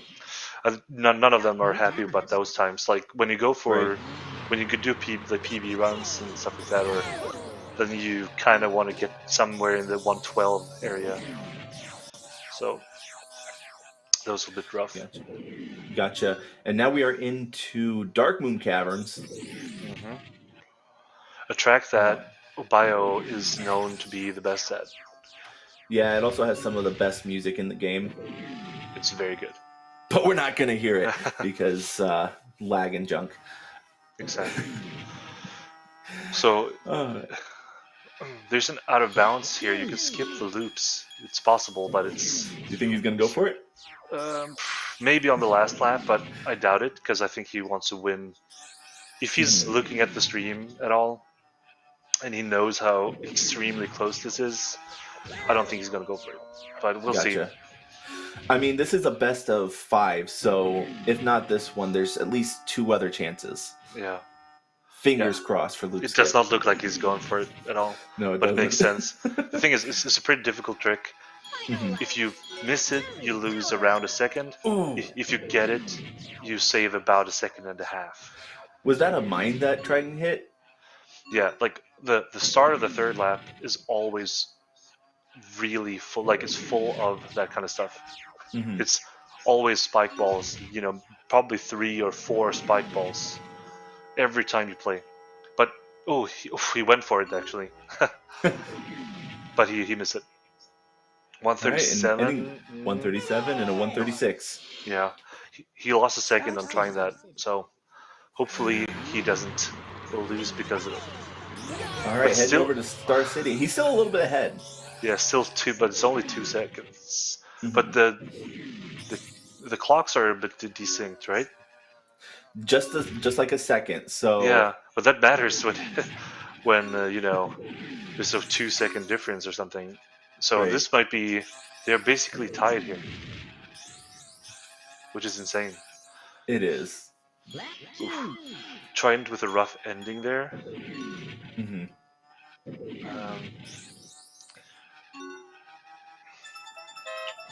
And Trident missed the balloon again. But let's see if he can make up for it. I think he can. There you go. Oof. Nice ending from Trident there. That looked really good. So, missed the zipper. Yep. And thankfully they didn't miss the bridge up to Epcot, so... Yeah, it's really uncommon for top runners to fail the bridge. Like, but it is one of them. Definitely one of the more annoying things for casuals. 113 for Trident for Star City, and then off to Spaceport Alpha, the final track of this. We've got 1 out of bounds for this, which is insane. Yeah, and it's a Japanese version only. Yep. And let's see if both of them get it nice and clean. Yeah, this might look... Obiyo missing. Obiyo missed the... But going for the backup. Misses the backup. Trident gets the backup. Or gets the out of bounds first try. Oh no! That is very rare to see. Unfortunate, yes. Well, that is interesting. His approach there was very weird. Like he went for the balloon and tried to do like a really sharp turn on top of it. That's not really the backup you usually do. Okay, I would just say Trident finishing 5th with a 23.51, getting a 51 in that last one.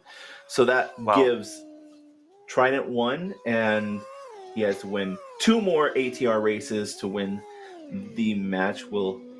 Let's see Obiyo finish nice and strong.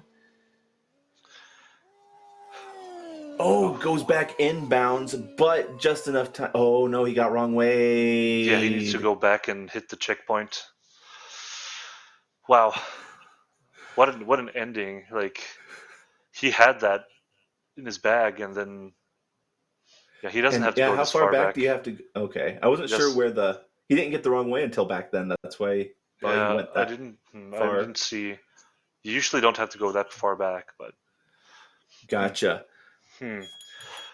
That is interesting. I'm going to ask him later about that, because that backup was very weird to see. Because usually what you do is that you go wide and you try to go up into the invisible ceiling and drop down. That's what you want to do.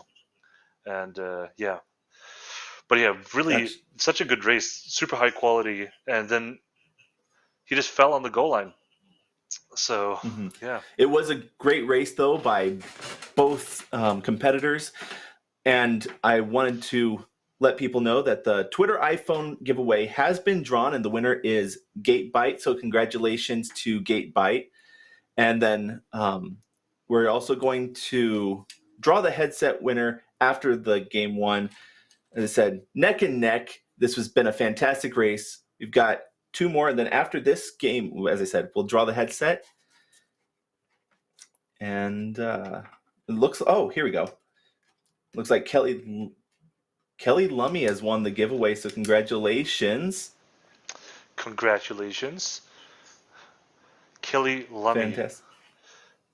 Yes, congratulations. And so are we going to... Yeah, so... Yeah, I was about to say, so let's take a little bit of a break, and then we'll head into game 2.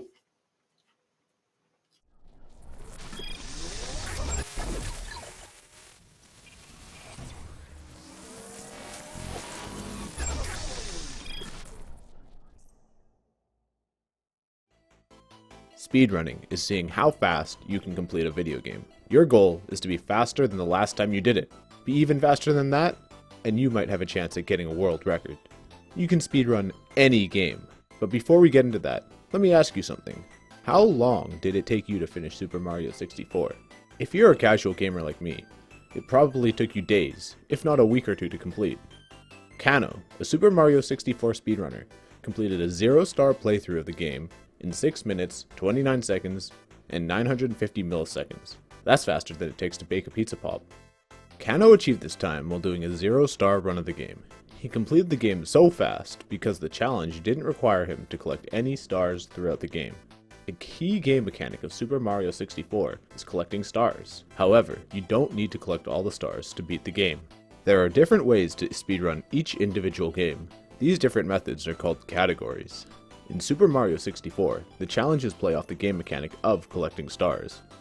There are categories where you have to collect 0, 16, 70, or 120 stars. Naturally, a run where you have to collect all 120 stars will take longer than Kanno's 0-star run. But this doesn't take away from his accomplishment at all because his world record is still fast. I'm tired. The rules of speedrun categories are often explained in the category's name. Glitchless Ocarina of Time Run means you can't use any glitches. All Trophy DK Racing Run means you have to unlock all the trophies. Cannonless Super Mario 64 Run means you can't use any cannons in the game. I think you get the point. Each game is unique and it has its own set of categories. The best way to learn them all is to sit back and watch some speedrunning. So buckle up and get ready for some speedruns that are almost as fast as Shaw Fiber Plus Internet with the TGS Speedrunner Series, powered by Shaw.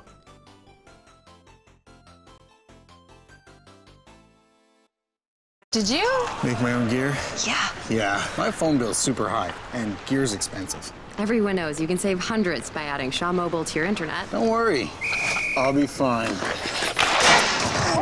At Shaw Mobile, save hundreds.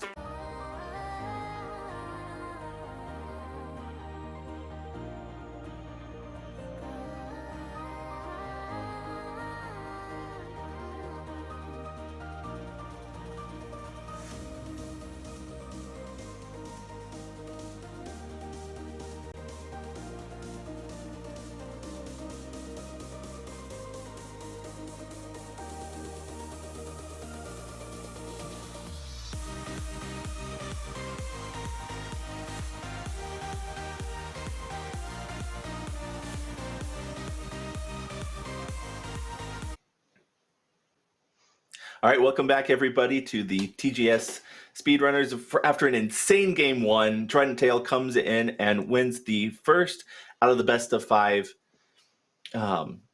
It's been insane. We're ready for game 2. I'm excited to see this getting going, and I don't know how long they need to get together, but I'll Oh, here we go. It looks like we're ready to go. Yeah, it's going to be really, really interesting. The first game was super even all the way through.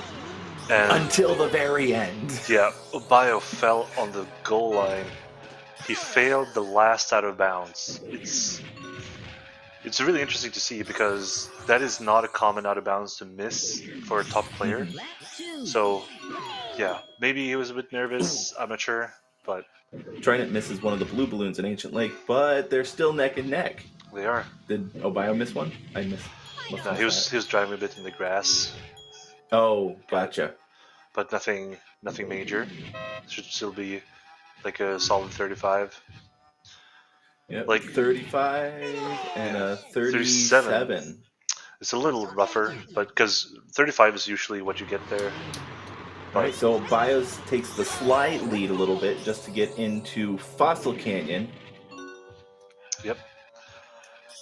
And it is interesting, both of them are going for the bananas around the lake. You can go for another strat where you just go for the lake jump immediately, which is, it's kind of, they're kind of, similar paced. It just depends on what you want, because if you grab more more bananas, then you will go, a bit faster top speed, and you will do things a little bit faster overall, but your first lap will be a lot slower. So right, kind of depends on how you do it. But if you play with lag and stuff well, then I think going for the lake jump in the first lap is better. But it depends if you want consistency or if you want to go full YOLO. Kind of depends. Right. Now off to Jungle Falls. They're still pretty much neck and neck. Just a slight, like maybe a second difference. If that, I don't think there is. I think they're, see, wow, they're basically tied. This is awesome. Oh, I see some sync going on. Yep. I love that. Obio's tunnel was slightly faster. Ooh, 11:18. That's a fast second lap. So Obiyo doing really, really well here with a mid 35 and a high 35 from trying both really good times. Now back to Hot Top. Again, the first plane in the race. Yep, both of them had 4 solid times the first time. Let's see how the clip goes. No problem. Smooth. Yeah. And Trident got 6 bananas while Obiyo had 5, so his barrels will be a bit faster. But it shouldn't matter that much, but it does matter. Because good thing you can see, on Trident's screen later, it's pretty hard to see, but what he does at the end of the lap here is that he's not going to hold A, he's just going to let the plane drift, and then he turns 180 and starts barrel rolling. And that's something that's easier to do when you have more bananas, because then you can maintain more speed in the turn. So, yeah, really skillful play right there. Right, and now they're back into basically synced up. Trident maybe has like less than a second ahead now. But now we're heading into Sherbet Island with Whale Bay. Yeah, and it's going to be interesting to see if they both can nail their respective strategies. As I mentioned in the last race, they do different strats, where Obiyo does the fastest strat that we know of, while Trident does a slightly more... a safer one? Yeah, safer strat, but it's still a fast and good strat. And you don't have to risk it all at the end here. So let's see if Obiyo can grab the balloon. He does. So you see a 13:93 lap compared to a 14. So, oh wow, Obiyo got stuck on the ship there. So Trident could catch up. But yeah, that was so good. That was a solid Whale Bay though. It was. Both of them were solid. Partly good again. Let's see about the blind turn here. beautiful from both of them. Yeah. But I missed the balloon in the entrance of the tunnel. Oh. Oh, and Trident bonks into the start line. Yeah, that really sucks. The thing is, it's so much easier to do that than it looks because you go really, really fast over that bump. Right. And when things go really fast, then, you know, a tiny angle will change a lot. Ooh, like you saw with the bio there, he was aiming slightly too far to the left. And the thing is, you get so punished because then you hit the rock and you bounce out, and yeah, it's really rough. But and Trident taking backups. Oh, because he missed that blue balloon before the turn at the end. Had to totally go off to get that last balloon as he went up that ramp. Yeah. And now we are. Oh, go ahead. No, I was just gonna say that both of them were a bit rough. Partigoon is a really hard track. It's it's really cool, but it's really hard. And now we're off into Crescent Island once more. The cool thing about, I mean, doing a little bit of casual running myself, it's interesting this one specifically, just seeing how, as you mentioned last time, that there are no blue balloons in this, so you're literally, but you're not going all fast the whole time. Like at the very end, you have to let up a little bit so you can make this turn into the first part, or don't go too fast at the very beginning so you can actually hit the zipper, because sometimes the terrain doesn't like you. Yeah, and that's something you do in run. Like usually, you know, you let go. Usually, you let go of A on the zippers and stuff like that because it's faster in this game. Oh wow, bio! What an angle! But at the end here, in speedruns or and stuff like that, you usually like keep tapping A, so that you will slow down a bit before the turn, so it's easier to make it. However, when you go in time trials, you just do the sharp turn when you press R and B at the same time. Yes, and so now Trident has a little bit of a lead now. When did that happen? It happened. Well, it happened in Crescent Island.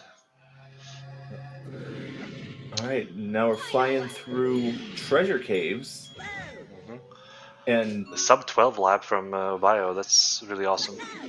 And with that, Obiyo starts slinking ahead. Oh, God! And then he flies into the. Then flies into the water. Yep. And then Trident maintains the lead. Yeah. That's how it goes. I love how close these two are in this race. Yeah. And when one person makes a mistake, the other one does another one. So, yep. Yeah. So now we're heading out of the tropical and into the snow with Snowflake Mountain, Everfrost Peak, and one of those awesome never has to press the A button, right? Mm-hmm. Exactly, because when you're in the plane, you want to maintain as much boost speed as possible, and if you're wondering why they are barrel rolling around, it's because you actually get a boost from that. It's not, you know, as big as a zipper or anything like that, but it's still a boost. And if you chain it together, you get a boost and a boost and a boost, and then, you know, you'll get a lot of speed. What's really cool with Obiyo's, he has his input display on there. You can see he is not pressing the A button at all. Nope. If he is, you know that there's a problem. Exactly, because in this game, you know, you want to let go of A as much as possible while you're in boost speed. Yeah, this ain't Mario Kart. Yeah. Oh, did you see the time, dude? No, I missed it. What was it? It was gold. Yeah, it's gold. He golded. That's awesome. That's he got a 53 Everest Peak. Right. And just so the viewers know that Obiyo is the only runner in Diddy Kong Racing at all who has ever gotten a better time than that. There's no other runner who has done that. So, you know. But now gaining the lead, Obiyo over here, into Walrus Cove, which did you say this was one of his master tracks too? No, it's Everfrost Peak. No. But Everfrost, that's what it was. But yeah, he is good at this track, for sure. And he's doing a slightly faster strat than Trident is using, because if you do the bump like whoops, yeah, that's the thing though. Ooh, the strat he's using is faster if done perfectly, but it's a riskier strat. A lot more punishing. Yeah, it's more punishing. It's harder to maintain, like it's not hard to maintain speed maybe, but it's harder to control at that speed at the part where you get the speed. Because if you look at Trident here when he grabs this, you'll see that he's driving over this part just normally, no problem. Then he boosts into the zipper to get a lot of speed into the next lap. Of course, now that was the last lap. But the thing you can see, the reason, like one of the reasons Obiyo strat is faster there is because he's using this like all the speed from both balloons, or like both the zipper and the balloon, because when you use the strat that Trident is using, he has like a really high, he has a really high speed entering the goal line, the finish line. So then he doesn't, use all the speed there that's in there. But I came up with the strat, so you should blame me. Okay, but and it looks like Trident keeps bonking a little bit, so that's pushing him back a little bit more. Obiyo just finishing a little rough on Trident, but Trident finishing off with a 48. 48 Snowball Valley is, yeah. I don't really know what to say about that, honestly. Probably shouldn't say anything. Because all right, and I know, yeah. Now we're in the Frosty Village. Obiyo bouncing over that zipper. I saw that. Trying to do it so beautifully. That was trying really to catch up a little bit, especially after Snowball. Yep. But nice solid Frosty Village. Oh yeah, for sure. Let's see trend here. Ooh, that's a lot of speed. 2053 lap from Obiyo. That's really good. And a 2106. Yeah. So Trident is on his pace is like a 106 right now. Oh, Obiyo missing that again. Obiyo's getting a 110 here, and Trident is going for about a 105. Okay. Still behind, but catching up a little bit by a little bit. Yeah, that was a solid Frost Village from Trident for sure. And now, 3/5 out of the race, we're heading into Dragon Forest, where we're starting with the wonderful Boulder Canyon. The longest hover track in this category. Yeah. It's gonna be, but it's cool. The snaking and the navigating just makes this track, I mean, especially for casual runners and such, a little difficult. Oh yeah, for sure. And this is the track that holds the key in this world. That's true. With the drawbridge and all that. Thankfully, this is all trophy races. We don't have to worry about that for this. Yeah, that's true. I just want to say, if you look at the bio screen here, he grabs like a double balloon, which is very uncommon in this game actually, because the different tiers of boosts give you the same amount of speed. They just last a different period of time. So if you use 2 blue balloons, like the first level balloon, if you use them for the the level 1, it's gonna last longer than if you have just a power up.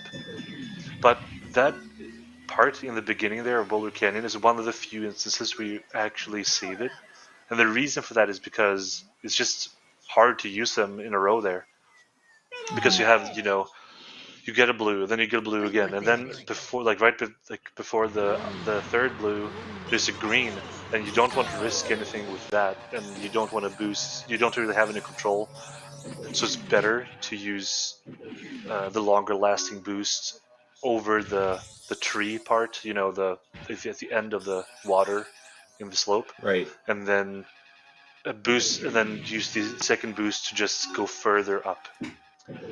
And after that Boulder Canyon, Trident caught up pretty quickly and almost caught up to Obiyo by now. Yeah, it's crazy how this game is going. It's hard to keep up, honestly.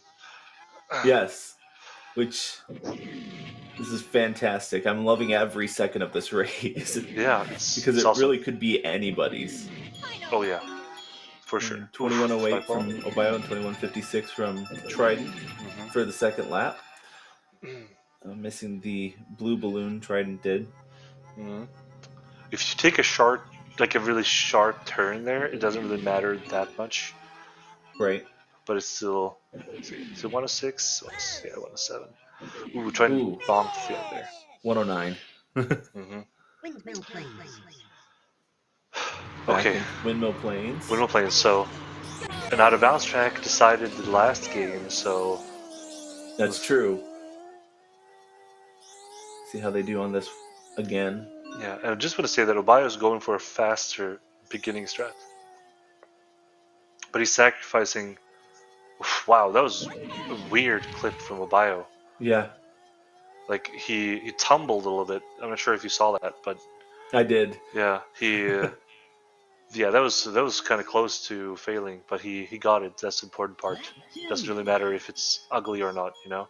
Yeah, both runners got the out of bounds perfectly and heading into the void that is out of bounds. And one thing that's really cool that you saw Obiyo do there, that I don't think everyone playing this game knows, or even speedrunning this game knows, is that you can actually tilt the joystick a little bit while barrel rolling to change your angle. So if you hold straight to the right, you go straight ahead. But if you tilt it slightly down, or very, very little, because if you do too much, you do like a backflip or whatever. But if you just slightly down to the right, and you will actually go up. Yeah, it was. I just think it's cool. Yes. Obiyo got a 101 in that windmill, Trident with a 100. Very good times. So they're, again, nice and close. It looks like Trident has a little... Oh, no, never mind. Yeah, that's, Obiyo taking the lead again. Oh, fantastic. A little bit of a bonk there from Trident. But it looks like this third lap's treating him a little bit better. Oh, for sure. It's a 46 and a 47. Yeah, but still, this is neck and neck. Obiyo's slightly ahead, but really close.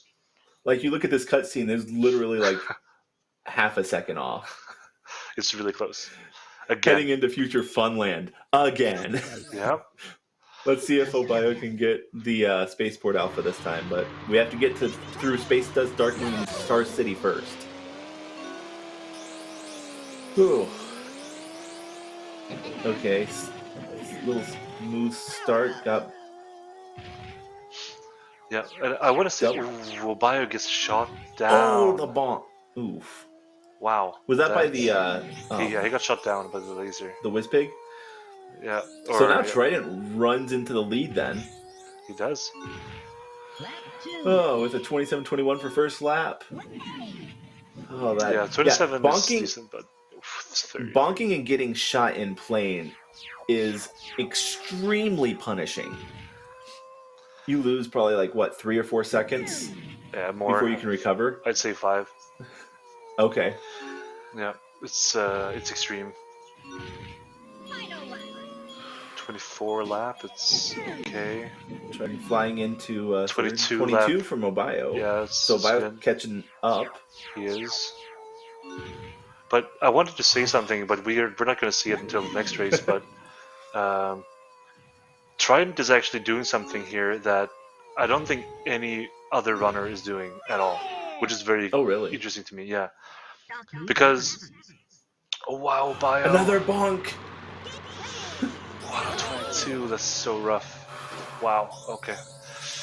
That's gonna be hard to catch. Like, it's gonna be hard to catch like 7 seconds up or 8 seconds Wow, that's Is hard. this the opportunity for the loop skip? Probably, I think so. Yeah. Okay, fingers crossed. Yeah.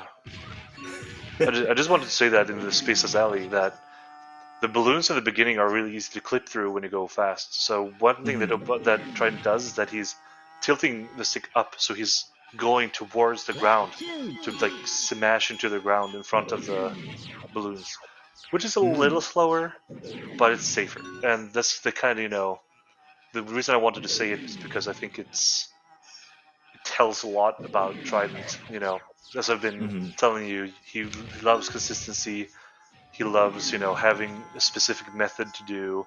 He really, really wants to do everything exactly like it's planned, And I think that really shows that he has that kind of style, like the kind of gameplay, or his style is like that. Right. Oh, look at and he did it! That's so awesome. Wow. Oh, and then he gets mined. Wow. That's so dumb. Thank you, Obiyo. I appreciate you. Yep. Getting Dark on camera inside of bounds, it's cool. It's a cool trick. It is a very cool trick. And you know who found the trick? You did, right? It was me, yeah. Yeah. On accident, because I hit an oil spill and flew out of bounds. And then, yeah. Oh, you didn't get it that time. Yeah. So you still got ending with a almost 137.90. Yeah, that's oof. I don't really see Obiyo here because like my man Obiyo, he's usually getting something in 133 area. So seeing 137s is not really like him, but I know that he went all in because he knows he's behind. Right. But it's going to be like Trident is such a consistent player that it's going to be very tough for him to lose 10 seconds here. I barely ever see Trident miss, a trick. Especially like, when you were talking like, Spaceport Alpha out of bounds, like I don't ever see him miss that kind of stuff. Right. It's something to definitely be admired. I mean, Trident was the guy who put together the segmented run, right? So he knows all of the optimized of all of the tracks. That's right. And he's really like I just want to say that he's, even though I'm saying that he's going safer and more, consistent and stuff like that than Obiyo, he's still a really fast player, don't get me wrong. One of the fastest runners of this game, but he just has that style where he wants everything to be perfect. He wants consistency. He's practicing immensely to get consistency down. But Trident has a fair lead over Obiyo, heading already almost into the shooting area in Spaceport. And I want to say that he knows he's ahead for sure because before he grabbed the shield, he held A. And did you? Yeah. So you see Obiyo here. Yeah, he did not hold A. He just let the boost speed carry him through the shield. A bit riskier because you can miss the balloon. Obiyo did it last time, and that's why he missed that bounce because he had to go for a backup that he failed. But he still went for it, of course. But yeah, I don't know if you noticed too. Trident was a little bit slower in that starting this last menu for the trophy race, which I thought was interesting. And Trident finishing with a 23:43. Obiyo finishing strong with a. Is it going to be a sub 24? No, because he lost speed in the turn. Right. Those dang checkpoints, they get you every time. Yep. Spaceport Alpha. Yeah, 24:05. Wow. This has been insane. But with that, Trident up 2-0 with Obiyo, and we have this is an insane race between both race game 1 and 2. They're neck and neck up until probably Future Funland. Yeah, and as I mentioned in the beginning, Obiyo is kind of known to be the Future Funland player. His gold split. His gold split is by far the best. In there in 100%. He's just known to be super good at every track there. so it's very interesting to see him lose both races in Future Funland, basically his home, his home ground. But definitely a good game to both players. We are not done yet, though. Coming up next, we'll be heading to game 3 of our best of 5. So stay tuned, and we'll see you in a little bit.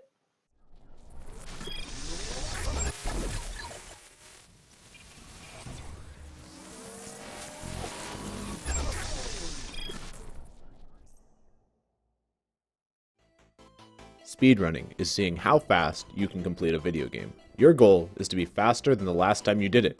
Be even faster than that, and you might have a chance at getting a world record. You can speedrun any game, but before we get into that, let me ask you something. How long did it take you to finish Super Mario 64?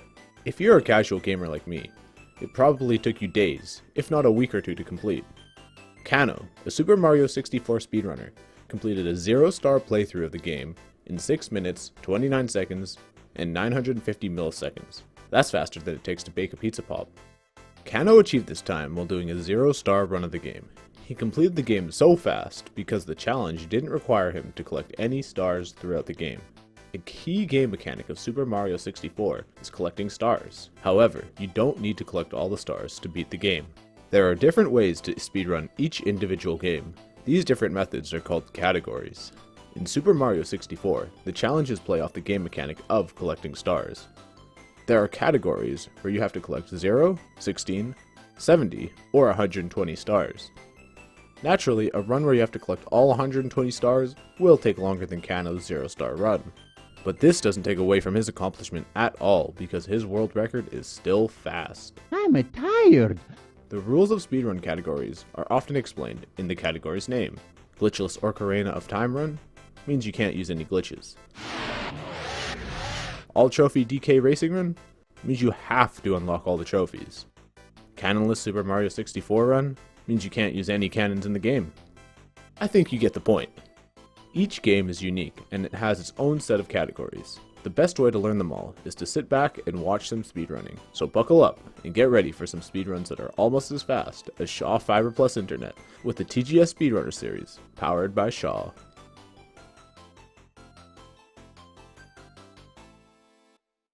Did you? Make my own gear? Yeah. Yeah, my phone bill's super high, and gear's expensive. Everyone knows you can save hundreds by adding Shaw Mobile to your internet. Don't worry, I'll be fine. At Shaw Mobile, save hundreds. Got me driving in the dark to enjoy the view. Getting lost at 4 a.m. but I'm lost with you. Yeah, I'm higher than the stars when I'm with you.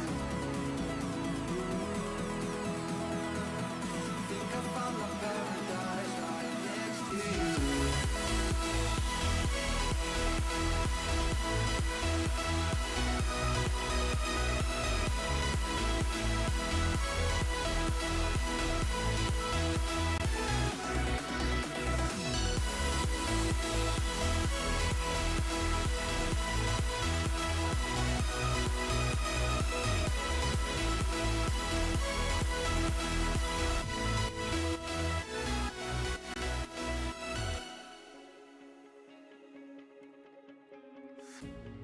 Up in the sky, over the trees, into the land of make-believe. Under the sea, that's where you'll find them. A river that runs deep in the blood, climbing the mountain out of the flood. Diamonds and dirt, that's what they're made of. I don't wanna wait. Oh, I don't wanna wait. Oh, I don't wanna wait. Oh, I am wide awake. Dreamers never wait forever. Dreamers never sleep.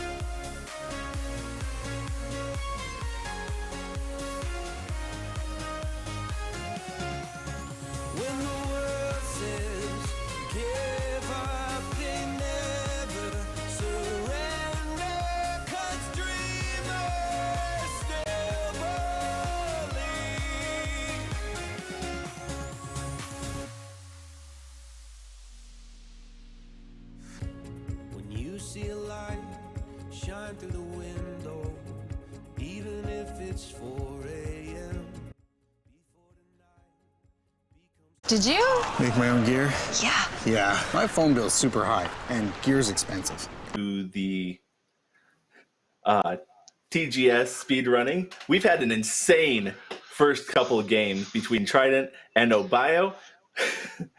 Yeah, Trident, neck and neck the entire time. Neck and neck the entire time. But Trident currently is up too, and Obiyo nothing yet. But we still have a race, and we'll see what happens. I think the racers are just about ready to get started, so I'm excited to see what these guys have in store. Oh yeah, for sure. They both have been playing, you know, the quality of their gameplay have been very similar so far. But Obiyo has made the mistakes. That's the difference. That's the only difference. Well, not really the only difference, because there's one more thing. And you know what, Andy, right? Are you talking about the different that he did over this last match? I was thinking about the music. Yes. I wasn't sure. I just wanted to make sure. Yes, no, Obiyo's been playing with music this whole time, apparently, and I did not realize that. So now he allegedly has turned the music off, so we might see a little bit different gameplay from him going forward. Yeah, and that might sound weird to, you know, someone who isn't involved in Diddy Kong Racing speedrunning, but yeah, tell us why. Yeah, because the easy answer is that music adds lag to the game. That's basically it. So that might sound like, well, when doesn't, you know, won't try and get the like super huge what's it called, like benefit from that? Well, even just look here at Fossil Canyon. Just a couple of the areas in here, Obiyo's flying through now. He doesn't have that lag anymore, and yeah, he is pulling ahead. He is. But I just want to say that it's not that big of a difference overall, because the thing is that you get more lagless. That's what we call it when you get when you don't get any lag by the zippers. You get more lagless zippers when you do it lagless, but if you have music on, you can maintain boosts for longer usually. So it kind of depends on your type of play, but for some tracks it's definitely better to play without music.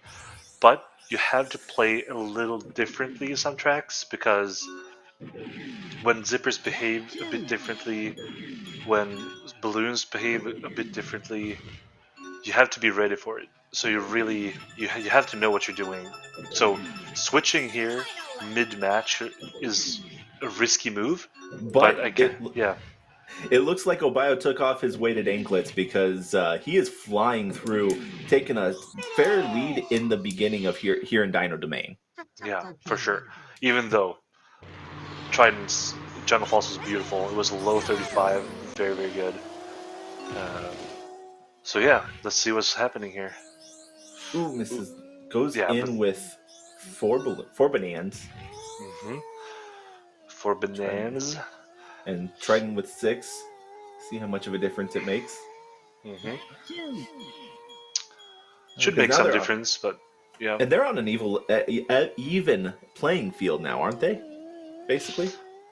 Assuming that Obiyo was playing with music and now he isn't. Yeah, I guess so. Yeah, but it's Obiyo is, you know, he's used to playing with music on, so I don't think it's that big of a difference for him. But I just want to say, like, that was a 332 Dino Domain from Obiyo, very, very solid, very good. And Trident also has a good Dino Domain, so yeah. And then we're off into Sherbet Island.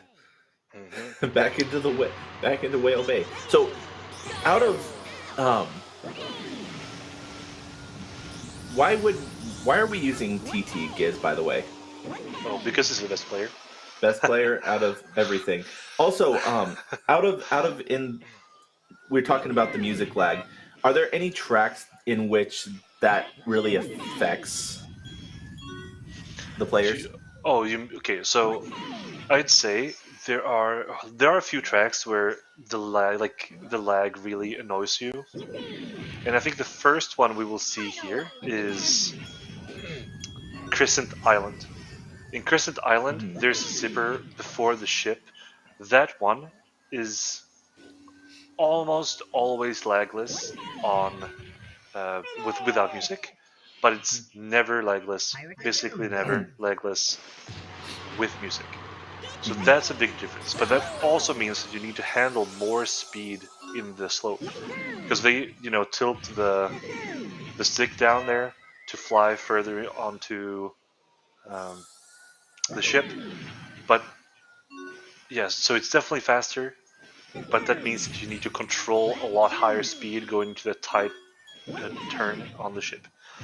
And Boulder Canyon is one where you can see a difference for sure, because there are a few parts that are really laggy with music on. And Darkman Caverns is usually a track you can see some difference on. There are a few things, for sure. All right, and then we are heading. Actually, speaking of Crescent Island, that is the next track that we're heading to, isn't it? It is, but 47 from Obiyo. That's crazy.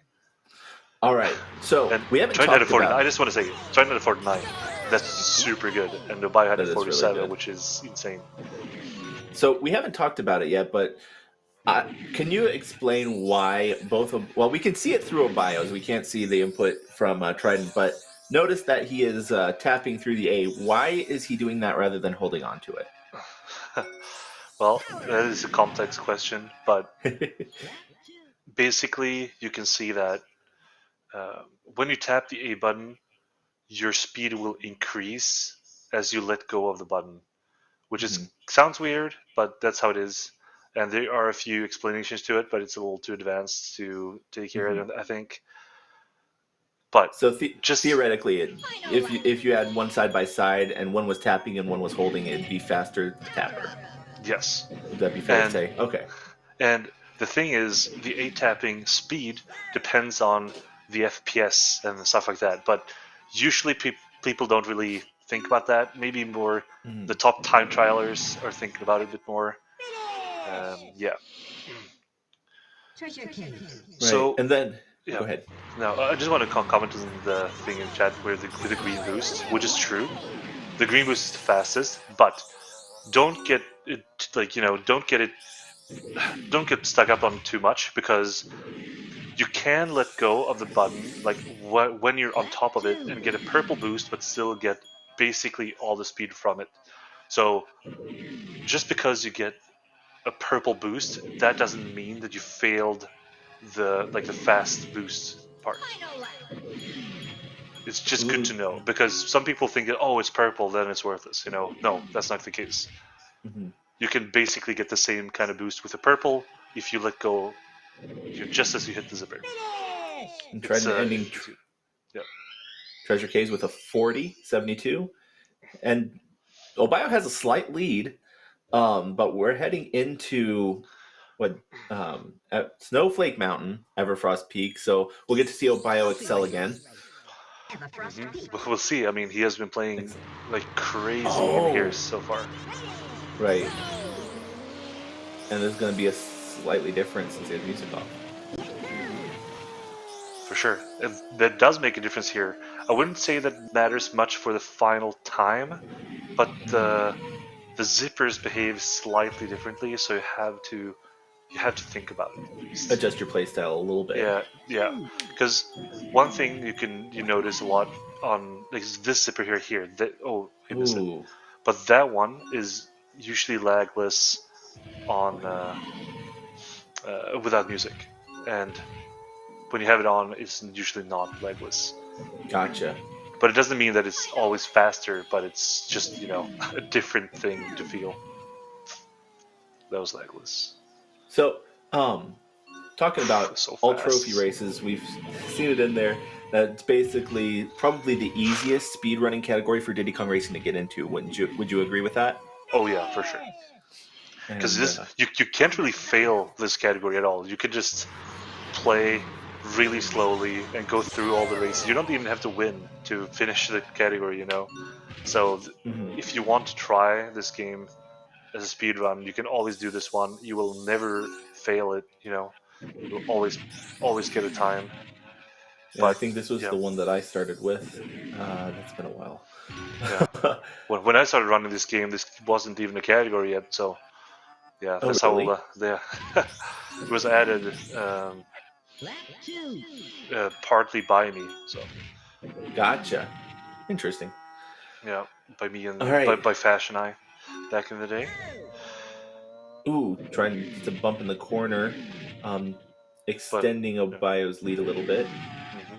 I just want to say though, the category did exist before. Like it has been, like, you know, a thing for a real long time. But when we started like the more official leaderboards, it wasn't on there until 2014ish. So still a long time ago. Like yeah. But yeah, it was back at the time when we allowed emulators, but we don't anymore. Oh yeah, we never mentioned that both of these people are playing on an actual N64. Yes, they are.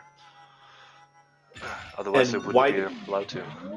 Right. Oh, so wow. why? Ooh, bounce from Trident at the very end. That's rough. So why does the DKR community require that you use that compared to an emulator?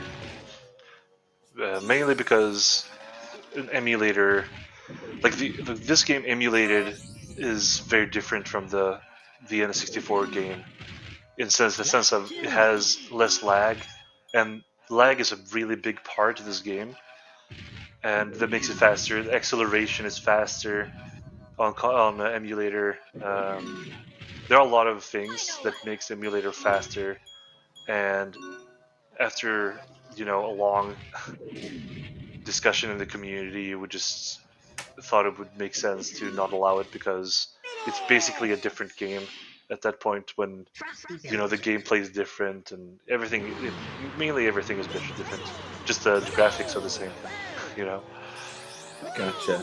Now, I don't know if you noticed in Snowball Valley, Obiyo got squashed a couple times, or at least once, by a snowball, but it didn't hinder his lead. Heading into Frosty Village, we've got Obiyo with a slight lead. I think this whole no music thing is working in his favor. It is, and he's not looking back. No. This is awesome. He's making me proud. This is probably the biggest gap we've seen so far, other than getting that. Yeah. Wow.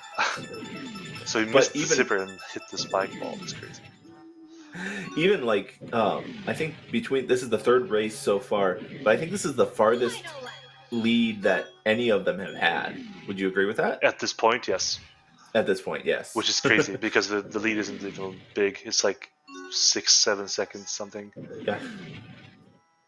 Yeah, it's crazy actually. Like it's been so close, and now the lead isn't big anymore. Yeah, because Trident was just destroying Frosty Village. Blasted through Frosty, yeah.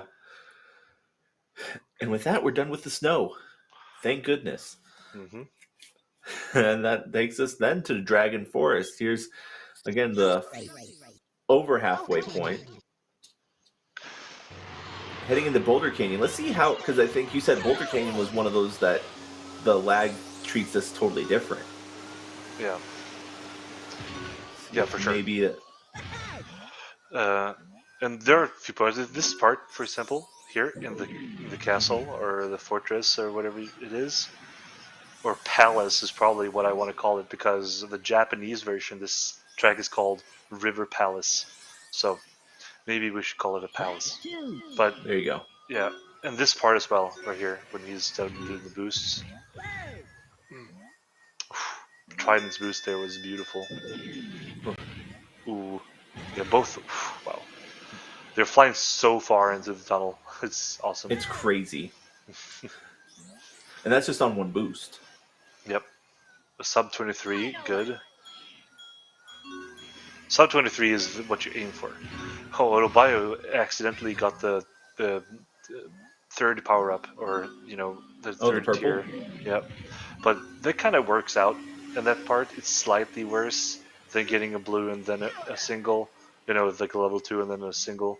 But Right. it's still good.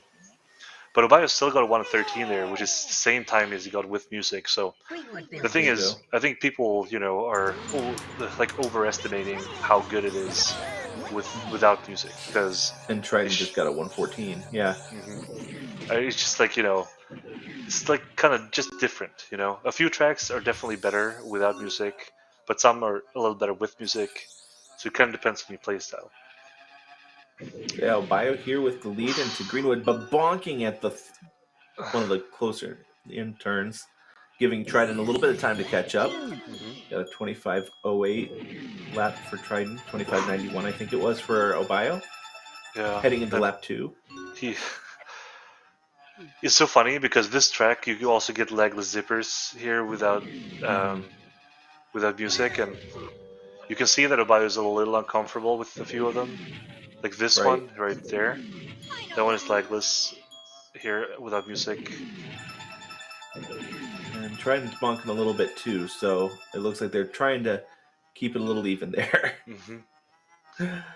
Obiyo flying into the end of the course with a 107. Solid. And Trident will probably get 110. a 111. Or 110. 110. 110 is still okay, but yeah. Okay. Yep. AMD. Take it. Time for windmill planes. Let's see if because even without music, this is going to change probably a little bit of the way that hopefully Obiyo gets the out of bounds. Yep, that is true. And he misses. Come on, Obiyo. Okay. Drive. So now he has to go back around and try it again. Man. Oh, now Trident's turn. Now that pushes Trident into the lead. Oh, man. Oh. My God. Oh, this is so crazy. Oh, and Trident almost just went back into bounds there. What is happening right now? Great entertainment. That's what's happening right now. Oh, gosh.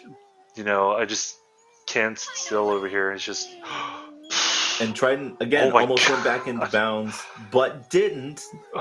It's these out-of-bounds tracks that, like, one small move and you could be out of luck. Like, as we mentioned before, first, Obiyo missing the Spaceport Alpha 1.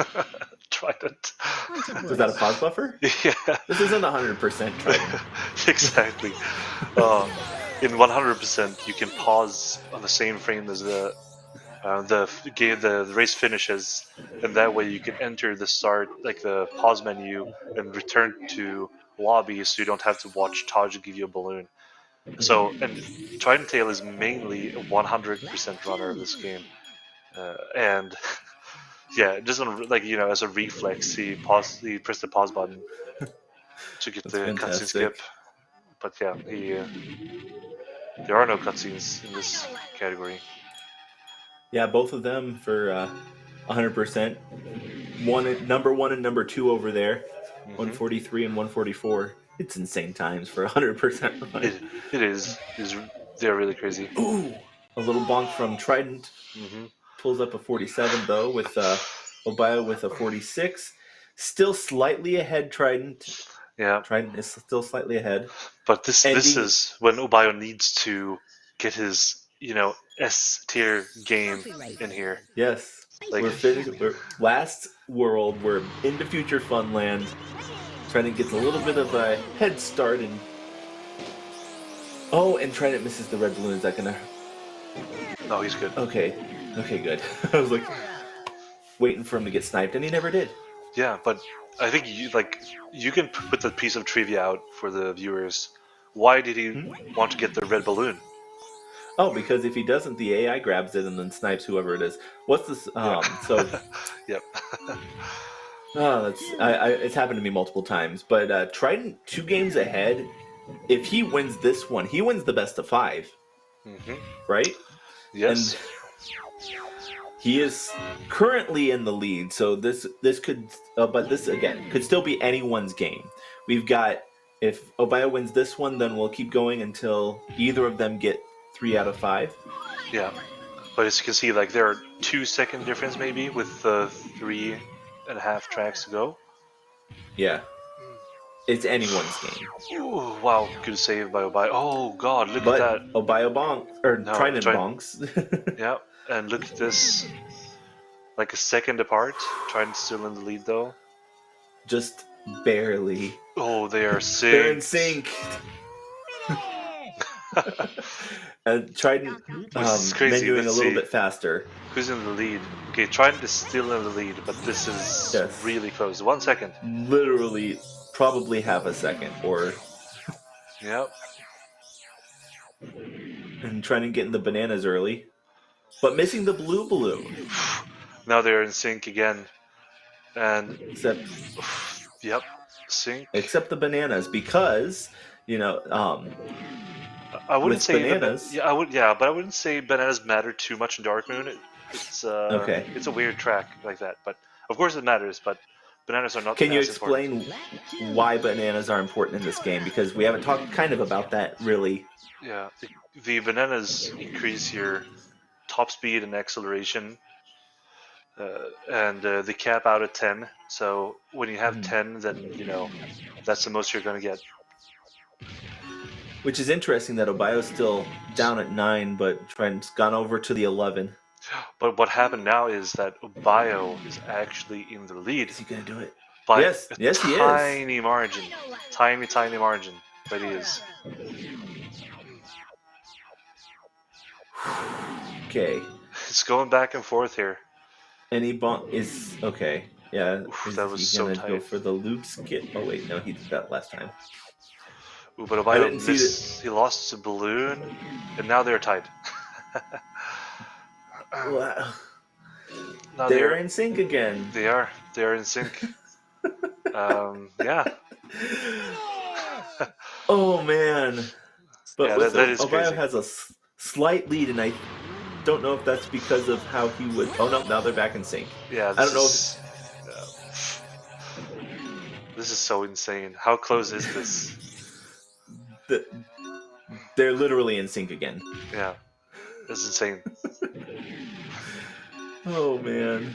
They're two completely different parts of Canada, but they're playing like they're holding hands right now. Both with really solid first laps. Low 24s, it's really solid. Okay. Obiyo getting slightly early. Yeah. Yeah, it's slightly ahead. Oof.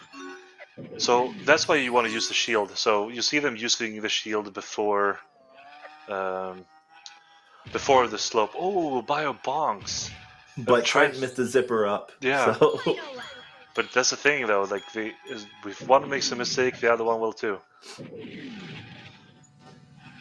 It's insane. But Obiyo is currently in the lead. Yes, he is. And let's see how long he can hold it. Because navigating through the city can be a little difficult. Yeah. But he sniped the CPU, so it's going to be good. Obiyo is ahead by like 2 seconds. Trent had a 114 there. And we're into Spaceport Alpha. The last track. Let's see if he can get the out of bounds. First try. Yeah. Trident is really, really good at this track. He's probably the best balloon race runner in the world at it, but I don't think it's really going to be hard to catch up with 2 seconds. Okay. Obiyo got it. Trident got it. And Obiyo has 1 extra banana. Again, not a big difference, but it definitely makes a difference slightly. For sure. Like, it definitely makes a difference with 1 banana, even if it doesn't look like it. All right, Obiyo heading into the final lap, slightly ahead of Trident. Yeah. Trident head. Oh my gosh! But all you need is one of them. Obiyo's taking a safe turn here. Is going to win. Yes. 23-42. Wow. 23-42, and Obiyo wins. Oh, did he miss the checkpoint? Yeah, he tried to YOLO at the end there. But I don't blame him. He needed to go all out. And so again, that was insane. I don't understand what's going on.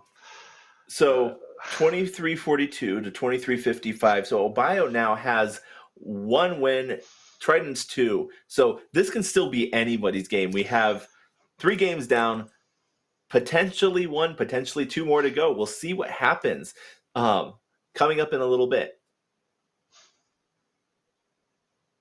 Oh, we're going to take some trivia. Okay. So what is the name of the fastest character in the game? Is it SG the Fast, TT the Clock, Diddy Kong, or Tip Tip the Turtle?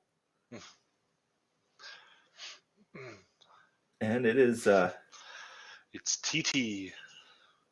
There you go. Oops. Fantastic. TT's top speed without bananas at 63 miles an hour, has the same amount of speed and acceleration as Crunch on the plane, making Drumstick faster. Crazy stuff.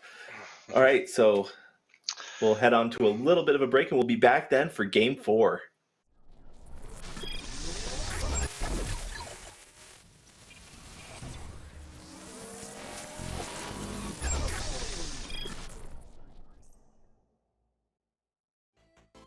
Speedrunning is seeing how fast you can complete a video game. Your goal is to be faster than the last time you did it.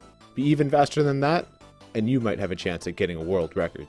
You can speedrun any game, but before we get into that, let me ask you something. How long did it take you to finish Super Mario 64? If you're a casual gamer like me, it probably took you days, if not a week or 2 to complete. Kanno, a Super Mario 64 speedrunner, completed a 0-star playthrough of the game in 6 minutes, 29 seconds, and 950 milliseconds. That's faster than it takes to bake a pizza pop. Kanno achieved this time while doing a 0-star run of the game. He completed the game so fast because the challenge didn't require him to collect any stars throughout the game. A key game mechanic of Super Mario 64 is collecting stars. However, you don't need to collect all the stars to beat the game. There are different ways to speedrun each individual game. These different methods are called categories. In Super Mario 64, the challenges play off the game mechanic of collecting stars.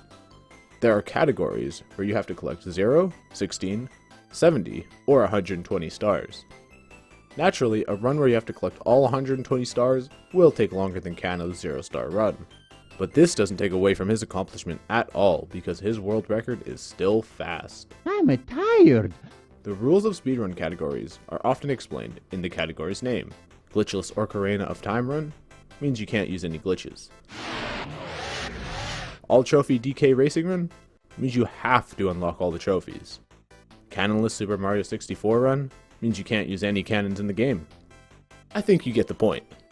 Each game is unique and it has its own set of categories. The best way to learn them all is to sit back and watch some speedrunning. So buckle up and get ready for some speedruns that are almost as fast as Shaw Fiber Plus Internet with the TGS Speedrunner Series, powered by Shaw.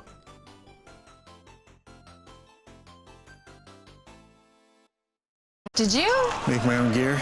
Yeah. Yeah, my phone bill's super high, and gear's expensive. Everyone knows you can save hundreds by adding Shaw Mobile to your internet. Don't worry, I'll be fine. At Shaw Mobile, save hundreds.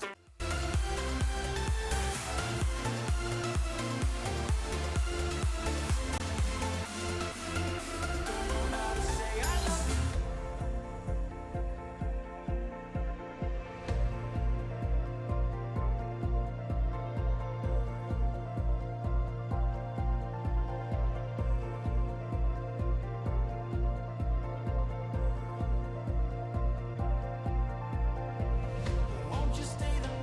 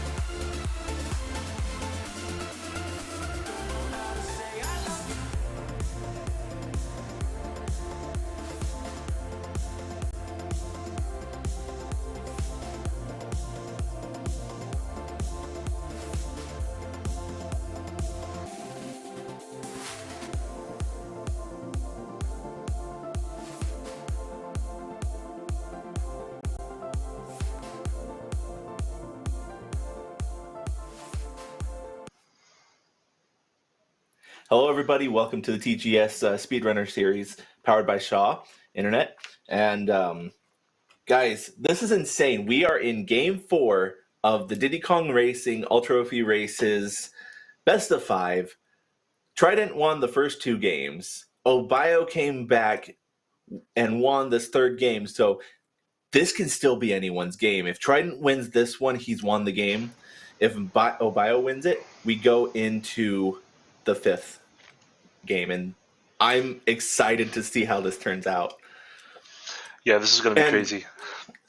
But before the race starts, we do have some trivia, a trivia question for you that we will answer at the end of the race. The question is, what is the first area of the game called? Is it A, Dino Dungeon, B, Dino Derby, C, Dungeon Domain, or D, Dino Domain? So I think both racers are about ready, so as soon as they're ready, we're going to head over, and there we are, heading into Game 4. Yeah, and we're going to enter the Zora's Zone, as it's called in Japanese, because I don't want to spoil the name for the trivia. Yeah, don't do that. In English. Okay, Game 4. Oh yeah, and we can't tell because they're both playing the Japanese version. Exactly. All right, so off into a good start again in Ancient Lake. Oh, let's see how much of a gap we get this time, if any. Yeah. And the thing about this is that these racers, fatigue's going to set in at some point, isn't it? Yeah, for sure. I mean, you see how fast this is going, so there's a lot of stuff to take in, and you definitely get tired. And they really need the breaks. So when they've gotten the breaks in between here, they've probably just walked around, stretching, drinking something, maybe. They really need it because this takes a lot of energy. This is tough. I mean, I'm getting kind of tired just watching the intense action. This has been amazing. Getting some good, not canyonless because Trident missed the blue balloon. Yeah, but Obiyo's canyonless was beautiful. So that puts Obiyo in a slight lead then. Mm-hmm. A little bit. It was beautiful. Pulling ahead. Nice late jump from both of them. Different approaches though. So Obiyo is going a little bit further to the right. And when you go further to the right, you take a slightly longer path, but you usually bounce more so that you get a better jump into the tunnel. As you can see here. But Trident is usually going further to the left, getting a smaller jump into the tunnel, but it's a shorter. What? Tree. That was weird. So so Obiyo has a extended lead now. Sorry, I just want to say about that weird thing with Trident. What happened there was he was drifting in one direction and he wanted to go neutral to not spin out, but the tree was in the way, so he span out and hit the tree at the same time. So that was really unfortunate, for sure. Trident had an unfortunate fast can. He was also playing pinball with Bumper over there. Yeah. But he's having a solid jungle falls, it looks like. But Obiyo's keeping the lead. Yep. Having a nice solid jungle falls, probably 37. 37? Yeah, 37 is slightly slow for a top player, but nothing major. Got a 35. Nothing major at all. Yeah, 35 is kind of what you want to aim for. It's like if you get a 35, you're satisfied. 37, probably not super satisfied, but you'll take it. Okay, and then while we're here in the Hot Top Volcano, is this the only out of bounds that hasn't given anybody issue yet? Yes. This track though is a lot more straightforward than the other ones. This one is just going back and forth. Of course, there are a few things to think about to not, get wrong weighed, stuff like that. Maintaining speed in 180 turns. But these runners are, 43 from Obiyo there. 43.89 and a 44.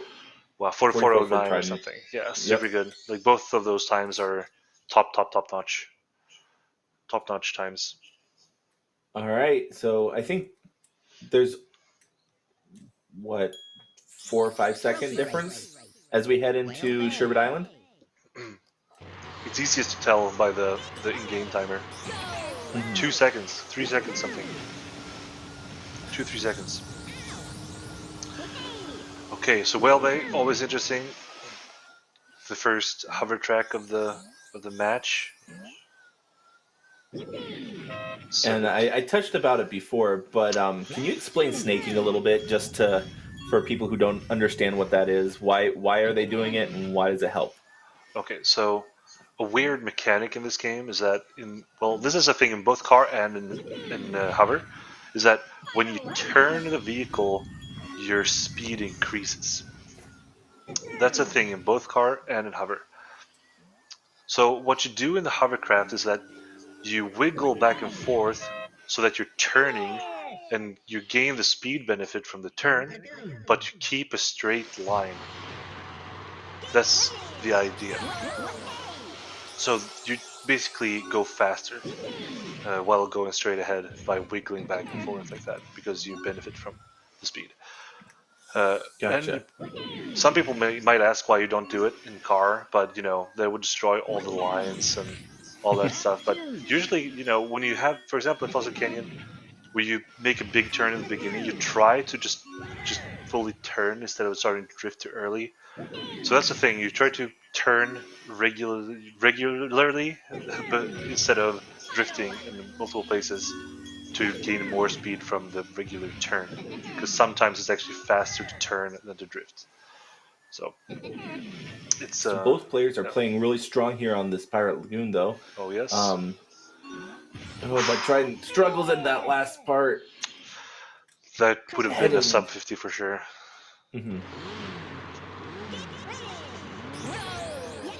Keeping a solid 3-second lead, Obiyo, because that's what he had in the Pirate Lagoon. I like that you use the word solid when it's 3 seconds. Yeah. I really like it, because that kind of shows how close this game has been. Yeah, this game has been insane, and I love every second of it. Yeah, it's really, really, really good. And just so the viewers know how crazy it is that we have a lot of players in this game, and I think only 8 runners. I think it's 8 runners who have a sub 24 time. So it's like, out of all these players, and all of those players have been playing for years, playing thousands of hours. So them just getting 23s and low 24s every single run here. It just shows how good they are, and they are at another level compared to most of the other players in the community. Treasure Caves. Now we're heading into Treasure Caves. Treasure Caves.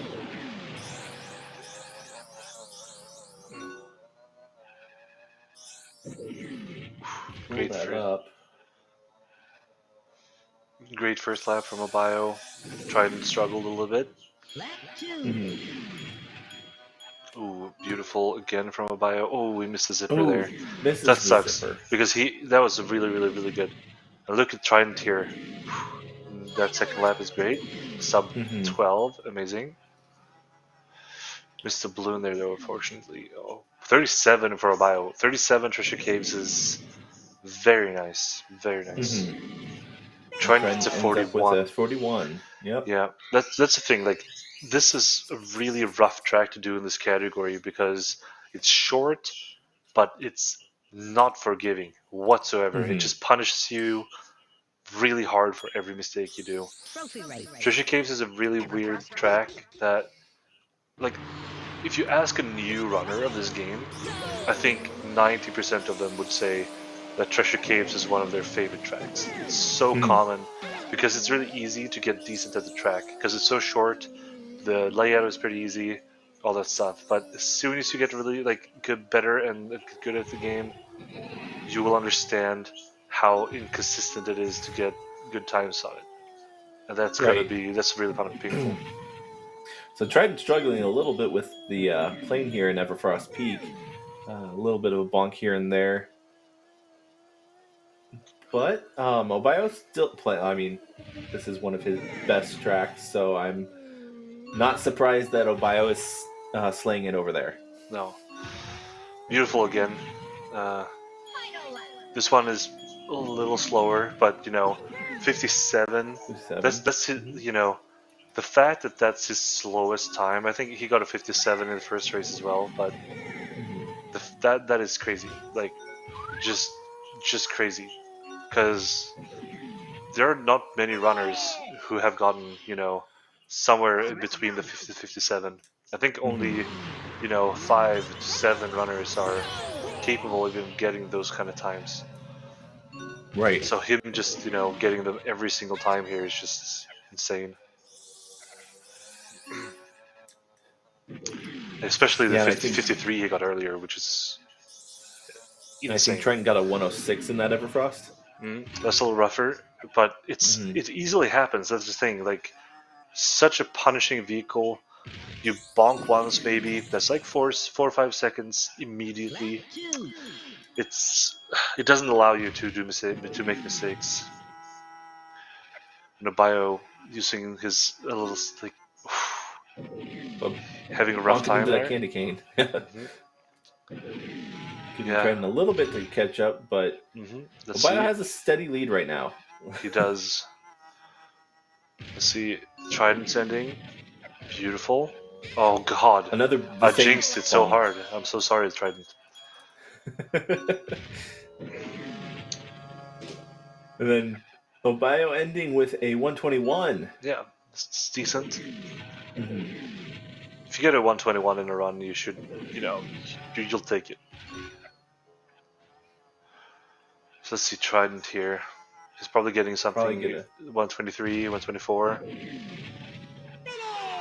24. 124.12. Now off to Snowball Valley. Bios is looking very solid right now. Oh, and of course he missed. And then gets ran over by Snowball. I'm sorry, Obiyo, as well, for jinxing you, too.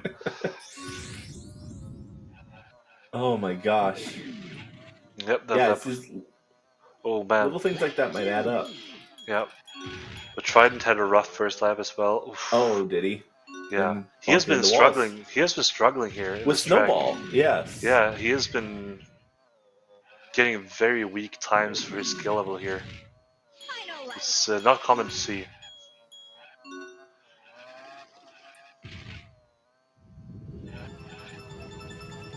But I'm wondering how much of that is like the fatigue of playing for, what has it been, a couple hours by now? Yeah, probably. And I know that, well, it's weird with Trident, I think, because he's mainly a 100% runner, so, doing long runs. He should be used to it. Yeah, that's kind of his thing. But I don't know. I remember, well, I don't remember when it was now, 2 years ago, something. When I was racing him in the all characters 100%. Yes. Yeah, and he had to quit after 18 hours because he, yeah. Right. So maybe it's not that then. No, because this is not 18 hours, but But I do know that his hands were hurting for probably 8 hours or so before he quit. So yeah, 104. That's a great time for Obiyo. That for Frosty, yeah, 104. Yeah. Obiyo is playing really well right now. This is... Yeah, something clicked in there and he just kind of has gone off. For sure. I just have to say, though, isn't it crazy that Trident was 2-0 up in games? Yep. They were synced to, they were half a second apart until Star City, and Obiyo gained around 2 seconds, so he had around a 2.5 second lead, and now it looks like, I mean, I'm not going to say too much, but right now he's very far ahead. Like, he can make very huge mistakes and still win this. 26-second lead right now. Yeah, according to the in-game timer. Yeah, that's a lot. And for Obiyo to lose 26 seconds, that's going to be very tough. And so if Obiyo takes this, and then we're even. Then we've got a tiebreaker. Yeah. Best of 5. That would be crazy. I have a feeling it's going to happen. Yeah, it looks like it right now. I mean, we can't. I mean, we still have 10 minutes to go, so right. A lot of stuff can happen. And but we still have Windmill Plains and Spaceport Alpha. Yeah, and Space Dust Alley. And Space Dust Alley, because I know Obiyo was having some trouble with that earlier. So, yeah, it's crazy.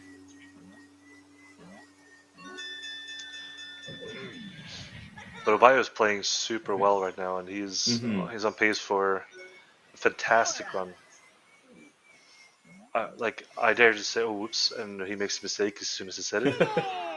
But this is probably in the 23-30 range. Still 25 seconds ahead lead. Weak first lap, but heads into Greenville or Greenwood Village. Yeah, Greenville. This is a good abbreviation. Usually in the community, we say the names by just the initials. So this is GV, Greenwood Village. Right.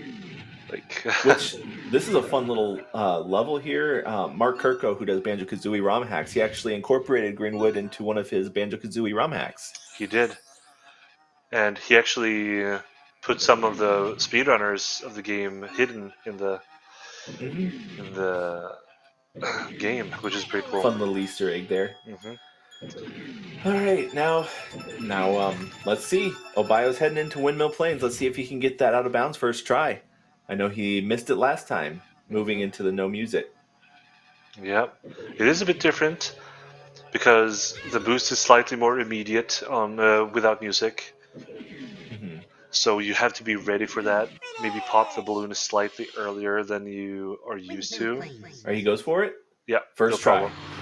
Okay, so Obiyo maintains that very strong lead heading into Windmill Plains. Not the cleanest clip, but he doesn't care. He doesn't care. Yeah, I was about to say. He can breathe easy for a little bit at least. Oof, yep. Oof, he was really close to barrel holding in bounds there again. And Trident makes it smooth in. Yep. And okay. Yeah, that's the out of bounds in this one is so tight. It is. That going back in bounds is something that could definitely happen. Thankfully, hasn't happened. No, but it is hard to navigate here, for sure. And then Obiyo heads into Haunted Woods. Still ahead of Trident here. Yeah, but he double bombs. But Obiyo likes the wall there a little bit. Yeah. See what this lead is. 20 seconds. 20 seconds about. That's insane. About a lap ahead, Obiyo is at least. Yep. A little more than Haunted Woods lap. But Obiyo is struggling a little bit in here. So the lead's going down a little bit, but not by much. And this still 46, 47. Oof, 40, almost a 48. Yeah, if that bonk would have moved him differently. What a bonk! Oh, and Trident. That zipper was mean. It was a little bit. But now we're heading into Future Funland. As Obiyo has a wide lead ahead of Trident, heading into Space Dust Alley. And we have to say that most of the drama has happened in this world so far. This is true. So let's see if he got his groove back into Future Funland. And 18 seconds ahead still. 18 seconds. Yeah. Pretty big lead, but 2 bonks here in in Space's Alley would be like 10 seconds. Especially in plane. Yeah. Yeah. But Obiyo is playing super well here. He's in the zone, it looks like. Trident gets a good first lap as well. And Trident's still pushing on. Obiyo gets sniped by Pipsy. It's always Pipsy. Yeah. It's always Pipsy. Ban Pipsy. Oh! Trident bonks into the tree. Ouch. But it didn't slow him down as much. It wasn't a total loss. Yeah, but he needs everything right now. Like, yes, there are so many things that have to go right for Trident and wrong for Obiyo for this to be for him to turn this around. Ooh, and then Trident gets sniped as well. Yeah.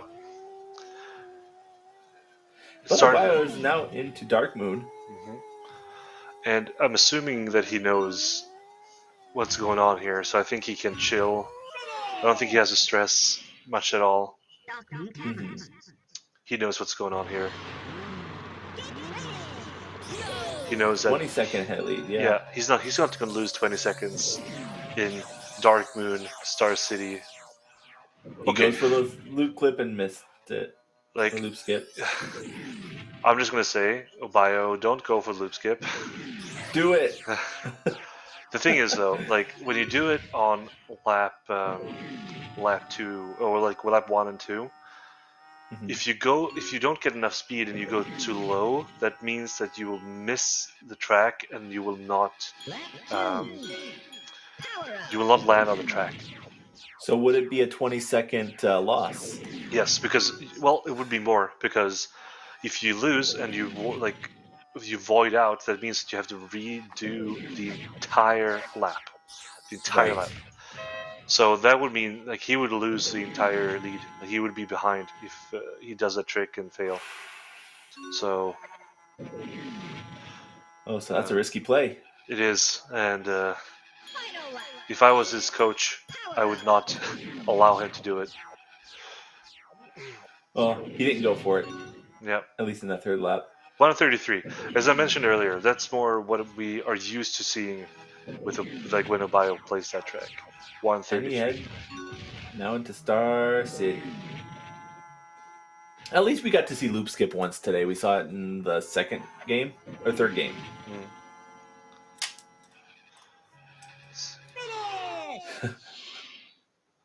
Star City. All right, so Obiyo up in TT, which I forgot to mention. We had that trivia about the fastest character, and one of them was about TT, which is the fastest character. TT is short, actually. It's short for TikTok. Fun little trivia bit here. Fun for TikTok. Yeah, and so I think that I think the changing to the no music is helping Obiyo a ton. Getting rid of that lag and just getting into the playstyle that he's more comfortable with, or less. I guess it's less comfortable with. Yeah, so maybe not. Yeah, it is interesting because he's usually playing with music, and he goes all in, turning off music, having less lag, making it work for him. Nice 112 for Star City. Yeah. So the last track, again. Now he's in the Spaceport Alpha. Yeah. And he needs to make a huge mistake in here for it not to be a win. What kind of mistake could he make to get him to that? I mean, aside miss from it out of bounds and then maybe do it again. Voiding out? Yeah, I think voiding out is really hard to do. Yeah. But of course he could miss a trigger or so. But I think he knows he's in the lead, so he's definitely going to go safe here. There's no yeah, I think Obiyo has this in the bag. Yep. There's no way he's Trident going got to the lose out of bounds first try as well, though. So he's still going to finish nice and strong heading into the end.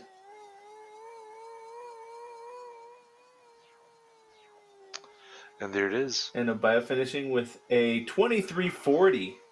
good, very good. And the interesting thing there is, you saw Obiyo taking, he got a 56 there, which is on the slower side, but he knew that he was ahead. He knew. So. And then Trident finishing with a 23:58. Yeah, both great times. Sub 24 is always a good time. All right, so that ties up the game. It is Trident 2, Obiyo 2. We did have trivia that we asked at the beginning of the of the race. The question was, what is the first area of the game called? The choices were Dino Dungeon, Dino Derby, Dungeon Domain, and Dino Domain. The answer is Dino Domain. The Dino Domain is set in a dry prehistoric area with dinosaurs and pterodactyls. Most of the courses are in a canyon landscape, which features small lakes and some plant life, specifically grass and pine trees. And so we have actually a second question for you. How many main areas are there to explore in the overworld? Is it 4, 5, 6, or 7? So let us know in the chat, and when we come back, we'll be hitting Game 5 with Obiyo versus Tridenttail. Stay tuned.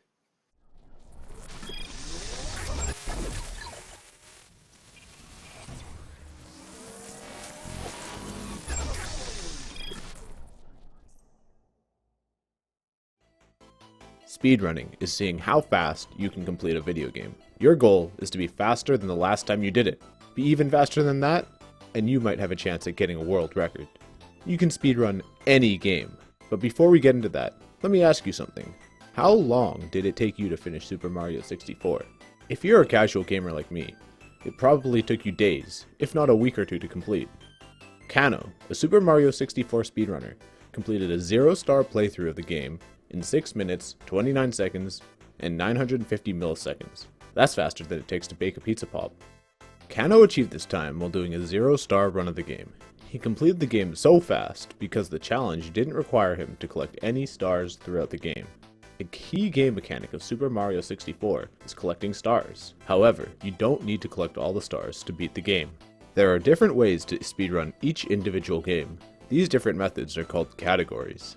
In Super Mario 64, the challenges play off the game mechanic of collecting stars. There are categories where you have to collect 0, 16, 70, or 120 stars. Naturally, a run where you have to collect all 120 stars will take longer than Kanno's 0-star run. But this doesn't take away from his accomplishment at all because his world record is still fast. I'm tired. The rules of speedrun categories are often explained in the category's name. Glitchless Ocarina of Time Run means you can't use any glitches. All Trophy DK Racing Run means you have to unlock all the trophies. Cannonless Super Mario 64 Run means you can't use any cannons in the game. I think you get the point. Each game is unique and it has its own set of categories. The best way to learn them all is to sit back and watch some speedrunning. So buckle up and get ready for some speedruns that are almost as fast as Shaw Fiber Plus Internet with the TGS Speedrunner Series, powered by Shaw.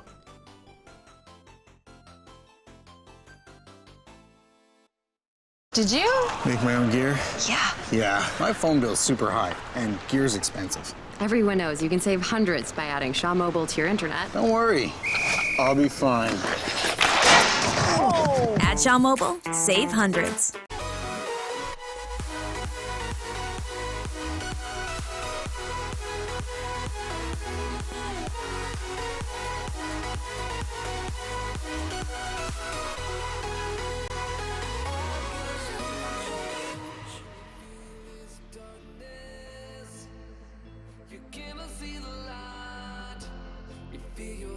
Falling farther, deeper into night. When shifting sands are changing, words are rearranged. You don't know the truth, don't know what to believe in. Cannot trust the feelings inside of you. Into the lost, you know, in every disguise unknown. All of the doubt just grows into the lies.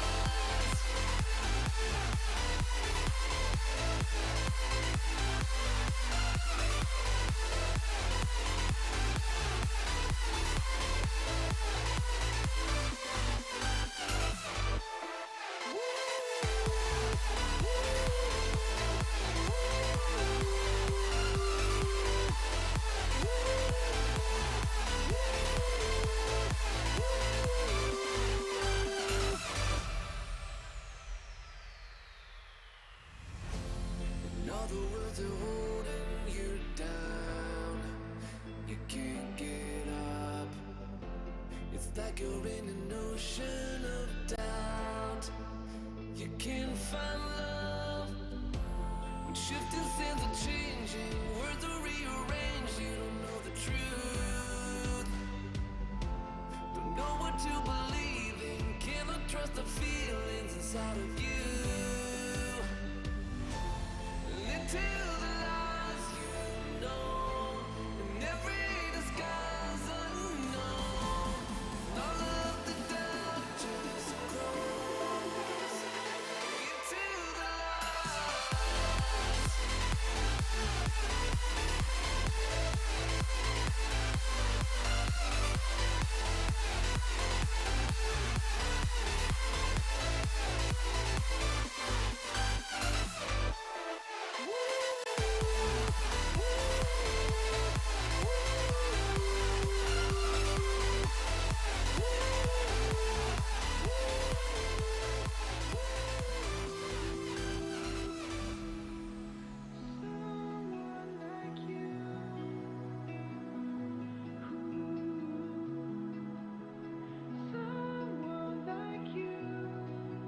You're everything that I've got.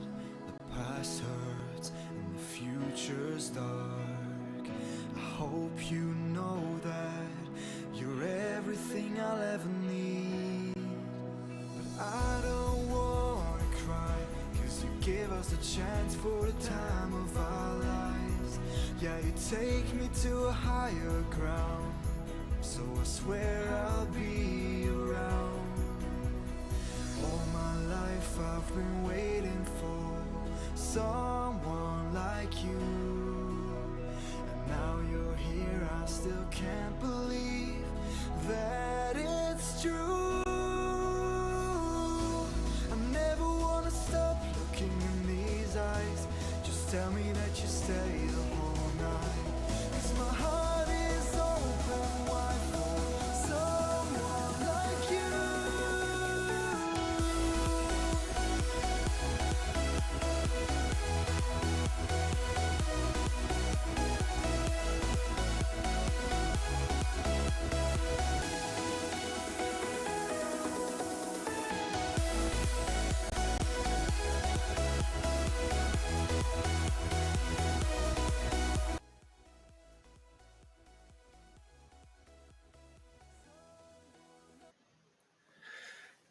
Hey guys, welcome back to the TGS Speedrunners powered by Shaw. This has been an insane game. We are doing the All Trophy Races best of 5, and we're on our 5th race.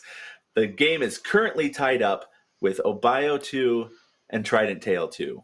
So this last match is going to decide who is the winner. Is it going to be Obiyo? Is it going to be Trident? But before we get to the game, we asked you guys a question before the break. The question was, how many main areas are there to explore in the overworld? Was it 4, 5, 6, or 7? The answer is 7, letter D. Within Diddy Kong Racing, there are a total of 9 chapters, our 8 main areas along with the prologue area. All right, so then with that, I think our 2 runners are ready to get going. I am excited to see this. It could be anybody's game. I know Trident's kind of fatigued a little bit, and Obiyo's kind of stepped up his game, but this is the last. They're both going to give everything that they've got. Yeah, so 2-2. It's going to be insane. So we are off on Ancient Lake again for the 5th time. This is normal in a 100% run. It is. You need to do Diamond Domain how many times? Do you know? Is it 6 times? You do it twice for the regular and coins, and then for each trophy race. Yeah. So that's 7. Okay. A lot of yeah, times. No, yeah, exactly. But yeah, 7 times. 7 times. So they are used to this. As we mentioned earlier, Obiyo has the world record in 100%, and Tridenttail is 2nd place. And it's a close second. Yeah, like 30 seconds behind. But the thing is, they are in their own league in 100%. That's for sure. Right.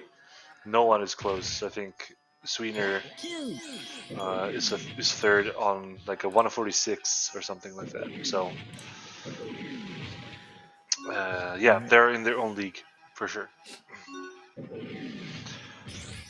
Okay, Tridenttail, beautiful canyonless right there. Pulling into the lead a little bit Wow. as we start off into the final lap of Fossil Canyon. Yeah, kind of flew jump through Ancient Lake, getting some beautiful jumps and some beautiful canyonless shots.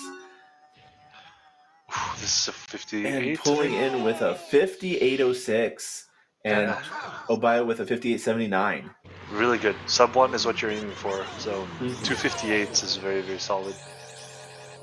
All right, so then we've got about a 3-second lead from Trident currently, heading into Jungle Falls, and let's see if the two runners keep together or if there's going to be an extensive lead between one of them.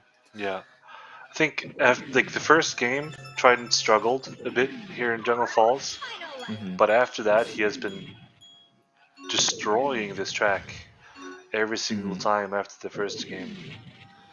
And he keeps that up. 35 again. Really, really good.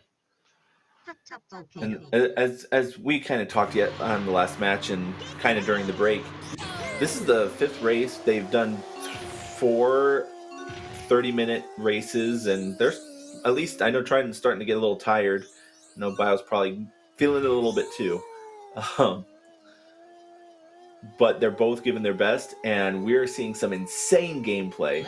Oh yeah, super high level gameplay here.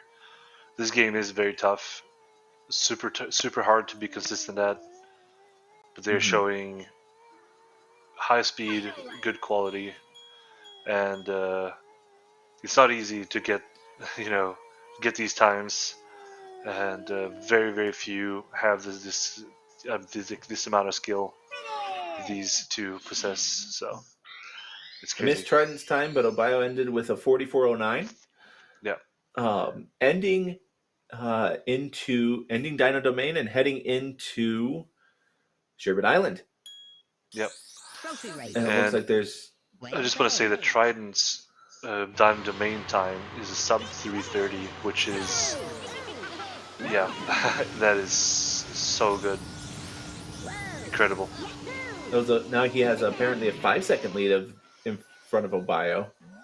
Yeah. According to the in-game timer. So I'm counting it. That's actually a good thing for pointing that one out, because I didn't ever think about that one. Yeah, it's a good tool to use for sure. So both of them making mistakes there on the first lap at the end of it.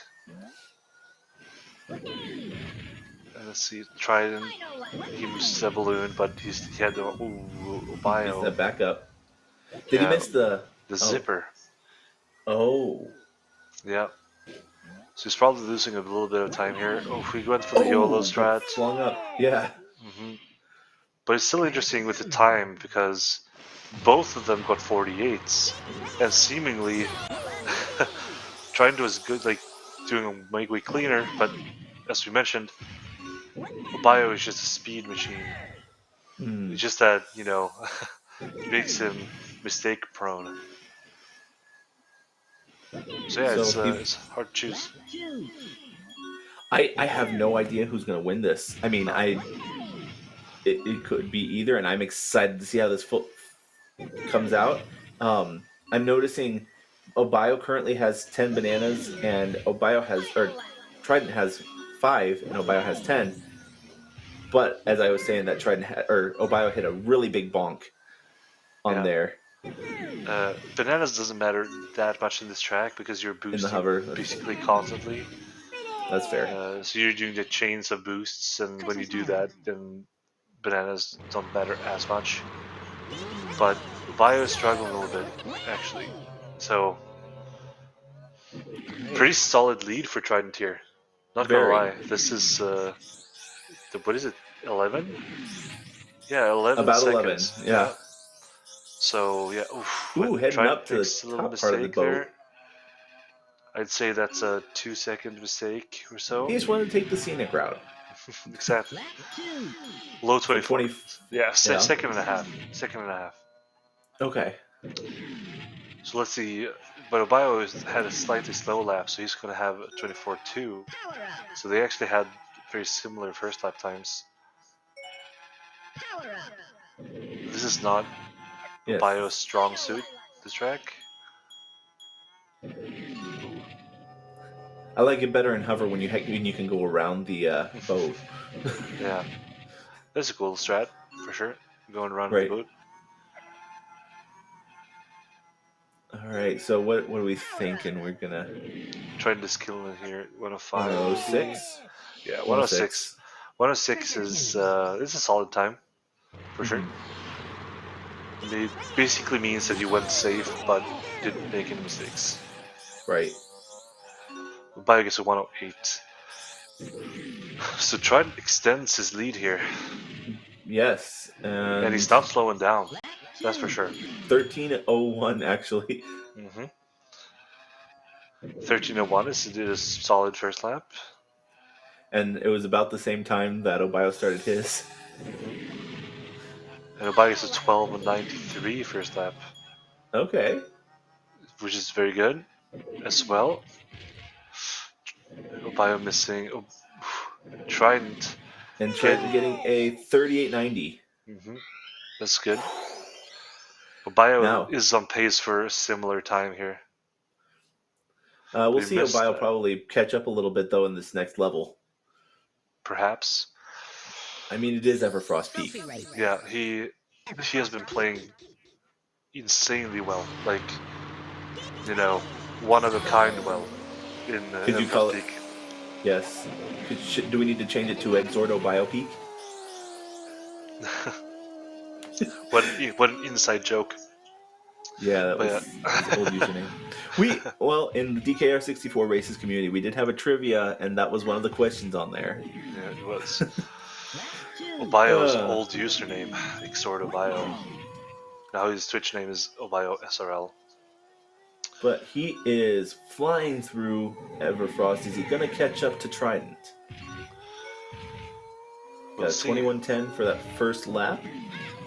Yeah, I just have to say though, Trident, as usual, calm and collected, solid gameplay, Consistency. No mistakes. Yeah, no mistakes. And Trident, and Obiyo's flying through Everfrost Peak like a madman. Although, he did get the balloon. Thought he missed it. But Trident got 58 there.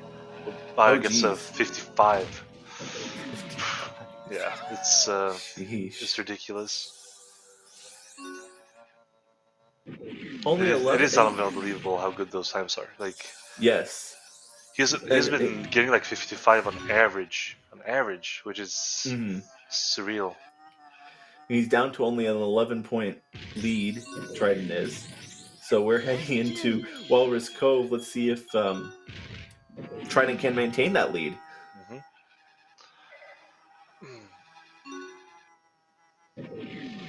Wow. Basically, we need to prevent these bounces and zoom. But we know that Trident is a really consistent player, so it's gonna be tough for Obiyo to catch up here. It is incredibly. Ooh, that was a beautiful jump by Obiyo. Slightly uncontrolled, but it was fast and it worked out. But he didn't really have all of the control there. Right, we're going to be. Let's see. Gonna get 119 for Trident. 119 is good. But I do think Obiyo's pace is around the same. About the same, yeah. Yeah, 120. Yeah, okay. But let's see how Trident fares into Snowball Valley, because he was having some trouble with it the last couple races. He has. This first lap is solid. 14:21.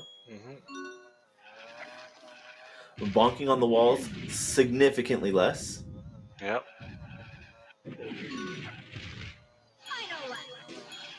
They're about a lap apart. a Snowball Valley lap apart. Yes, sir.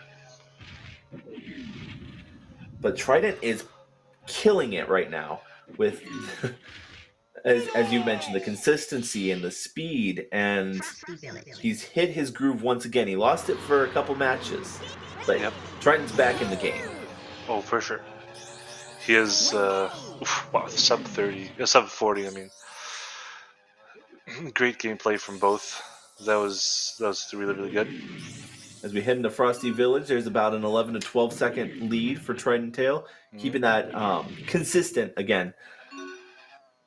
And Obiyo, as fast as he's been, okay, Trident's missing a couple of zippers, still unable to close that gap. Yeah. But both of them are so good at the game that it's so hard to catch up, even though you're playing really well. Like the other person will do really well as well. So right.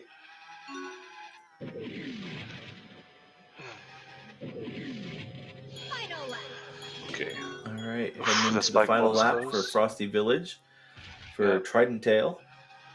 Yeah. One thing I can mention as well is the items that are on the ground. They may seem a bit random, but they actually have very similar placement every time you run the track at a certain speed. So you see, sorry. And the AI in this doesn't rubber band like Mario Kart or like Crash Team Racing kind of things. So it always runs the same course, right? Well, not exactly the same course, but basically, yeah. Okay. There are a few things that differ, but like one of the rubber banding effects in the game is the start boost. I don't think a lot of people know that, but when you yourself get the start boost, a lot of the other CPUs will get the start boost. But if you don't get the start boost, most of the CPUs will also miss the start boost. And if you get a yellow one, they will get bad boosts as well. Interesting. I actually didn't know that, but that it seems like the AI is maybe a little bit more reactive than maybe a set course. Yeah. I know when Trident runs his 100% in some of the mini games that we don't see in the ATR races, they'll only shoot at certain times, so the CPUs react to that. Yeah. Which is kind of interesting. Yeah, for sure. Well, Trident killing it again in Boulder Canyon. Obiyo heading into lap 3 as Trident flies through the temple or castle or whatever it was. Palace. Thank you. Yeah. All right, and finishing with a 112 for Boulder Canyon for Trident. Obiyo's on pace for 114 or so. Okay. So he's probably not going to be too satisfied with that. As 113.92. Yeah. And then Trident heads into Greenwood Village. Let's see. That was close to the wall. About a 12-second lead, so a little bit more of a lead. Yep. But it has been around 12 seconds for a pretty long time now. Yes. So the gameplay, what caused that big? Oh, getting a little bit of a bomb from Trident. Mm-hmm. Oh, bonk from Obiyo. And then we're heading. So as we said before, they're both so good, and they're both like messing up and kind of zeroing each other out. Yep. This is basically what happens. They, like, when one person makes a mistake, the other one makes one immediately after. That's how the game is gone. All right, and Trident ending Greenwood Village with a 1:10.07. Yeah, his Greenwoods have been a little slower than average, but nothing horrible. And also Obiyo with a 1:10.20 something. Mm-hmm. And now it's time for Windmill Plains. All right, we got our out of bounds for Windmill. We're about to see Trident attempt. He goes for it, and he makes it nice and clean. Mm-hmm. Now it's time for Obiyo bonking into the tunnel. That's unfortunate. Does he get it first try? No. No, he misses it. Oh no! This is the second time that Obiyo has missed the windmill planes out of bounds. This may cost him the game. But now he needs to, you know, he needs to be collected. He needs to, you know, be calm. Because he can't, you know, just clip in or bounce or something here and just lose another 40 seconds. Right. That would be devastating. So Trident keeps the lead as he heads into Haunted Woods. But yeah, that windmill plane's out of bounds is super difficult. You have to hit it right at an exact spot. You have to go right at a certain speed so that the geometry doesn't pull you back out and slip in between that and the ceiling. Yep. But now it's about a 25-second lead Trident currently has over Obiyo. Yep, 25 seconds is a lot in this game. Like, for like, you know, at this point, it's gonna take so much.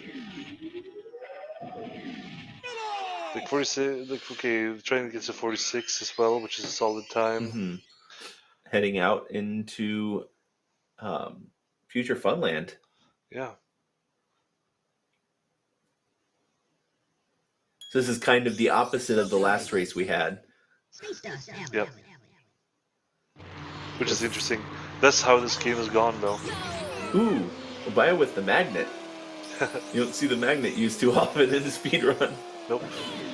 Usually you use, like, if you want to use a magnet in DKR and you want to use it in a beneficial way, usually it's when you use hovercraft and there's someone like beneath you that can pull you down quicker, because in hovercraft you don't want to be in the air too much.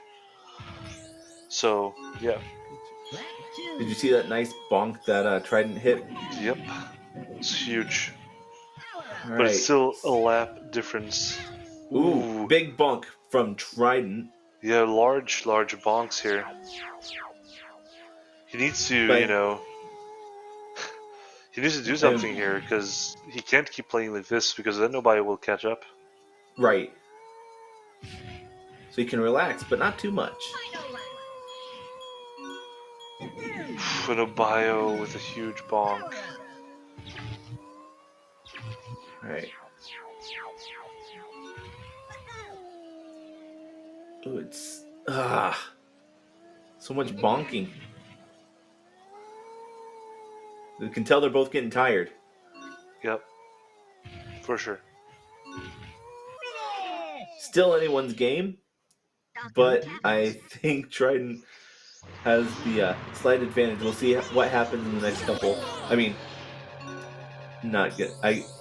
You could, you know, Trident could miss the bridge or something like that. You know, something crazy in Star City. Yeah, it has to be something really big, because, like, 20 seconds, he won't be able to race 20 seconds faster. That's not going to happen. That's fair. Yeah, he needs to miss an out of bounds or something like that. That's the only thing that can save Obiyo now. Which the only out of bounds we have left is the Spaceport Alpha. Yeah, and we do know that Obiyo lost the first game because he missed that. That's true.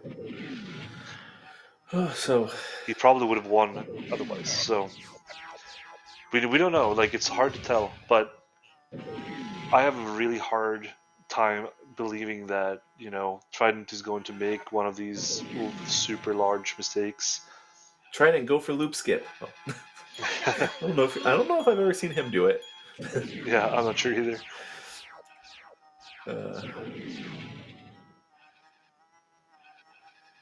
Okay, so got about a kind of fair mix in there. All right, so Trident is heading into the end of... Oh, he's got another loop to go still. So I got, what, 135? Yeah. It's an okay time, for sure. Star City. Usually satisfied with the 135. And now heading into Star City. 2 more courses, then we'll have finished. Wow. Obiyo went for the skip. He and went for the got loop skip. Nice. Beautiful. That'll definitely help, I think. He does. Maybe. It saves like a second and a half. So now there's a still 20-second difference. Yeah. So Trident has to fall off the bridge like twice. Now? Oh, no. 3 times. He made it twice, so... Yeah.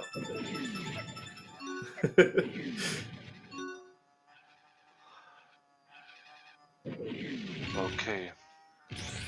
All right, here we go. Trident heading into lap 3 with a 22.73 second.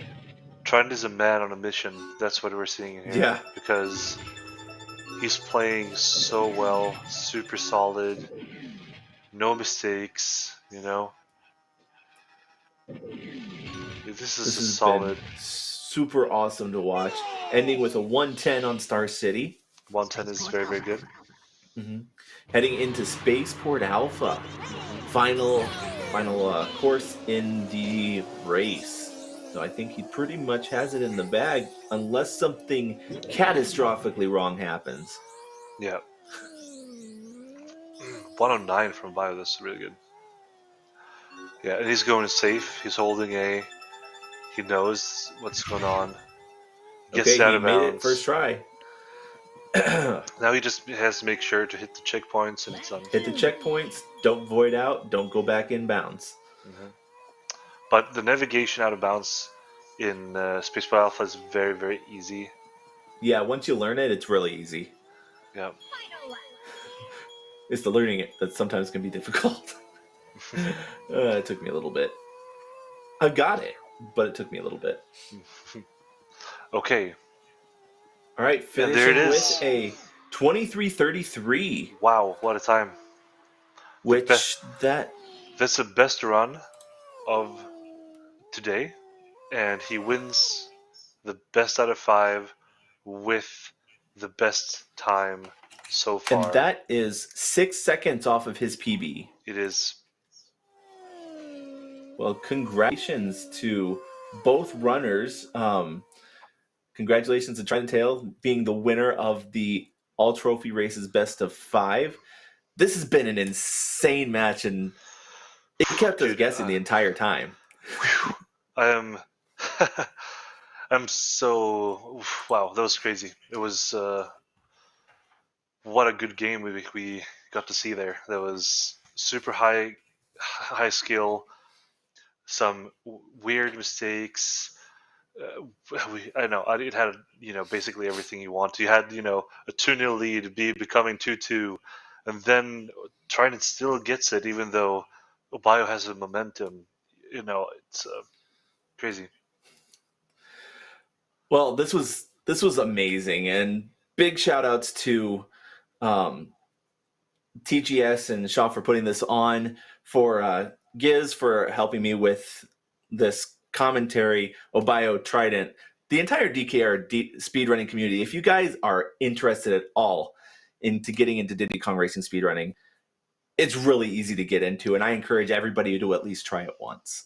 Yeah, just join the Discord and talk to the other runners and ask and have fun. Yeah, like it said in the chat about going to speedrun.com, you can find all the links there. Thank you guys so much. Wow, congratulations again to Trident for winning, and we'll see you guys later. Thank you guys so much for watching and for being a part of this. Thank you very much.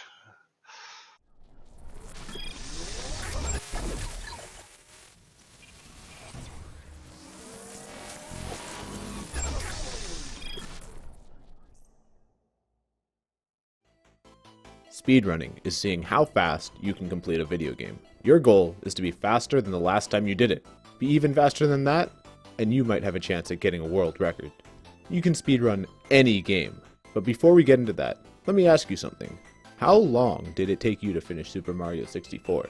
If you're a casual gamer like me, it probably took you days, if not a week or two to complete. Kanno, a Super Mario 64 speedrunner, completed a 0-star playthrough of the game in 6 minutes, 29 seconds, and 950 milliseconds. That's faster than it takes to bake a pizza pop. Kanno achieved this time while doing a 0-star run of the game. He completed the game so fast because the challenge didn't require him to collect any stars throughout the game. A key game mechanic of Super Mario 64 is collecting stars. However, you don't need to collect all the stars to beat the game. There are different ways to speedrun each individual game. These different methods are called categories. In Super Mario 64, the challenges play off the game mechanic of collecting stars. There are categories where you have to collect 0, 16, 70, or 120 stars. Naturally, a run where you have to collect all 120 stars will take longer than Kanno's 0-star run. But this doesn't take away from his accomplishment at all because his world record is still fast. I'm tired. The rules of speedrun categories are often explained in the category's name. Glitchless Ocarina of Time Run means you can't use any glitches. All Trophy DK Racing Run means you have to unlock all the trophies. Cannonless Super Mario 64 Run means you can't use any cannons in the game. I think you get the point.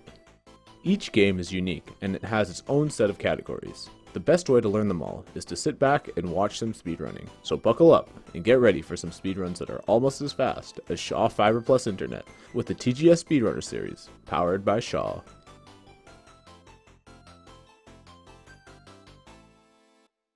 Did you? Make my own gear? Yeah. Yeah, my phone bill's super high, and gear's expensive. Everyone knows you can save hundreds by adding Shaw Mobile to your internet. Don't worry, I'll be fine.